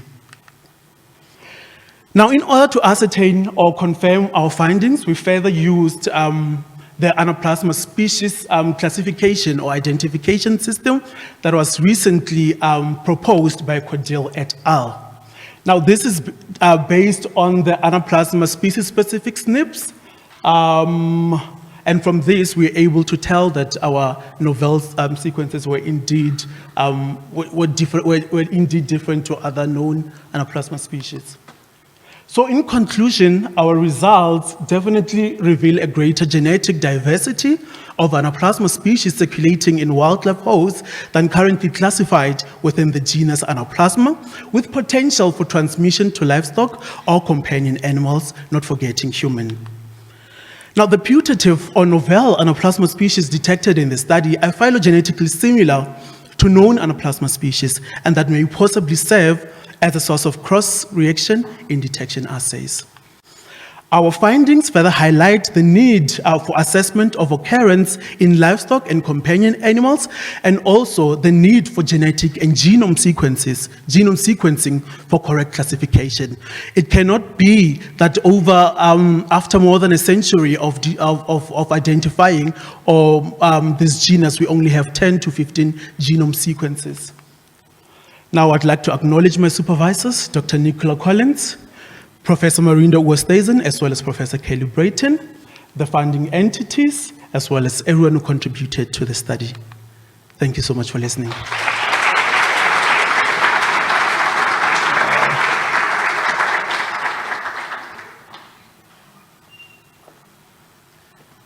Thanks, Marcus. You survived after all. Okay, so our second last presentation is by E.T. Kunwano, and the presentation is on anti-cancer, anti-inflammatory, and oxidant activity extracts.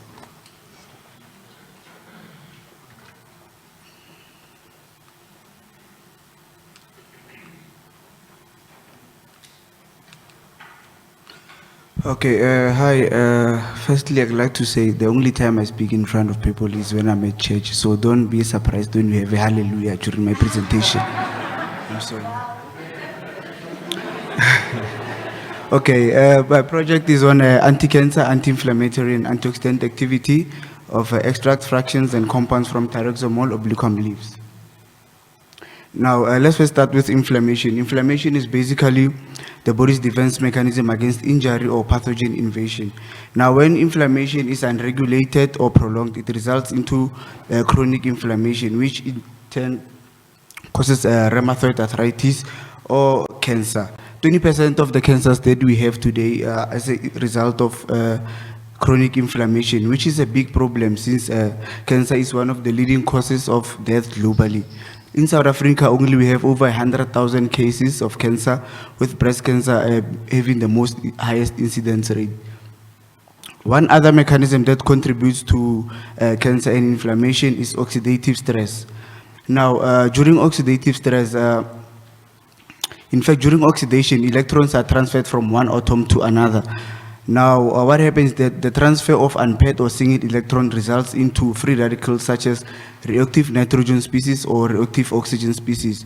Now, these free radicals, they are good when they're secreted in small amounts. However, when they're excessively secreted, they cause a redox imbalance, which then causes oxidative stress. Now, this oxidative stress causes damage to the lipids, the proteins, and the DNA, resulting into cancer and inflammation. The body now turns into antioxidant in order to counteract this mechanism. Looking at cancer and inflammation, what happens between cancer and inflammation is that within the tumor microenvironment, the pro-inflammatory, the inflammatory cells secrete both pro-inflammatory cytokines and chemokines.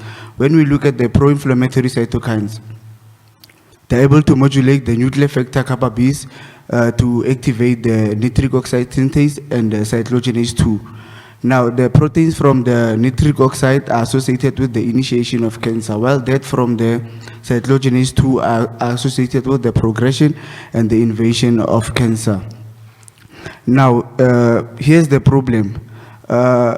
Through these mechanisms, cancer and inflammation are able to gain resistance against the commonly and currently used drugs. Now, it is important to find alternative sources of bioactive compounds such as plants. In this case, we will be looking at Thyroxamol obliquum, which is also known as sneezewood. It is found in the southern parts of Africa, and we also have 2 trees here in Onesteport, and we also have some in our main campus there. The main reason we selected this plant was that it is used traditionally to treat inflammatory related diseases such as arthritis and rheumatism. Now, the aim of our study was to investigate the biological activity of Thyroxamol obliquum extract collected from different regions and its fractions and isolated compounds against inflammation, cancer, and oxidative stress using in vitro models. In order to achieve this aim, we had 4 objectives. The first one was to isolate and characterize the active compounds. The second one was to determine its anti-inflammatory activity. And then the third one was to determine its cytotoxicity against cancer cells and also normal cells. The last one was to determine its antioxidant potential using free radical scavenging assays. Now, in our first objective, we collected our plants at the University of Pretoria at the main campus, also at the Sunbee at Hatfield. We also collected at Walter Sisulu and the Lowveld Botanical Garden. Our extraction was done using hot water and acetone. Our acetone extracts were then fractionated using solvent fractionation, and our compounds were isolated from our chloroform fractions using column chromatography.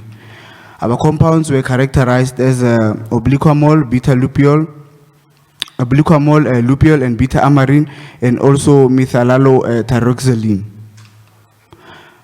Our second objective was to determine our anti-inflammatory activity using our 15 logs soybean inhibitory assay, where quercetin was our positive control.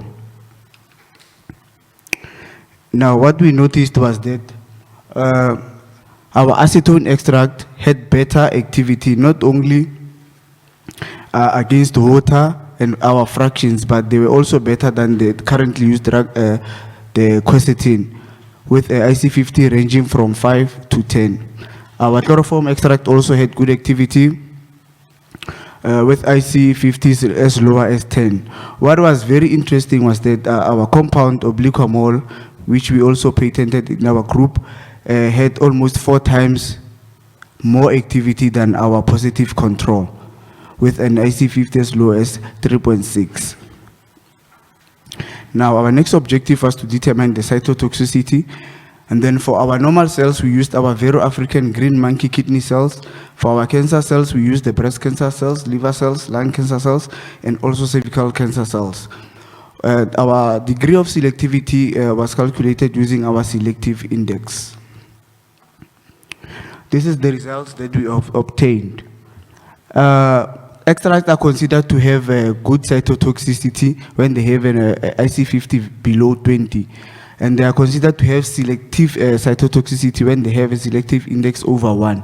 Now, what we saw with our extract was that our acetone extract from Hatfield, the main campus, were cytotoxic against our Hep G cells, and were also safe against our normal cells with a selective index of 14.2.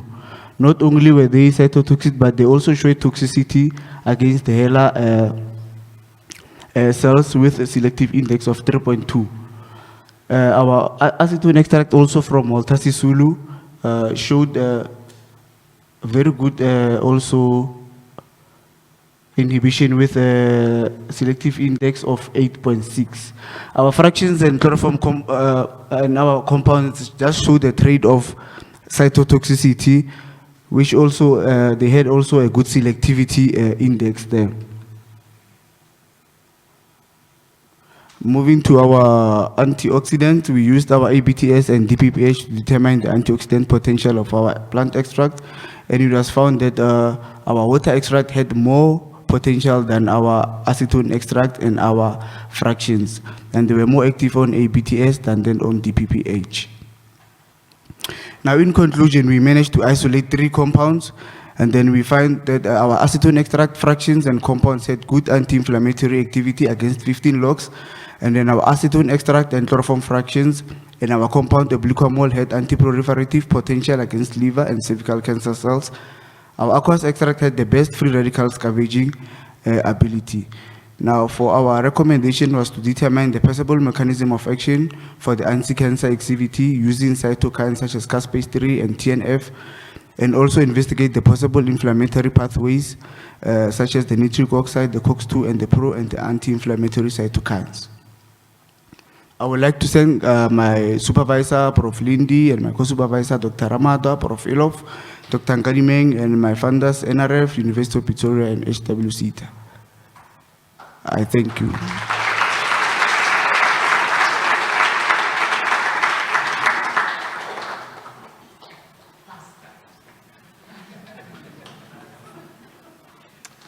Thank you very much. So the last scientific presentation for this session will be presented by Dr. Maria, and the title is Monitoring and Controlling Aspiration Fluid Temperatures During Ovum Pickup in White Rhinos.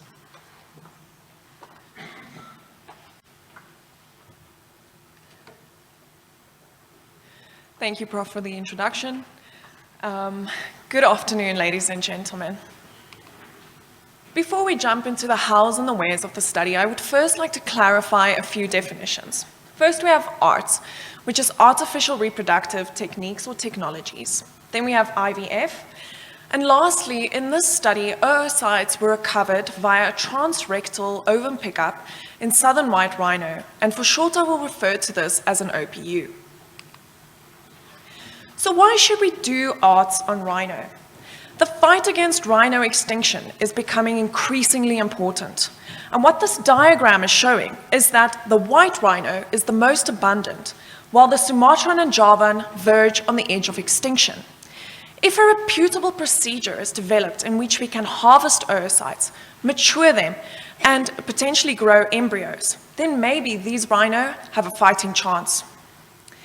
In addition to anti-poaching and education around rhino horn, arts should become a priority. So why should we control temperatures during arts? First of all, oocytes, which are single cells, are much more susceptible to environmental changes than whole ovaries, which are whole organs. Then secondly, oocytes at different developmental stages are affected differently. For instance, oocytes that are aspirated from immature follicles can be cooled down to room temperature. However, oocytes that are aspirated from dominant follicles, they are much more susceptible to temperature changes. If they are cooled down to a temperature of 32 degrees for only 1.5 minutes, this can cause detrimental depolymerization of the meiotic spindles.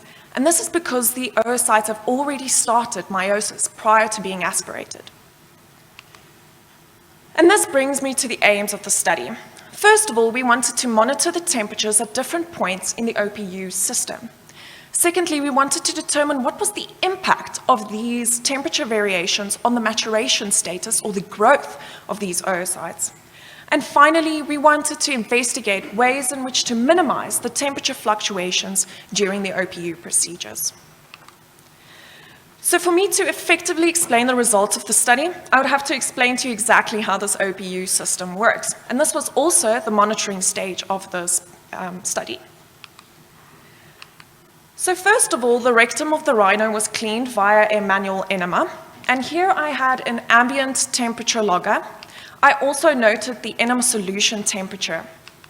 The oocytes were recovered via transrectal OPU by Dr. Mornay de la Rey and his team from Rhino Repro. And here I had a look at the aspiration instrument temperature, as well as the vaginal and the oral temperatures. The aspiration instrument has a double lumen needle, and flushing media is injected into the follicle, which causes turbulence, and then it is aspirated into the collection bottles. Both the flushing media and the collection bottles have heating mechanisms, and so I had temperature loggers in those locations as well. Once the collection bottles are filled, they're taken to the Rhino Repro mobile lab, and here I had a mobile lab ambient temperature logger as well.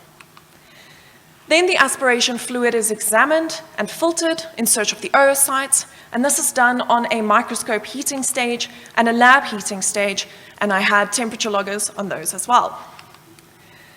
Then finally, when these oocytes are recovered, they need to go to an IVF laboratory, either the one at Embryo Plus, and they are then transported in a portable incubator, or the one at Onderste Poort, and they are then transported in an Equitainer. So naturally, I had a temperature logger here.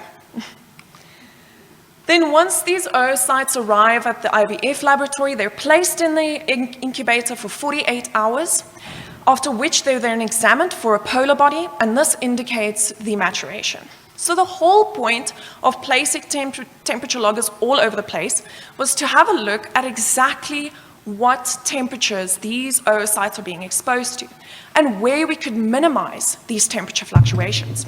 Sorry about that. So I analyzed 20 OPU procedures at 3 different procedural sites. The OPU procedures were limited to 20 due to limited resources. So when we had a look at the likelihood of an oocyte maturing, we found that when the enema solution was warmed, this increased the likelihood of an oocyte maturing by 2.3 times. And this was irrespective of ambient temperature. We also found that warming of the microscope in the field lab stage was quite essential. So when I had a look at the minimizing section of the study, I found that the vaginal temperature was the highest, then the oral, and then the aspiration instrument. Why was the aspiration instrument so low? Why was the temperature so low? So I ran a parallel study in which I built a glorified kettle, placed the aspiration instrument in there, and I wanted to figure out how long does it take the inside of the aspiration instrument to heat to the same temperature as that of the outside.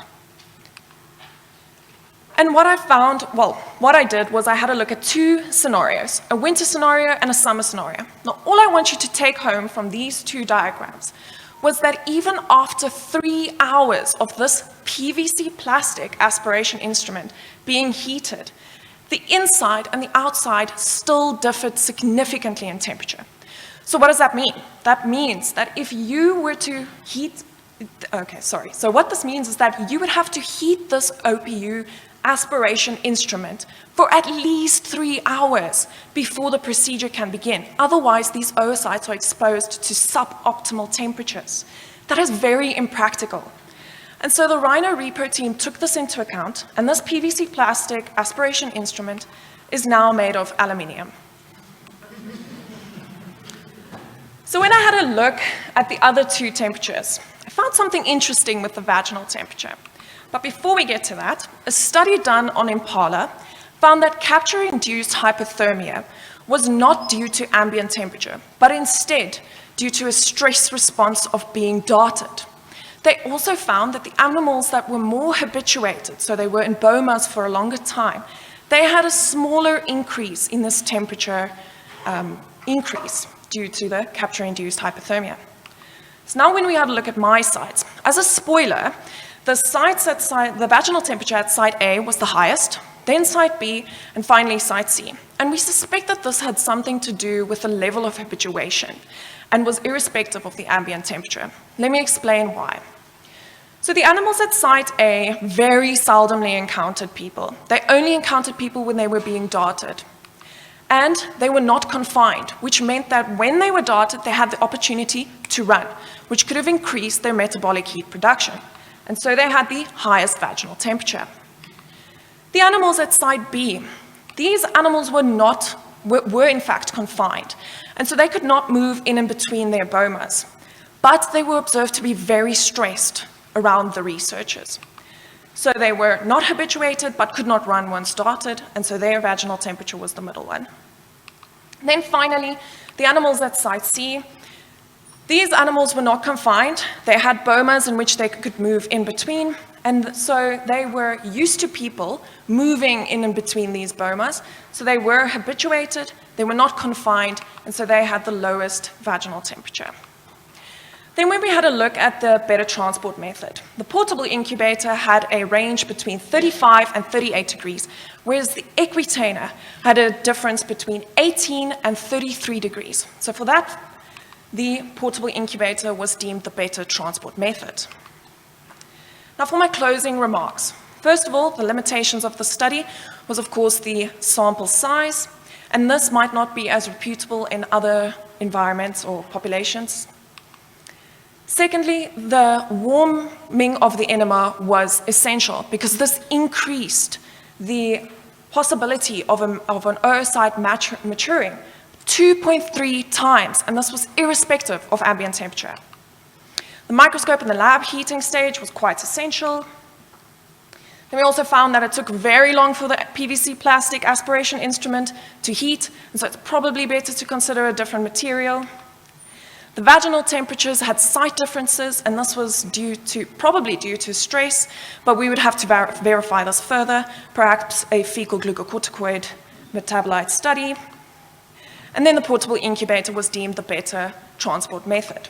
And with that, I would like to thank my 3 supervisors, as well as everyone who contributed to the study, being it knowledge or in funding. Thank you to HWCTA. And I would also like to give a special thanks to the Rhino Repro team, Dr. Monet, Dr. Hendrik, and Carla. Thank you.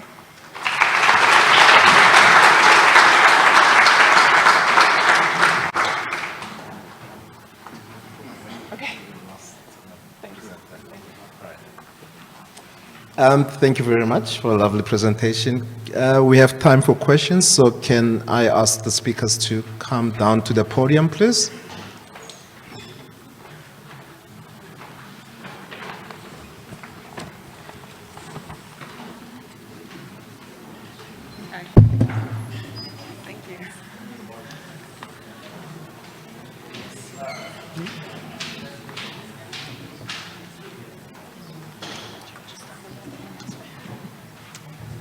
Okay, so question time.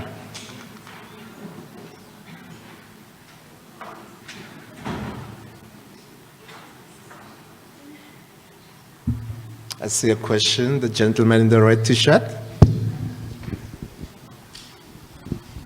I have a question for the anaplasma study. In systematics, you get lumpers and splitters, and I think you're a splitter. So you talked about species of anaplasma, and I was wondering how you chose to define what a species was. Was there a threshold in genetic differences between the genotypes that you identified? Well, it is, there is an acceptable threshold of which species of anaplasma can actually be classified according to their sequence identity.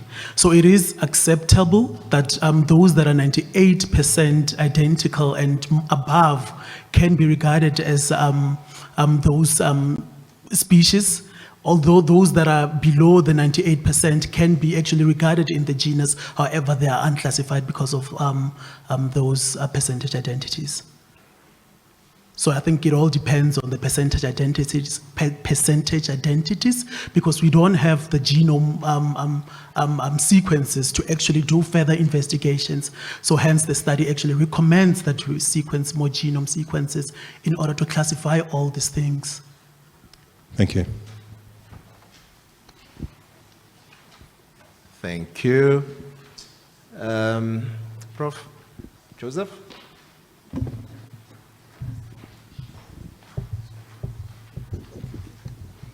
Again for you, but I was just a bit, it's out of curiosity. You mentioned something about Anaplasma bovis having been removed. Can you comment?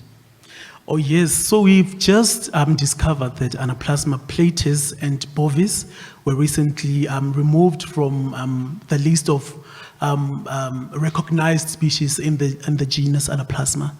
So we don't know exactly why it was removed from LPSN. However, we just know that although Anaplasma platis is fully sequenced and fully characterized, because even the genome sequences are available, so we don't know the reason behind that. So they've been removed. However, they're now classified as mostly published or species of the genus Anaplasma.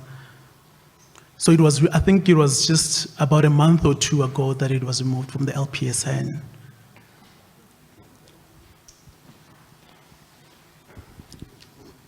Thank you. Any additional questions? Dr. Moerane?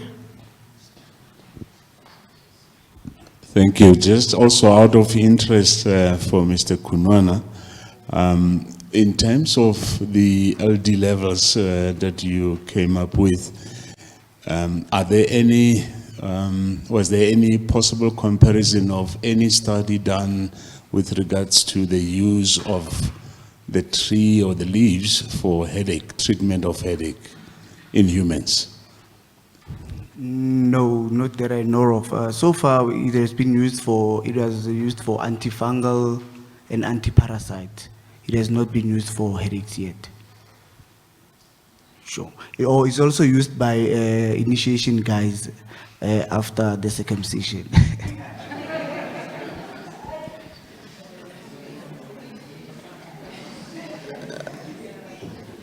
Prof. Joseph? Thank you. This one now is for art. What do you think is unique about the rhino in terms of collecting the oocytes? Thank you, Prof. So there's a few things that's quite unique about the rhino. One of them being, so they're quite similar to horses in the sense of the oocyte seems to stick to the inside of the follicle. So what happens is, unlike porcine, where porcine you would just have to aspirate and it just sucks out the oocyte, with the rhino you have to cause some kind of turbulence to get the oocyte dislodged from the from the side of the follicle. But there is truly so many things that I think is unique, and we can definitely have a full discussion after this about that. I would actually love that. Thank you, Prof. Okay. Just out of interest, why is it called transrectal? Why is it called transrectal? Yes. All right. So usually in horses, the aspiration instrument goes transvaginally, but in this case it goes through the rectum. And the reason for this is just because of the long convoluted pathway from the vaginal opening to the ovary itself. Whereas when you go in through the rectum, you just go in and down and you're right above the ovary. So you actually have to puncture. Yes. So that's why the double lumen needles are used, and it's actually the same double lumen needle that is used in human IVF, which is quite terrifying when you look at the size of the needle. I think we will have, the talk will be a good one. Okay. Thank you. I'll see you afterwards, Prof. Okay, I think we have to end it here. Just one last curiosity question. Seeing that rhinos are endangered, so what's the long-term plan once you've taken out these oocysts? Are they used for artificial insemination or what? Thank you. That's a good question. So the plan with the oocytes is to take them out and then mature them. They are then inseminated with a sperm, which is called ICSI, intracytoplasmic sperm injection, and then they're grown into embryos, or that's the plan. And then they would like to freeze them away, cryopreserve them, to be implanted into surrogate mothers. And this also helps with having females that are at the moment not contributing to the population because they're acyclic for some reason. This might help those females contribute to the population. Thank you. Okay, thank you very much. A round of applause for our presenters.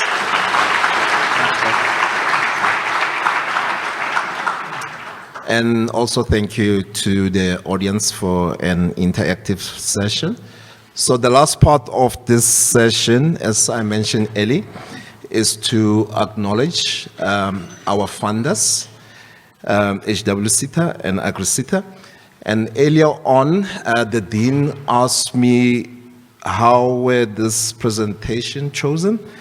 And having listened to the presenters, I see that one of the criteria that was used was to make sure that each and every department within the faculty was represented, which is good because it shows that the money that we received from AgriSETA and HWSETA is spent widely within the faculty. It's not only spent in one department.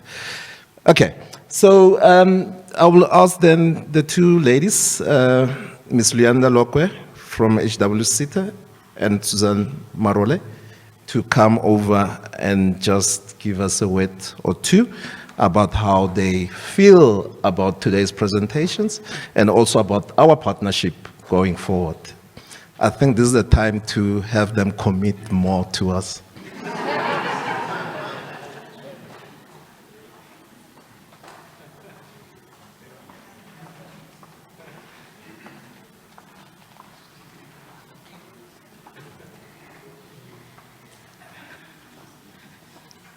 Good afternoon, everyone. Susan Maroleng here, representing AgriSETA, standing here on behalf of our CEO, Innocent Shirova, doctor in bracket, he prefers it like that. I wish he was here, then he'll make a joke, I'm so sure of it. Professor has mentioned our relationship with the University of Pretoria. We do not only have a relationship in partnership with UP, but with other universities that are providing qualification in the agricultural streams. He did mention earlier on of the programs. that we are funding the UP. In terms of the number of the beneficiaries under PhD, we have 10. Under MSc, we have 6. Under postdoc, we have 4. And we also have 25 beneficiaries who are graduate placements. So in this regard, he did allude to the contribution in terms of the funding that we have put aside for the 3-year programs. 3-year program that we have entered with UP, amounting to 12,105,000. So far, the program is going very well. He can attest to the administration that we are providing to them, because in our memorandum of understanding, we did indicate the UP responsibility in terms of sourcing, UP taking the responsibility to source or to indicate to us the number of the graduate placement or students who want to be studying on the programs that I have mentioned earlier, and then we put aside the funding. And that is also contributing to our annual performance plan. So far, as AgriSeta, we've performed well in the previous financial year that has just closed on the 31st of March, where we have achieved 91% on our APP targets. And that has added to the contribution of the universities and the agricultural colleges that we are working very closely with. Having said that, I'm glad we can indicate that so far the programs and the partnerships that we have with UP and other agricultural colleges, in a sense, is assisting us to execute fully our mandate, because one of our mission is to increase the access to relevant skill, that it is impactful, to drive through the strategic partnership and credible research, which is supposed to be leading to exclusive economic growth. Having said that, I would like to appreciate the presentation. I believe all the presentations that were made in front of us were made with good effort. Research were done in terms of the literature or whatever that was conducted for them to be put in the presentation. I'm not an agriculture person or have much knowledge in that, but I believe that good work has been put from the presentation that we have seen today, and as the organization will appreciate if such can be shared with us so that we can see how it can benefit, because at the end of the day, we want to see the impact on the value of the money that the government is putting aside for all the research that is being done. Thank you so much.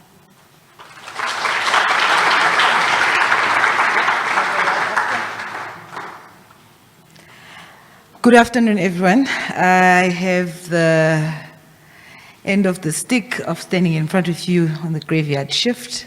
Hopefully everyone is still awake after that lunch. My name is Luyanda Lokwe. I'm from the Health and Welfare SETA. I am standing in front of you representing the CEO of the HWSETA. Unfortunately, she couldn't make it today. They are currently in France in the World Skills Competition, where one of our nursing students is actually participating, so we are holding our thumbs up. She is also a sister in arms, so I hope that you will also do little prayers so that at least South Africa is represented abroad as well. I would love to greet especially the Dean. Nice to see you again. The professors that are working so hard in delivering the academic programs, both from an undergraduate perspective as well as the postgraduate perspective. Associates, everybody that's in the room, but more especially our students, because we are in this room today, more than anything, to also support on the skills development side, which is then carried out by our students. I have had the privilege of being part of the strategic partnership with UP from its inception, and it has given birth to many other partnerships. that followed, including that with the Veterinary Council, the Zolo Agricultural College, which is in the Eastern Cape. So I must say that from an HWSETA perspective, it has been fruitful, and it has been inciting to work with the sector particularly, especially where we come from. A lot of people asked us as the HWSETA, what does that have to do with anything with health or social development? And I'm glad to say that many years yet later, even our board members now understand that it's not just human health.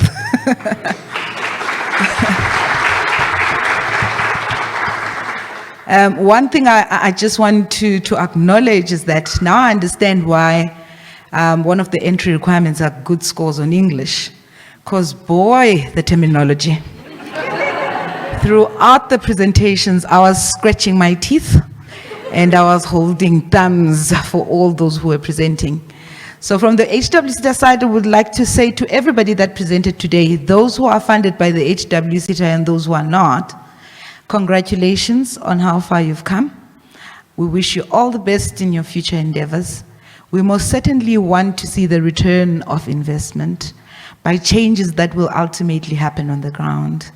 We most certainly also wish that those who are busy with their undergraduate studies are also looking at those who've just presented today and are admiring and are saying, I want to present next year or the next year or the other year. So we would also like you to encourage all those that are doing their undergraduates, but more especially those who come from rural areas. When they go home during December time, spend a little time and educate those around you. Because there's still stigma around animals and the profession itself, especially among the Black community. Animals are not our forte, and I'm not speaking for every Black person. I'm speaking for some Black people. So we can most certainly learn more by interacting with fellow Black people who are in the profession, so that we can see the lucrativeness of it financially, because that's also a factor. When you go into university, you're not going to university to come out and stay at home and be poor. There are aspirations, there's dreams, there's family that's looking at you. So therefore, we need to showcase that it can be made a profession that people can live out of. On that note, thank you to everyone, and thank you for the invitation from UP.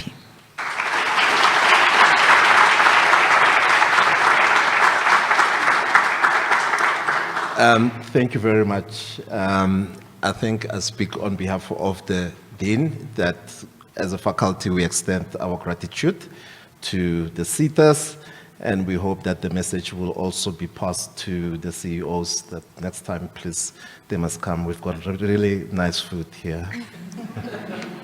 Thank you, ladies. Thank you.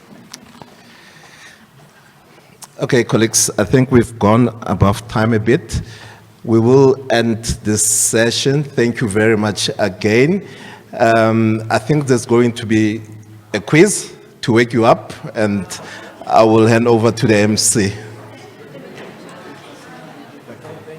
Thank you, Prof. Yes, thank you for giving me this favorite part, the quiz. Okay, let's get ready for the quiz. I hope you're all awake and listening, that your brains are not aspirated and depolymerized, like somebody used that word. Big English here, I tell you today. Okay, let's get that one going.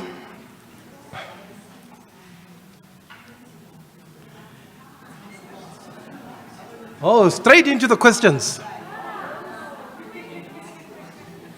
No, spielni, straight into the questions.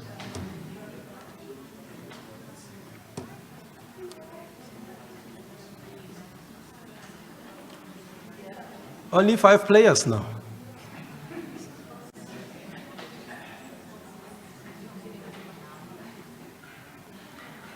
Or were some people catching a nap? They say the future belongs to those that believe in the beauty of dreams. So let's see the beauty of your dreams.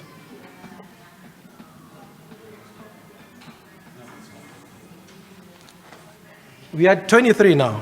2-3.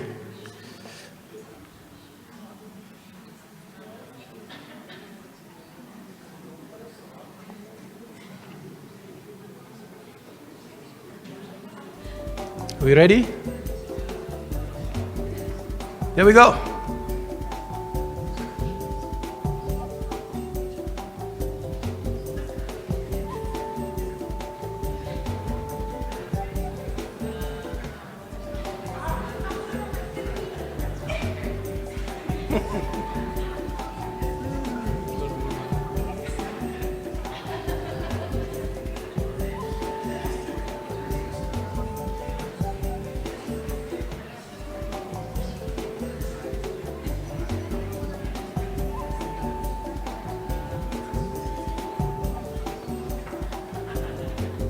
Yes. Oh, I think the same questions again.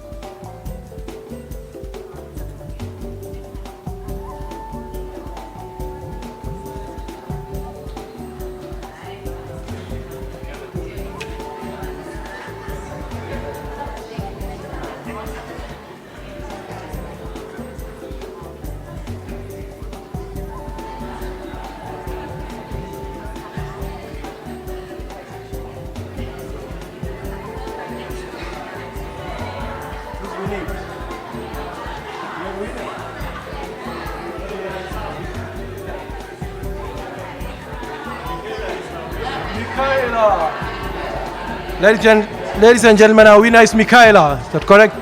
Congratulations, Michaela. Well done, well done.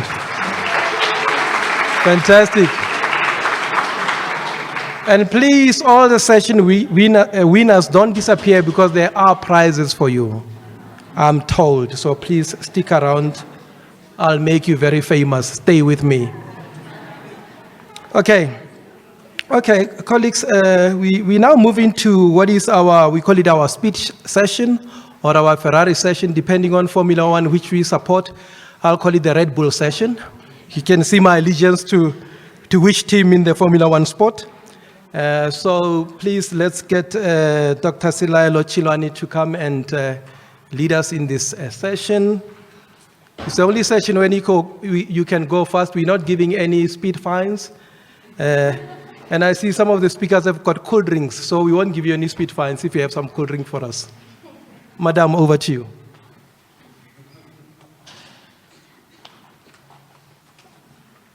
Thank you, Mr. MC, and good afternoon, colleagues. I would first like to thank the organizing committee for affording me the opportunity to chair this session, which is a newly introduced session. We're doing it for the first time this year. And we are privileged this afternoon to have Ms. Mutugazi Chabalala from the Department of Research and Innovation, who will tell us quickly what this session actually entails. Ms. Chabalala is the Postgraduate Program Officer in the Graduate Support Hub Division in the Department of Research and Innovation, and she's mainly responsible for the postgraduate funding as well as the Postgraduate Research Communication Program, which includes the annual research day, the 3-minute thesis, and the Visualize Your Thesis competitions. Over to you, Ms. Chabalala. Thank you. Just a disclaimer, I am not answering any funding questions today. That's not why we're here. So if you don't have money, I'm not the person to speak to. I'm joking. I'm available to answer any questions, and thank you very much for extending this invite to the Department of Research. So as already mentioned, my profile includes coordinating the program for postgraduate research communication. You will realize that with the university's Vision 2025, it needs to be achieved. We want to be a research-intensive university. And we've recognized that postgraduate students do a lot of work in achieving and realizing this goal. So what do we need to do? We need to promote the work that our students are doing. Research is done by people and for the people. So therefore, let's make your research accessible. So the main goal of these competitions is for you to be able to communicate your research and to also disseminate your research to a non-specialist audience. So with the 3M team, it originates from the University of Queensland. You get 1 minute, in fact, one static slide to present your entire PhD research in 3 minutes. Having listened to everyone today, I'm not very sure which one is easier, having more time or just having 3 minutes. But in my opinion, I would think having 3 minutes is much more easier because I don't have to look at people for longer than 3 minutes. Now, when it comes to the 1 minute, I see that the faculty has tried to readapt it. Originally, what this is, it's a 1 minute audio-visual representation of your research. You don't stand in front of an audience. You don't get props. You need to create a visual representation of your work, and it needs to fit within 1 minute. We're not just doing these competitions. The winners actually proceed to represent the university at the national competitions and also at the international competitions. I'm also happy to announce that one of the presenters today, Kamogelo Siputukele, is actually representing the University of Pretoria at the national competition happening on the 28th of October.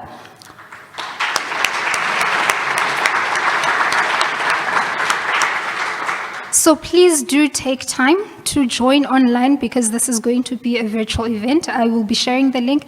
Take time to join and watch her do her magic in 3 minutes. I asked her which one was easier, and she said to me, I felt like I was drowning in my words doing a 10 minutes presentation. Just going through my notes. So, in this 3 minutes and in this 1 minute, you need to answer three simple questions. But now you need to dumb it down a bit. You have me, I know numbers. But here's what you need to do. You need to tell me what you're doing. Why are you doing it? And how are you doing it? And why is it actually relevant to me? Why should I know what you're doing? I have had people talking about cancer in dogs. Okay, I have a pet. Why should I know what you're doing? Bring it down so that your research is relatable to a layman person. Use layman terms. And also remember, you cannot bring your lab props in front of people. So you need to speak to one static slide. We are going to run this event again at a now institutional level in 2023. And I hope to see everyone participating in this event. We do give out money, so please participate. So without any further ado, all the best to the presenters. You only have 3 minutes and others only have a minute. Make the most out of that limited time. Thank you.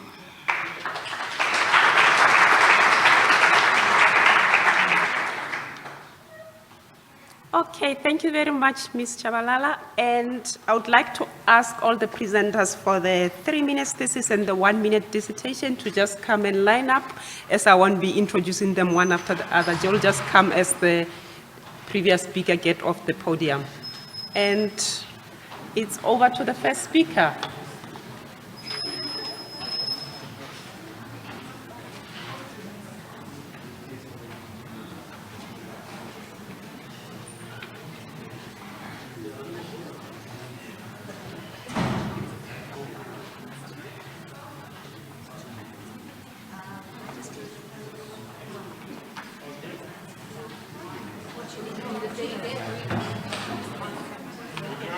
Oh, there it is.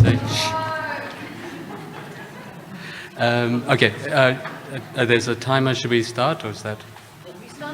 Okay. There's an old veterinary adage that says common diseases occur commonly, and when you hear horses, think zebra. When you hear hooves, think horses, not zebra. This doesn't always hold true in South Africa. In March 2021, Marley, a 3-year-old pregnant Rottweiler, presented to the hospital, and that's when we met her.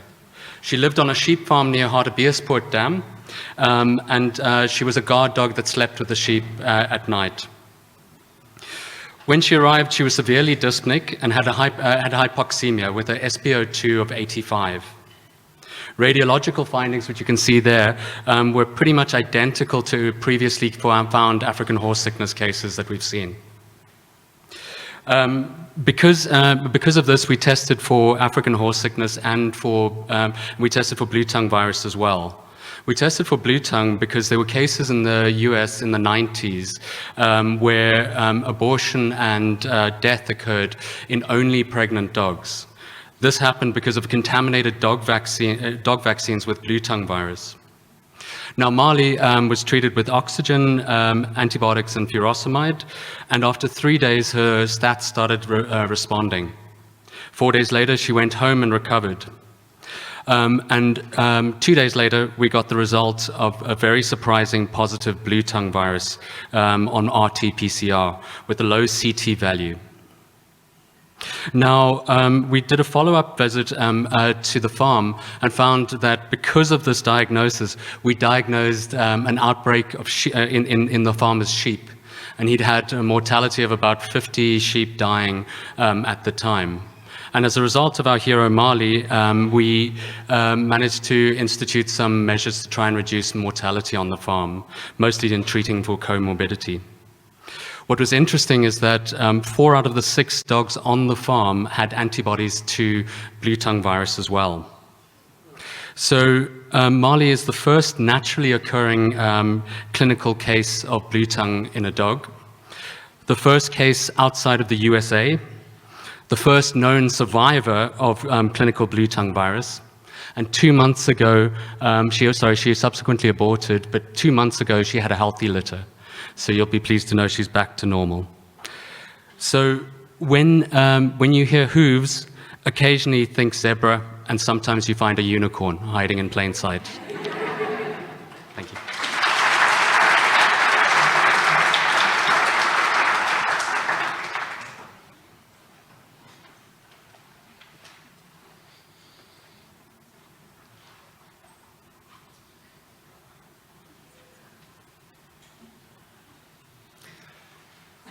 If I mention the words to you, virus or spreads, for most of us, the COVID-19 pandemic would come to mind. But what if I told you there was another virus pandemic? A virus pandemic in pigs, one that causes severe socio-economic impacts and also has high mortality rates. The African swine fever virus. African swine fever, as the name suggests, is a lethal and contagious viral disease of domestic pigs that was first recognized in Africa. In the wild setting, it circulates within warthogs, which do not become ill, and ticks that live in their burrows. In South Africa, the disease was first recognized in the early 1920s in the north of the country, to which a control area was declared and regulations implemented to prevent the spread of the disease from north to south. This control area was also then linked to the known distribution range of warthogs at the time. This can be seen in red on the map. Meanwhile, these control measures for many years limited the spread of the disease, but since 2016, there's been a series of outbreaks that occurred south of the controlled area that couldn't be linked to the movement of infection from the north in certain cases. Meanwhile, since the 60s and 70s growth of a wildlife industry, warthogs have been widely translocated around South Africa, and this can be seen in the shaded green area in the map. Tick species are also present south of the controlled area. So my PhD study was to investigate whether African swine fever was circulating in warthogs and ticks south of the control area. In order for me to do this, I tested warthog blood for antibodies to the virus and ticks for the virus, and found that African swine fever was endemic some 400 kilometers south of the control area. The virus strains identified in my study were identical to those that were in domestic pig populations outside of the control area in these same areas. The extent of spread and the mechanisms of spread, though, require further investigation.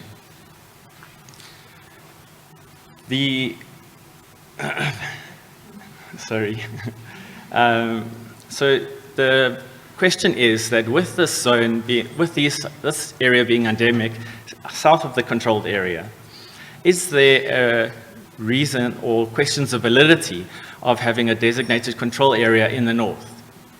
And rather focuses should be put on disease-free compartments nationally. In conclusion, African swine fever entering through a wild population into a commercial piggery with strict biosecurity protocols would be far less than the risks associated with small-scale, informal, free-range pig farmers who have little knowledge of what lurks as African swine fever spreads, well, stealthily spreads across the country.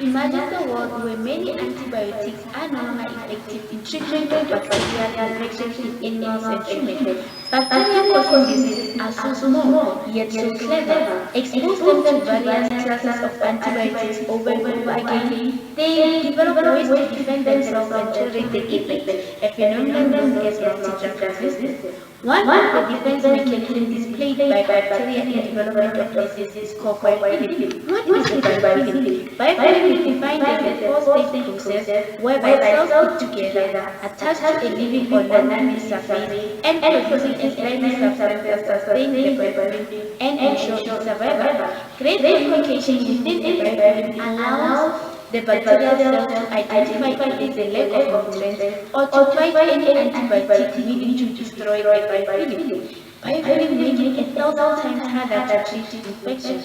To overcome the challenge of biophilic formation, my thesis is focused on searching for alternative approaches targeting any of the 4 steps of biophilic. Interestingly, World Health Organization sources recognize the use of plants as the main primary health care. For about 50% of the world population depends on plants for treatment of diseases. What is so special about plants?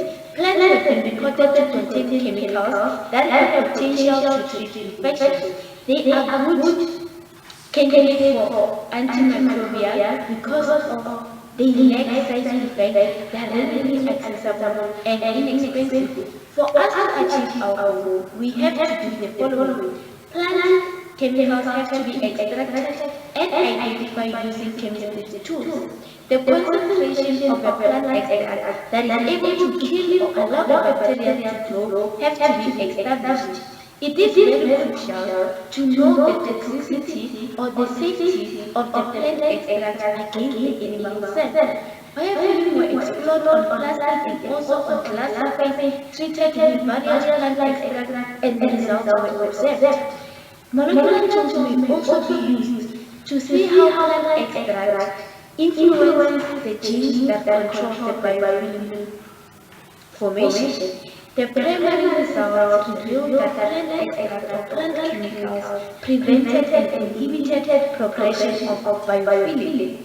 This may inspire formulation of new generation of anti-biophilic agents with the hope of controlling veterinary infectious diseases. Thank you.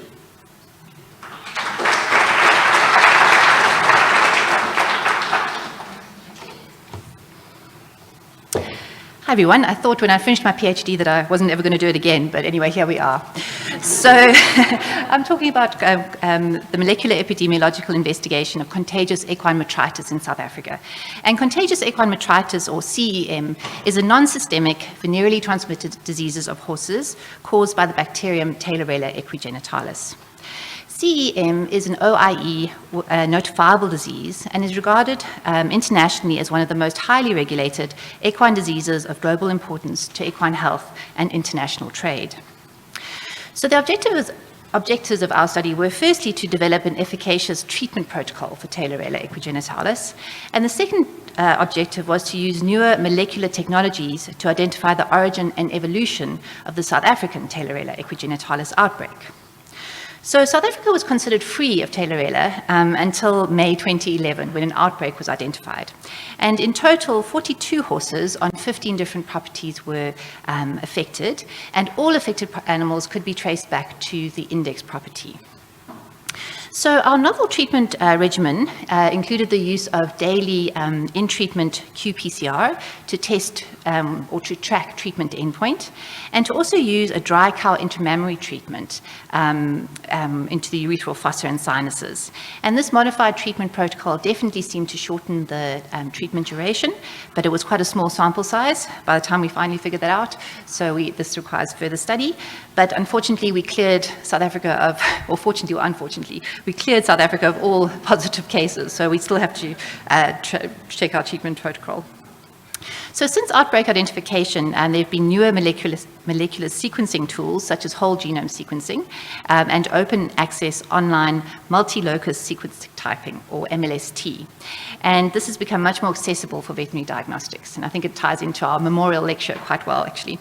So the MLST scheme allows for direct, unambiguous interlaboratory comparison of results, and we found that a single MLST sequence type, or sequence type 4, was identified from all of the 42 South African Taylorella samples.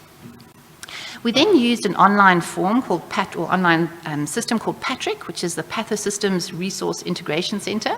And that was an easy-to-use, publicly available online platform where we could do bioinformatic analysis of bacteria, which is where this very nice diagram came from. So this diagram, we basically use the Comprehensive Genome Analysis Service, and that assembles and annotates sequencing reads into user-friendly descriptions of the genome. So the phylogenetic analysis of all our isolates indicated that the sequence type 4 strain had a very limited distribution to just 4 countries, which was Germany, Austria, the US, and South Africa. So in conclusion, the index case was not the source of infection during the South African outbreak. Lipizzaner horses were the common breed, and Austria the common country of origin in both the South African and US outbreaks, and the strain type 4 was likely introduced by a point infection. So, thank you.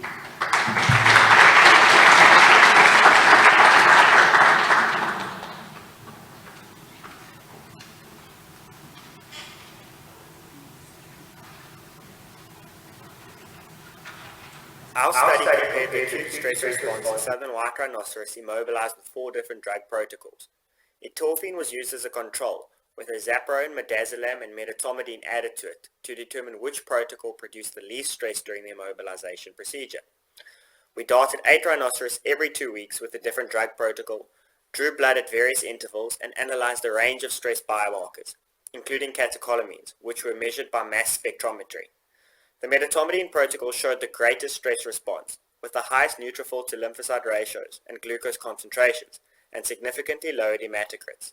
The addition of azaparone and midazolam yielded improvements in the stress response, with lower noradrenaline and neutrophil to lymphocyte ratios and high hematocrit values, with azaparone also reducing etorphine-associated hypertension. Combining either of these 2 drugs with etorphine may reduce the magnitude of the acute stress response and improve the quality and safety of immobilization procedures.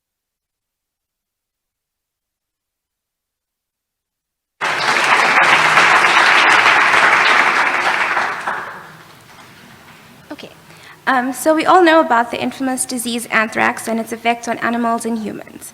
My research focused on investigating why the spores survive in certain soils. Spores of selected strains were inoculated into these soils, and monthly spore counts were performed in a BSL-3 facility. Our findings suggest that strain type, time, humidity, and temperature plays a major role in the spore survival across the various soil types. Soil characteristics such as pH, macro and micronutrients, soil texture, and soil moisture also affected the spore survival. In addition, the spore count stabilized by 6 months, but the highest reduction was observed in the first 4 weeks. These findings highlight the importance of improved predictive modeling systems for anthrax, which consider these factors and prompt yet efficient responses to outbreaks. Thank you.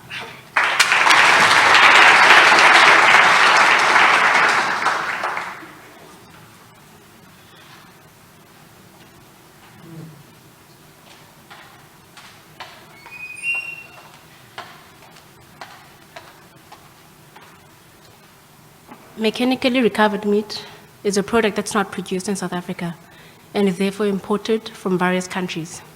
With trading, there's a possibility that infectious diseases can be spread globally. If we take a look at the recent outbreak we had in 2018 of listeriosis, where humans consumed a mechanically recovered meat product that resulted to hospitalizations and some humans dying. For the purpose of this study, we looked at the likelihood of importing a mechanically recovered poultry meat consignment that's contaminated with salmonella into South Africa.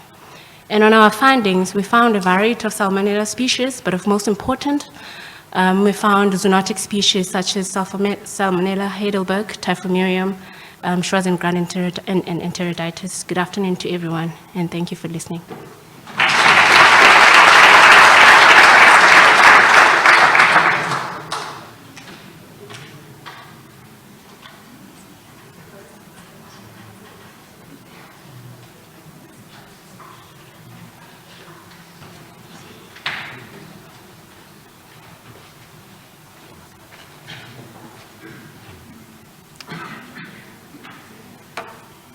Good afternoon, everyone.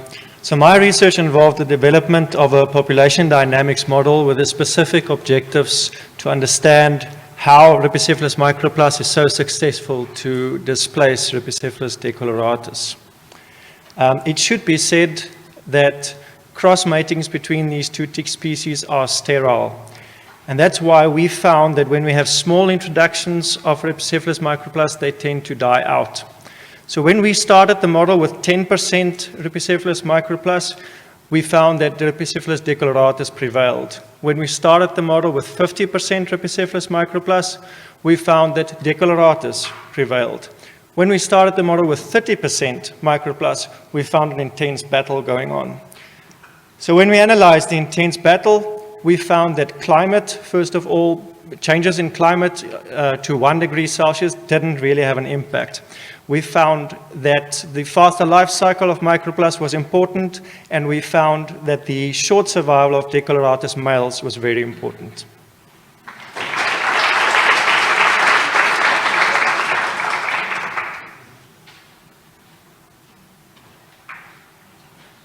In this study, we compared reduction of bacteria on the fingertips of students using one of 4 surgical hand preparation protocols: a pre-wash with chlorhexidine hand scrub, F10 hand scrub, or a pH-neutral soap prior to applying alcohol-based hand rub, or alcohol-based hand rub only for surgical hand preparation.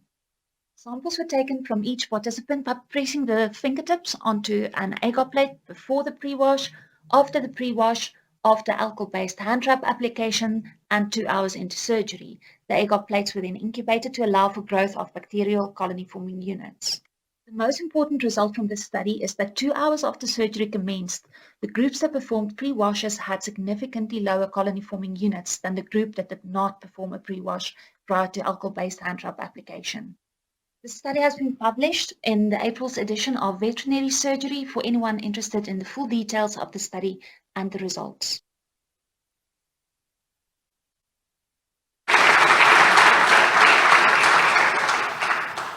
Okay, thank you very much to our presenters. They did a wonderful job in minutes, if I may say so. And can we please give them a round of applause?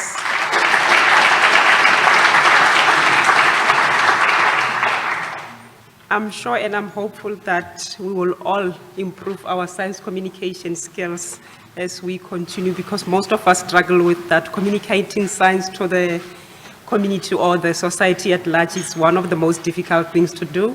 But I hope with initiatives like this, all of us will improve our science communication skills.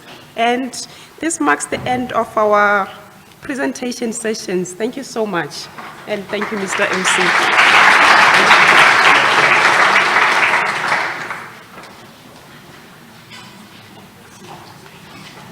Thank you very much, Dr. Chilwani, and your presenters who presented at neck-breaking speeds, but well done.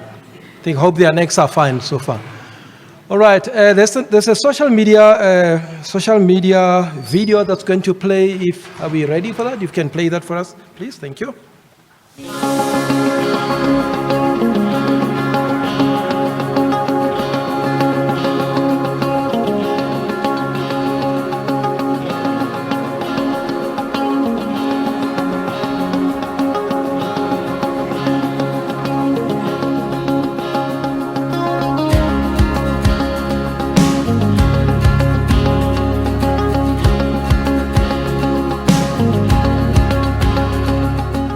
Theophilien moes al verskeie operasies ondergaan na sy sowat 'n jaar gelede van 'n 2-verdieping gebou afgeval het.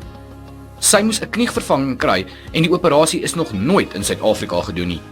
Maar wie dan beter as 'n mediese span van die Universiteit van Pretoria se onderste poort kampus?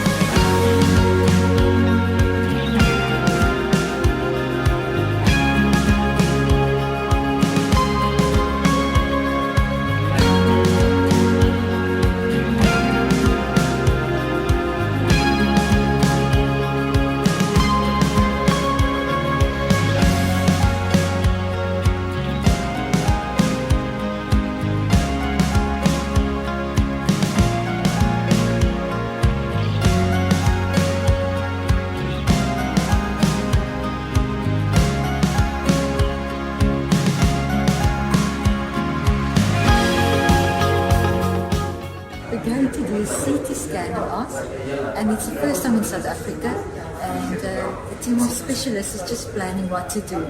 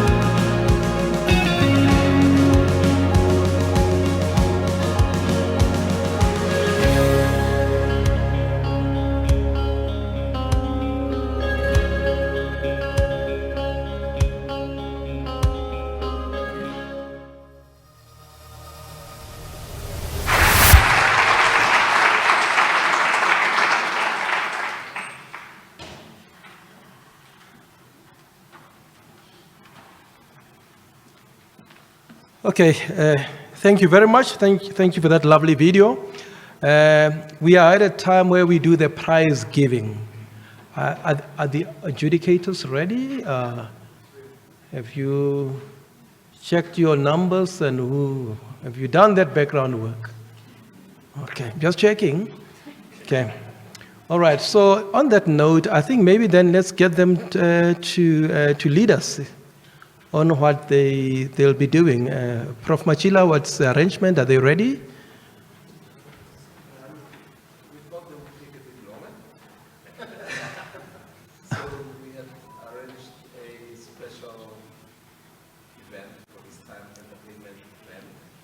Is it ready now?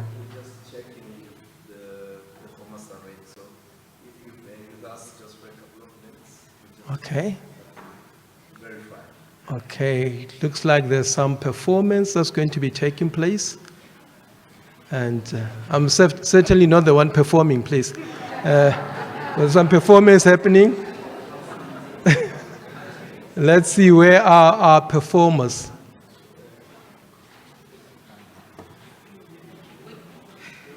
Are performers ready?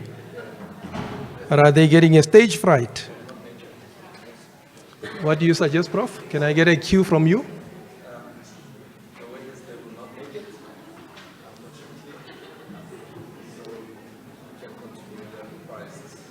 Okay, so it looks like there won't be a performance. It's a bit of a letdown, but it's okay.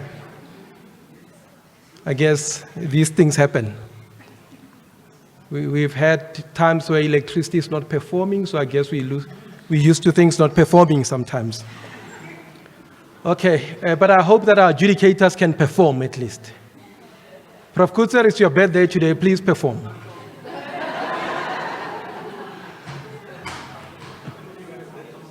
Okay, just some few minutes and then we'll change gears and move into the outcome of the prize giving.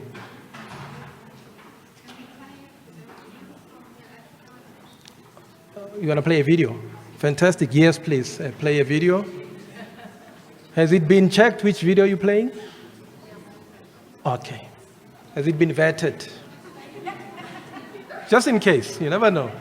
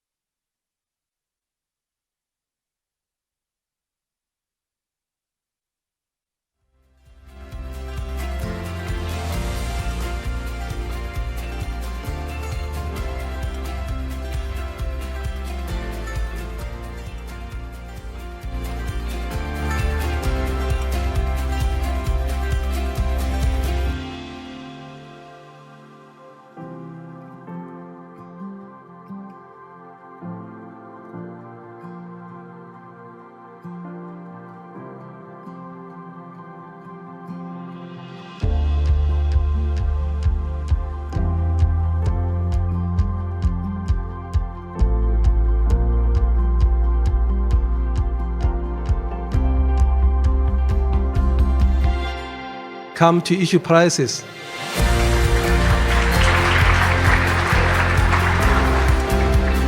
Clap harder, you might be the one getting the prize. You never know.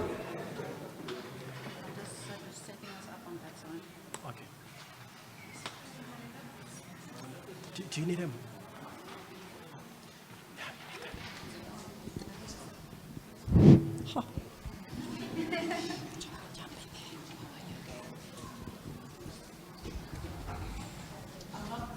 I'm not going to play the piano.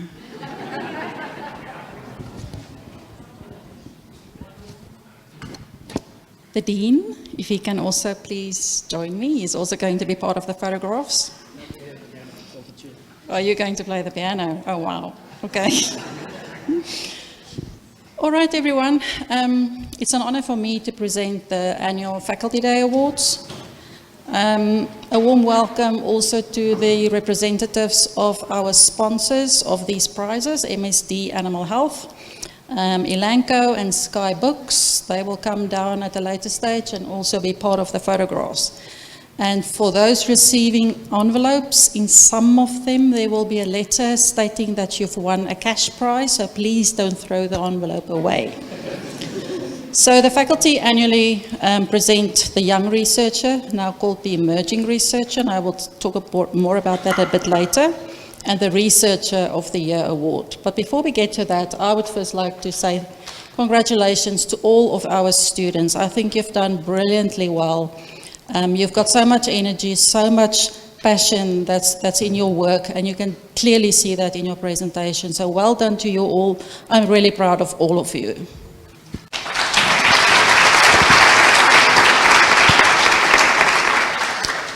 And on that note, we're first going to do the student prizes, and then we will do the big prizes. The adults can wait. So for the student prizes, we've got prizes for the best VRE undergraduate presentation. Then we also have one for the 3-minute and one for the 1-minute presentations, and then for the oral and poster presentations. So we're going to start with the best undergraduate VRE oral presenter. And for that one, I'm going to ask the Dean to read out the name.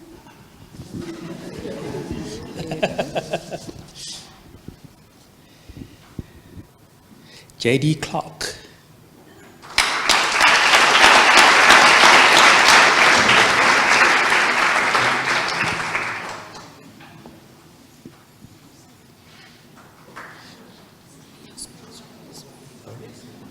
Okay. Okay, not here today, so you get to spend the prize. Is there anyone else that would like to hand over? Is the supervisor here by any chance? Yeah. Student supervisor or head of department? Student supervisor or head of department? The supervisor can collect the prize.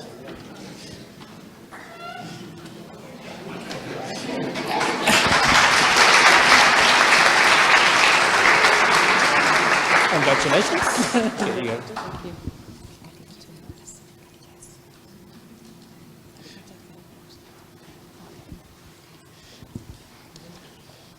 Thank you. All right, then the poster presentations. We're going to do the runner-up first, and in this case, I will announce it is Ashley Donaldson.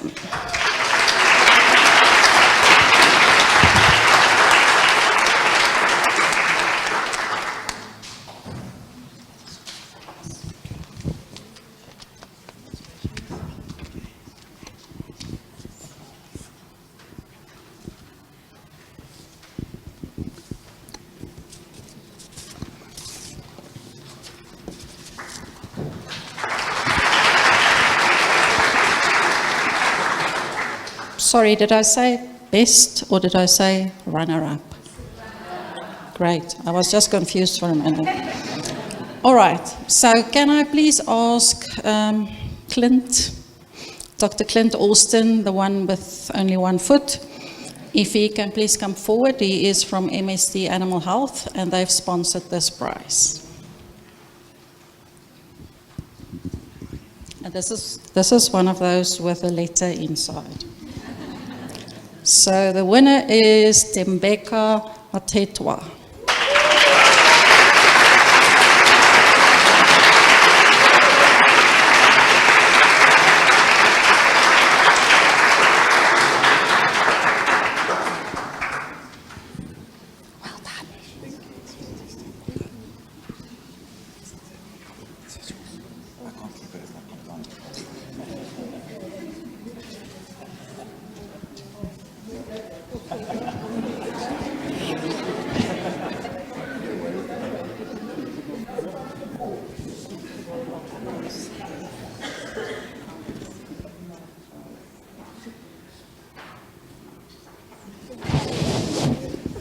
Congratulations.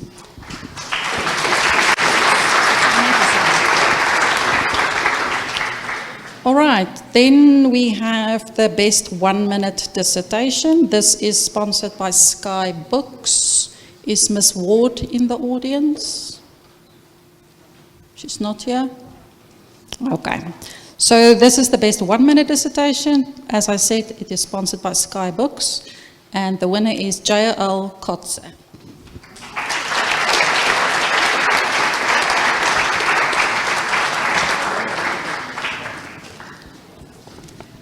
Congratulations. Is this for you?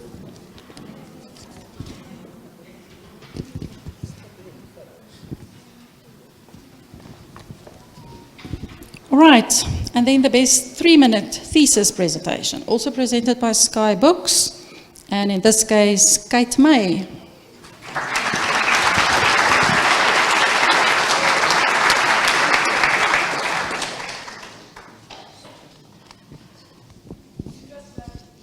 Oh, she left. Okay, we will hand it over later. Unless Prof. Holm wants to receive it. Is he here? Okay, we'll do this one later. All right, then we get to the oral presentation. So the first one is the runner-up, and that one is sponsored by Elanco. Is Dr. Jordan in the audience? There he is.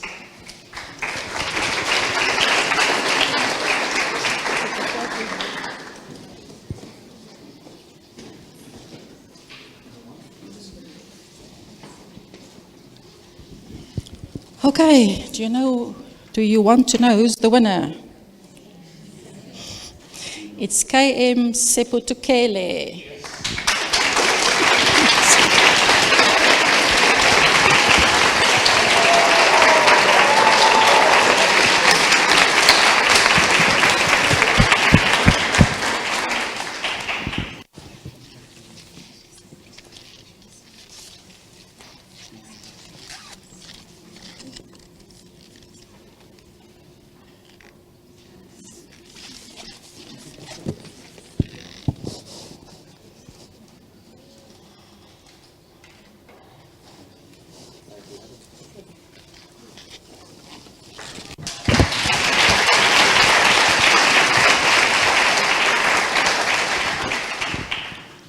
And now the big one, the best oral presentation, also sponsored by MSD with a lovely letter inside, and that goes to Leah May Murray.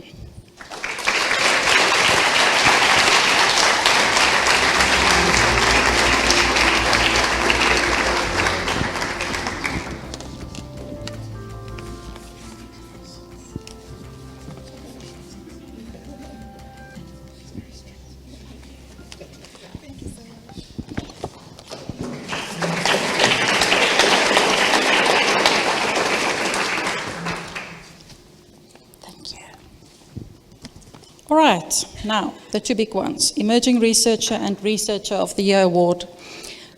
You would hear that I'm talking about Emerging Researcher of the Year Award. We always said Young Researcher of the Year Award.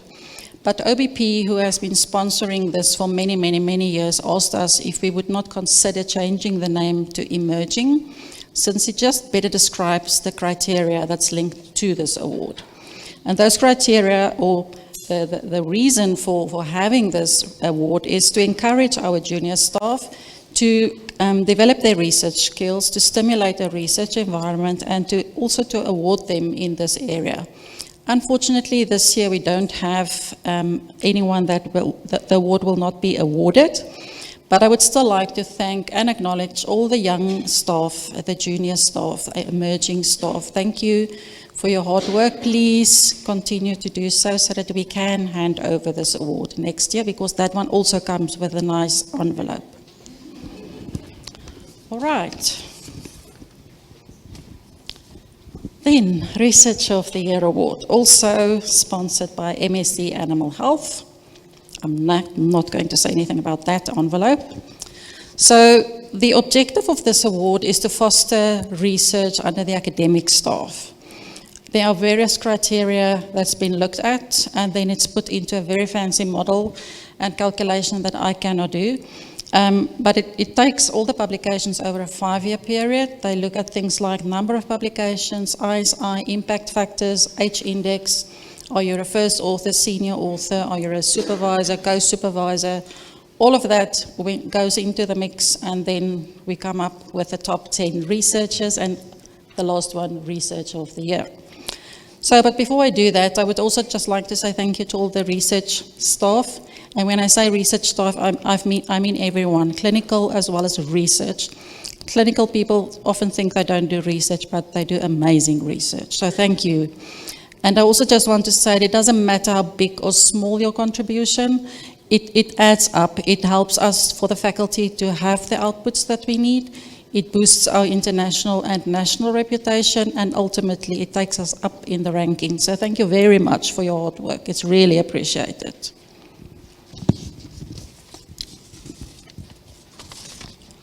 Okay, we're going to announce the top 10 first.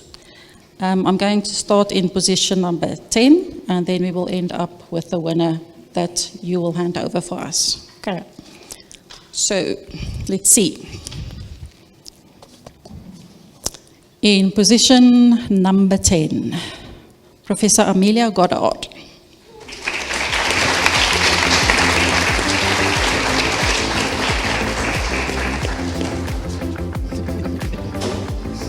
Clinical.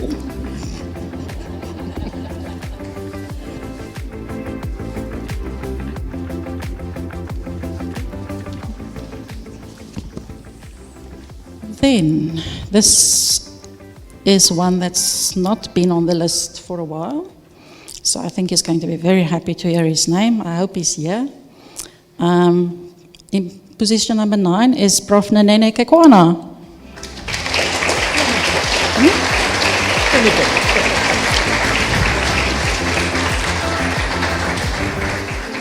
And also clinical.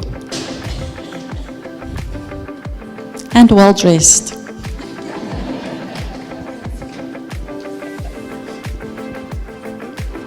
Congratulations.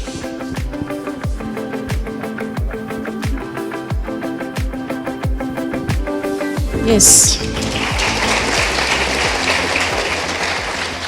And as the Dean said, the number 10 and number 9, both HODs as well. So that's really awesome. I'm going to ask the Dean to do the next one. Who is this? Okay. Professor Oosthuizen.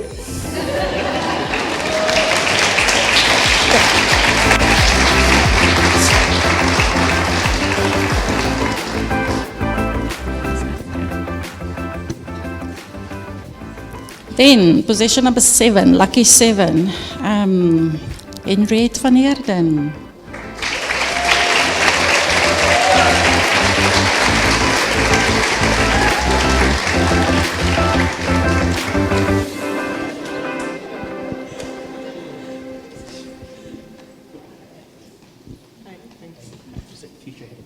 I know.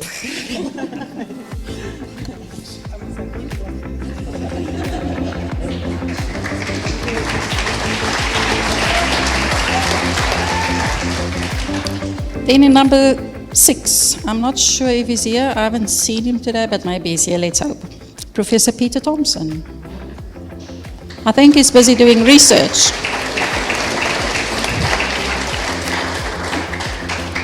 He is in the field doing research, writing more papers, so with the HOD will hand it over.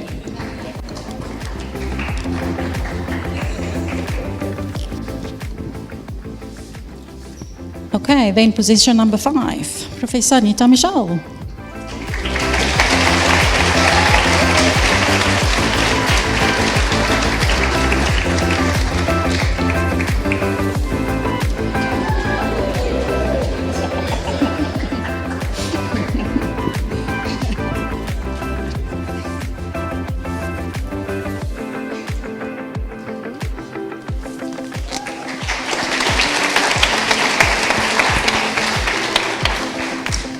And then the next one is a very special one. This is to our own Dean, Professor Vinnie Naidu.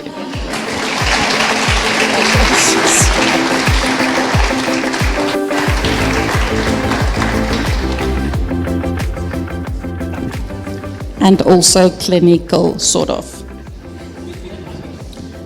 Now this one is also a surprise. He's going to be very happy. In number 3, Professor Leith Meyer.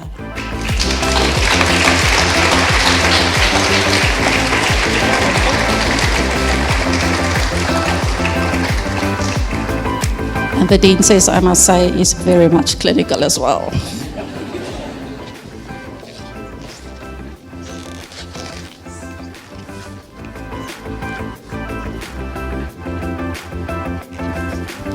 I must just say that the top so many, they are so close to each other, so it's a very tight competition every year, so well done to them all. All right, then position number 2, a very special lady, Professor Lindy McGaw.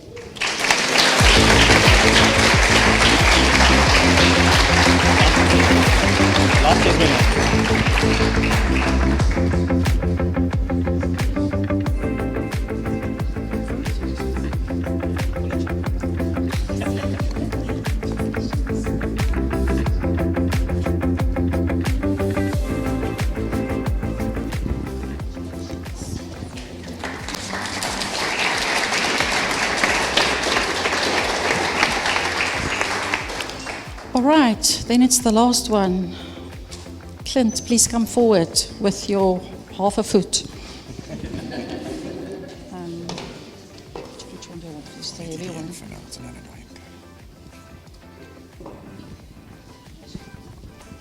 As you can see, it's a nice trophy. It's a very nice envelope.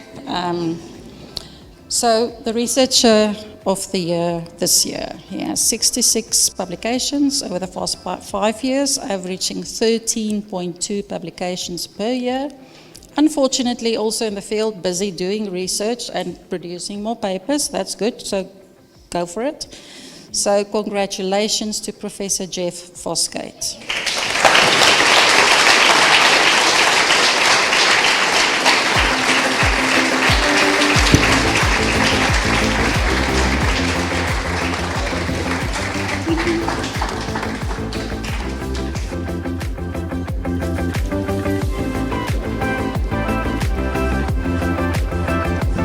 All right, that's it. From my side, thank you, everyone. Do you want to say something? No, sure, okay. Thank you very much. It's always nice to do this. This is a highlight of the year. Thank you. And then I'm going to hand back to Dr. Ghazi, Mr. MC. Thank you very much.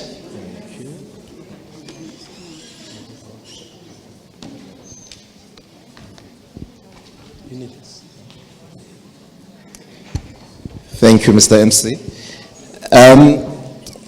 Colleagues, as you all know, that to have this type of event takes time and effort, and in the background there's usually a team of people who are doing the work. So first, I just want to acknowledge the people who made this day possible. First, I will start with the organizing committee. Prof. Marinda Oosthuizen, Dr. Raksha Pura, Ms. Diepe Kabo, Prof. Kaja Kupel, Ms. Francie Lottering, Ms. Metsi Ndlongwa, Ms. Faith Nkosi, Dr. Sunday Ochai, Prof. Melvin Kwan, Dr. Tsilwane Selailo, Ms. Mary Watson Creek, Mr. Chris Van Black, Ms. Cynthia Kubeka, my PA, and our departmental administrator, Rina Serfontaine.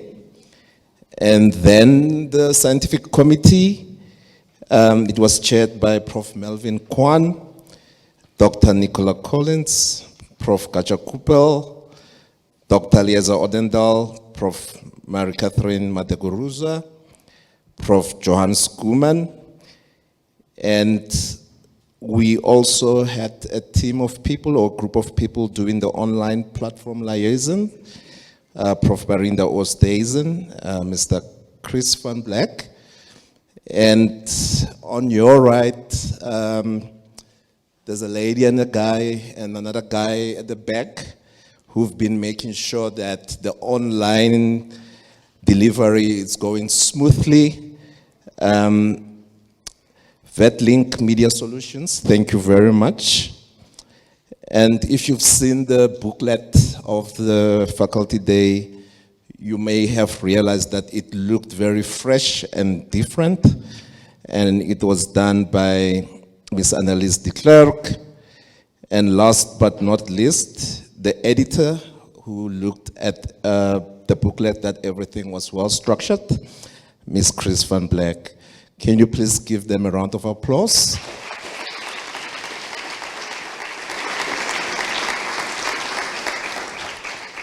And then I will move on then to hand out small tokens of appreciation for people who are not necessarily paid to do any work, but volunteered to do and help us with today's event.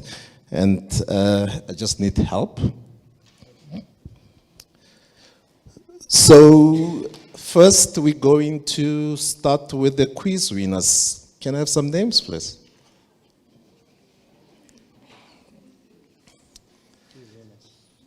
So we promised that for the people who are very quick with their fingers, everyone gave right answers, by the way, but it was who was the fastest in typing the correct answer. So the first one goes to Lisa Nupon.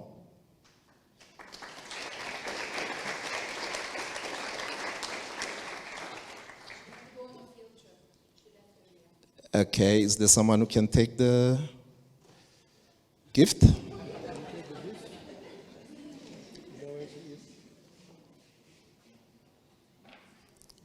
No photos, photos.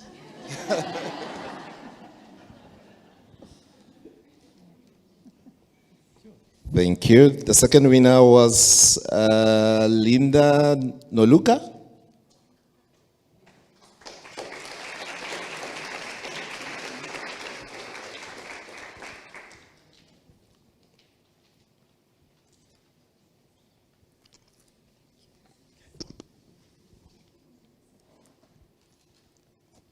Thank you. And the last winner for the quiz was Michaela.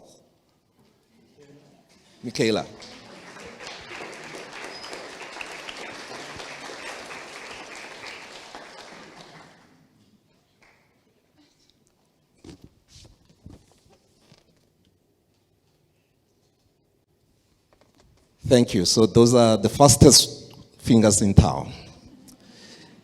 Okay, then, which ones are these? Our adjudicators. I think you can all come at the same time. If you were an adjudicator, we also have got a small token of appreciation. Prof. Buota, has he left? Is Prof. Nenene still here?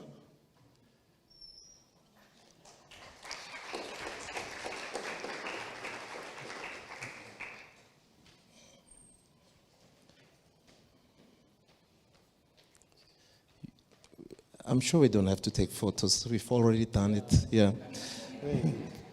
Prof. Botha. Then Prof. Koos Kutse. Happy birthday, by the way. And then Martina. Thank you very much. Yeah. And Dr. Hewlett.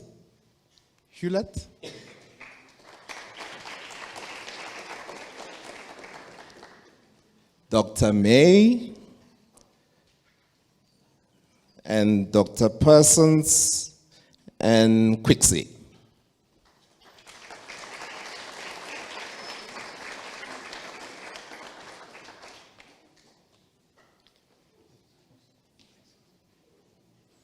Dr. May? Amelia, anyone to come in? She's not in clinic. Okay. All right. Then the last batch is for our session chairs. Dr. Bura?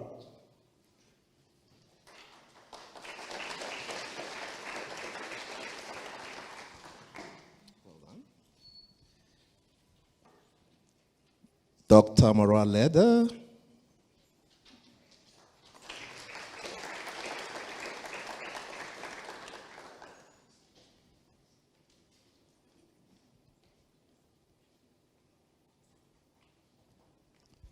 Thank you very much, Tasha. No, not that one.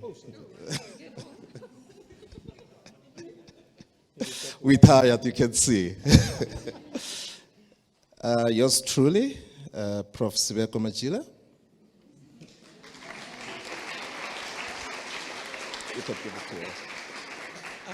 I nearly created a problem at home. I nearly gave the website to somebody else.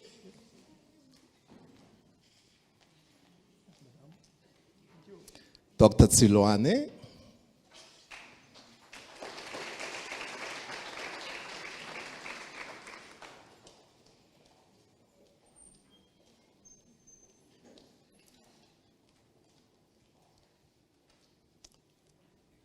And to our MC for doing a sterling job.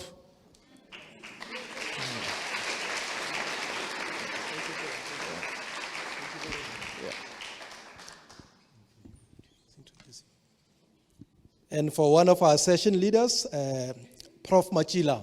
Well done, sir.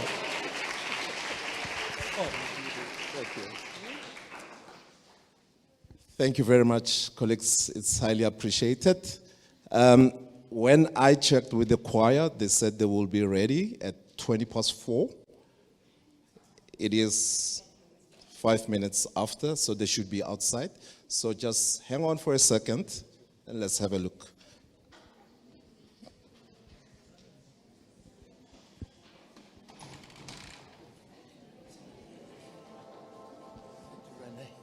You're not going to stay for the cocktail?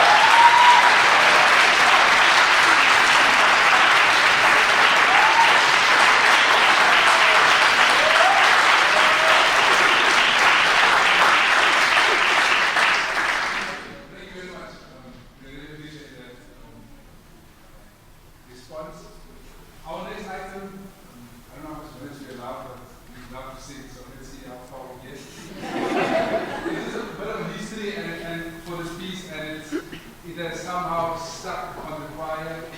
It's stuck on me. And the short history is that in 2017 I was approached to lead the OP choir. At that time it was OP Community Choir, yes. And I went into blindly, not knowing, too soft. Okay, now. Is it on? There we go. I just accepted the job because I was desperate for money, and yeah. But no, I have a passion for choirs, and as I did my research, I found out that OP is actually a veterinary faculty, and it's the only one in South Africa. And then during my choir years, I sang in many choirs and many types of genres and of music, and the song we're going to sing now was the first song that came to mind.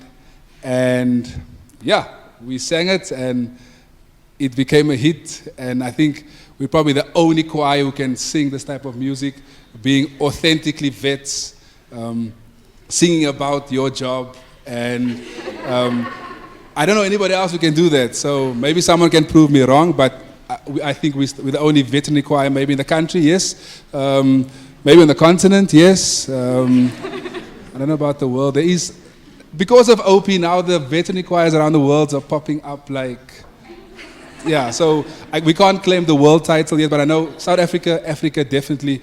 So please enjoy our rendition of Old MacDonald Had a Farm.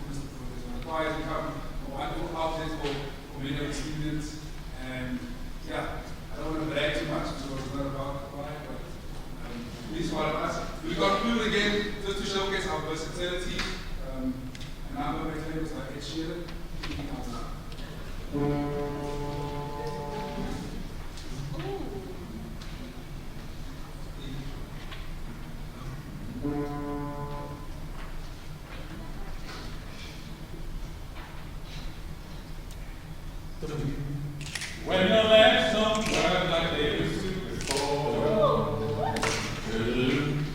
And I can't sweep you off of your feet. Will the master remember the taste of my love? Will your eyes still smile from your cheeks? 'Cause darling, I will be holding you till we're 70. And baby, my heart is still for us. Heart is 23. I'm thinking out loud. People fall in love in mysterious ways. Maybe just a touch of a hand. Maybe just a touch of a hand. Me, I fall in love with you every single day. Falling in love. I just wanna tell you I am. Tell you that I am. Take me now. Take me into your arms. Kiss me now by the light of the stars. Place your hand on my being.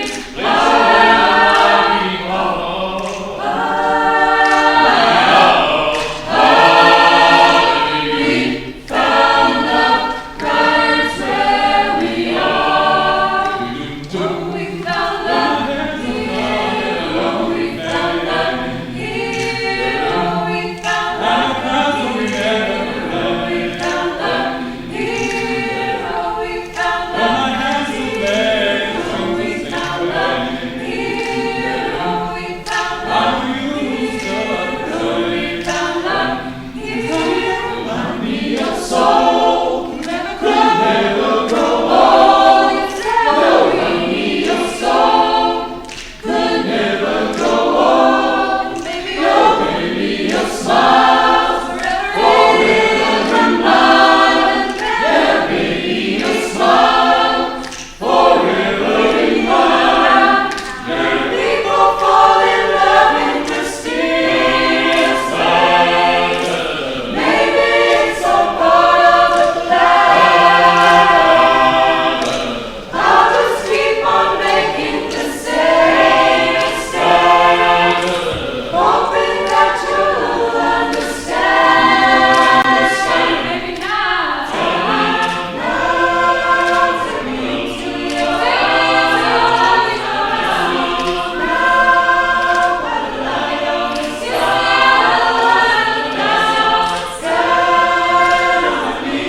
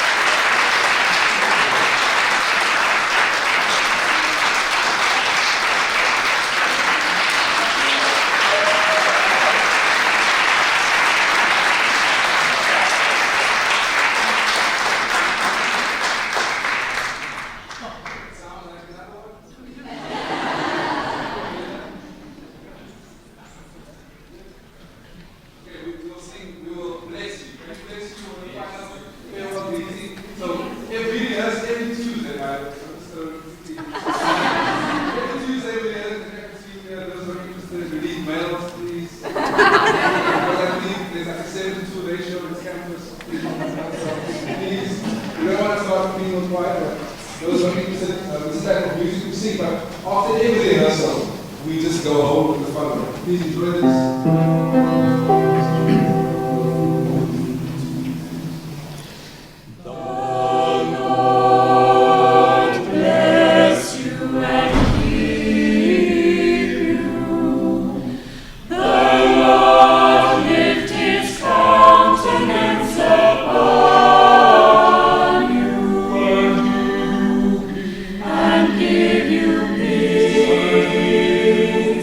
And give you peace.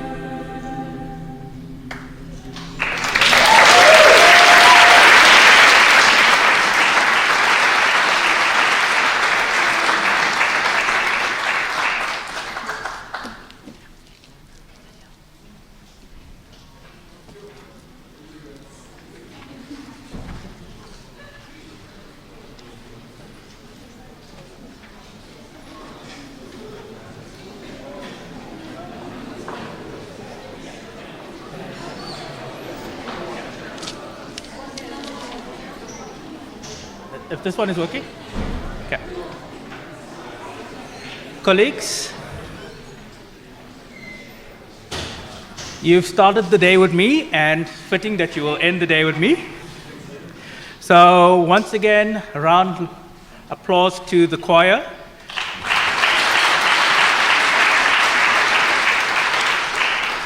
So just a bit of a story. They mentioned Old MacDonald being very famous. So when Prof. Delaray, our previous principal, left the university and had a function, she mentioned specifically that song and how it brought back memories. Now, when she was principal, she started the principal's concert. And they were asked for events. And the choir put themselves forward, and they put forward the song Old MacDonald. Now, the first thing she said that went through her head was, oh no, veterinary students again. Now, for those that don't know, this is the background of strange student events, such as plastic cattle suddenly appearing on campus, or ostriches finding its way onto residence.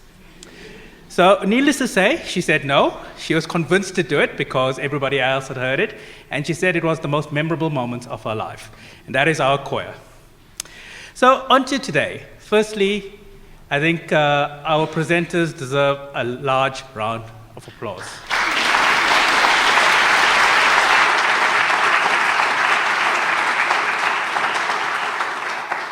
It is truly amazing the work you've done, and presenting it to an audience is never easy, and you've done an amazing job in putting across your research. When I started today, I said I think the faculty has a lot to offer in zoonotic disease, diagnostic test development, vaccine development, and the management of infectious diseases. And today's program showed and showcased how we can do this. And to me, it is what we stand for as a faculty and how we go forward. Now, I also challenged us to look at human disease and One Health and look at how we can challenge this. Now, even I never could have thought that there'll be a presentation on how to treat hippo bites in people. And the one thing that went through my mind when I heard that talk was, how unlucky can one person be to survive a hippo bite and then to die of an infection? So, colleagues, thank you for a very lovely day, and thank you for joining us. To our special guests, specifically the president of SAVA and our ex-deans who are here today, thank you very much for joining us. I hope you had an enjoyable day and will join us next year when we repeat the event. Our event organizers asked me to think and be green, so your name tags, please, there's a box outside, please recycle them so we can reuse them. With that, thank you everybody, and please join us for the cocktail function if you do have a ticket. Thank you very much.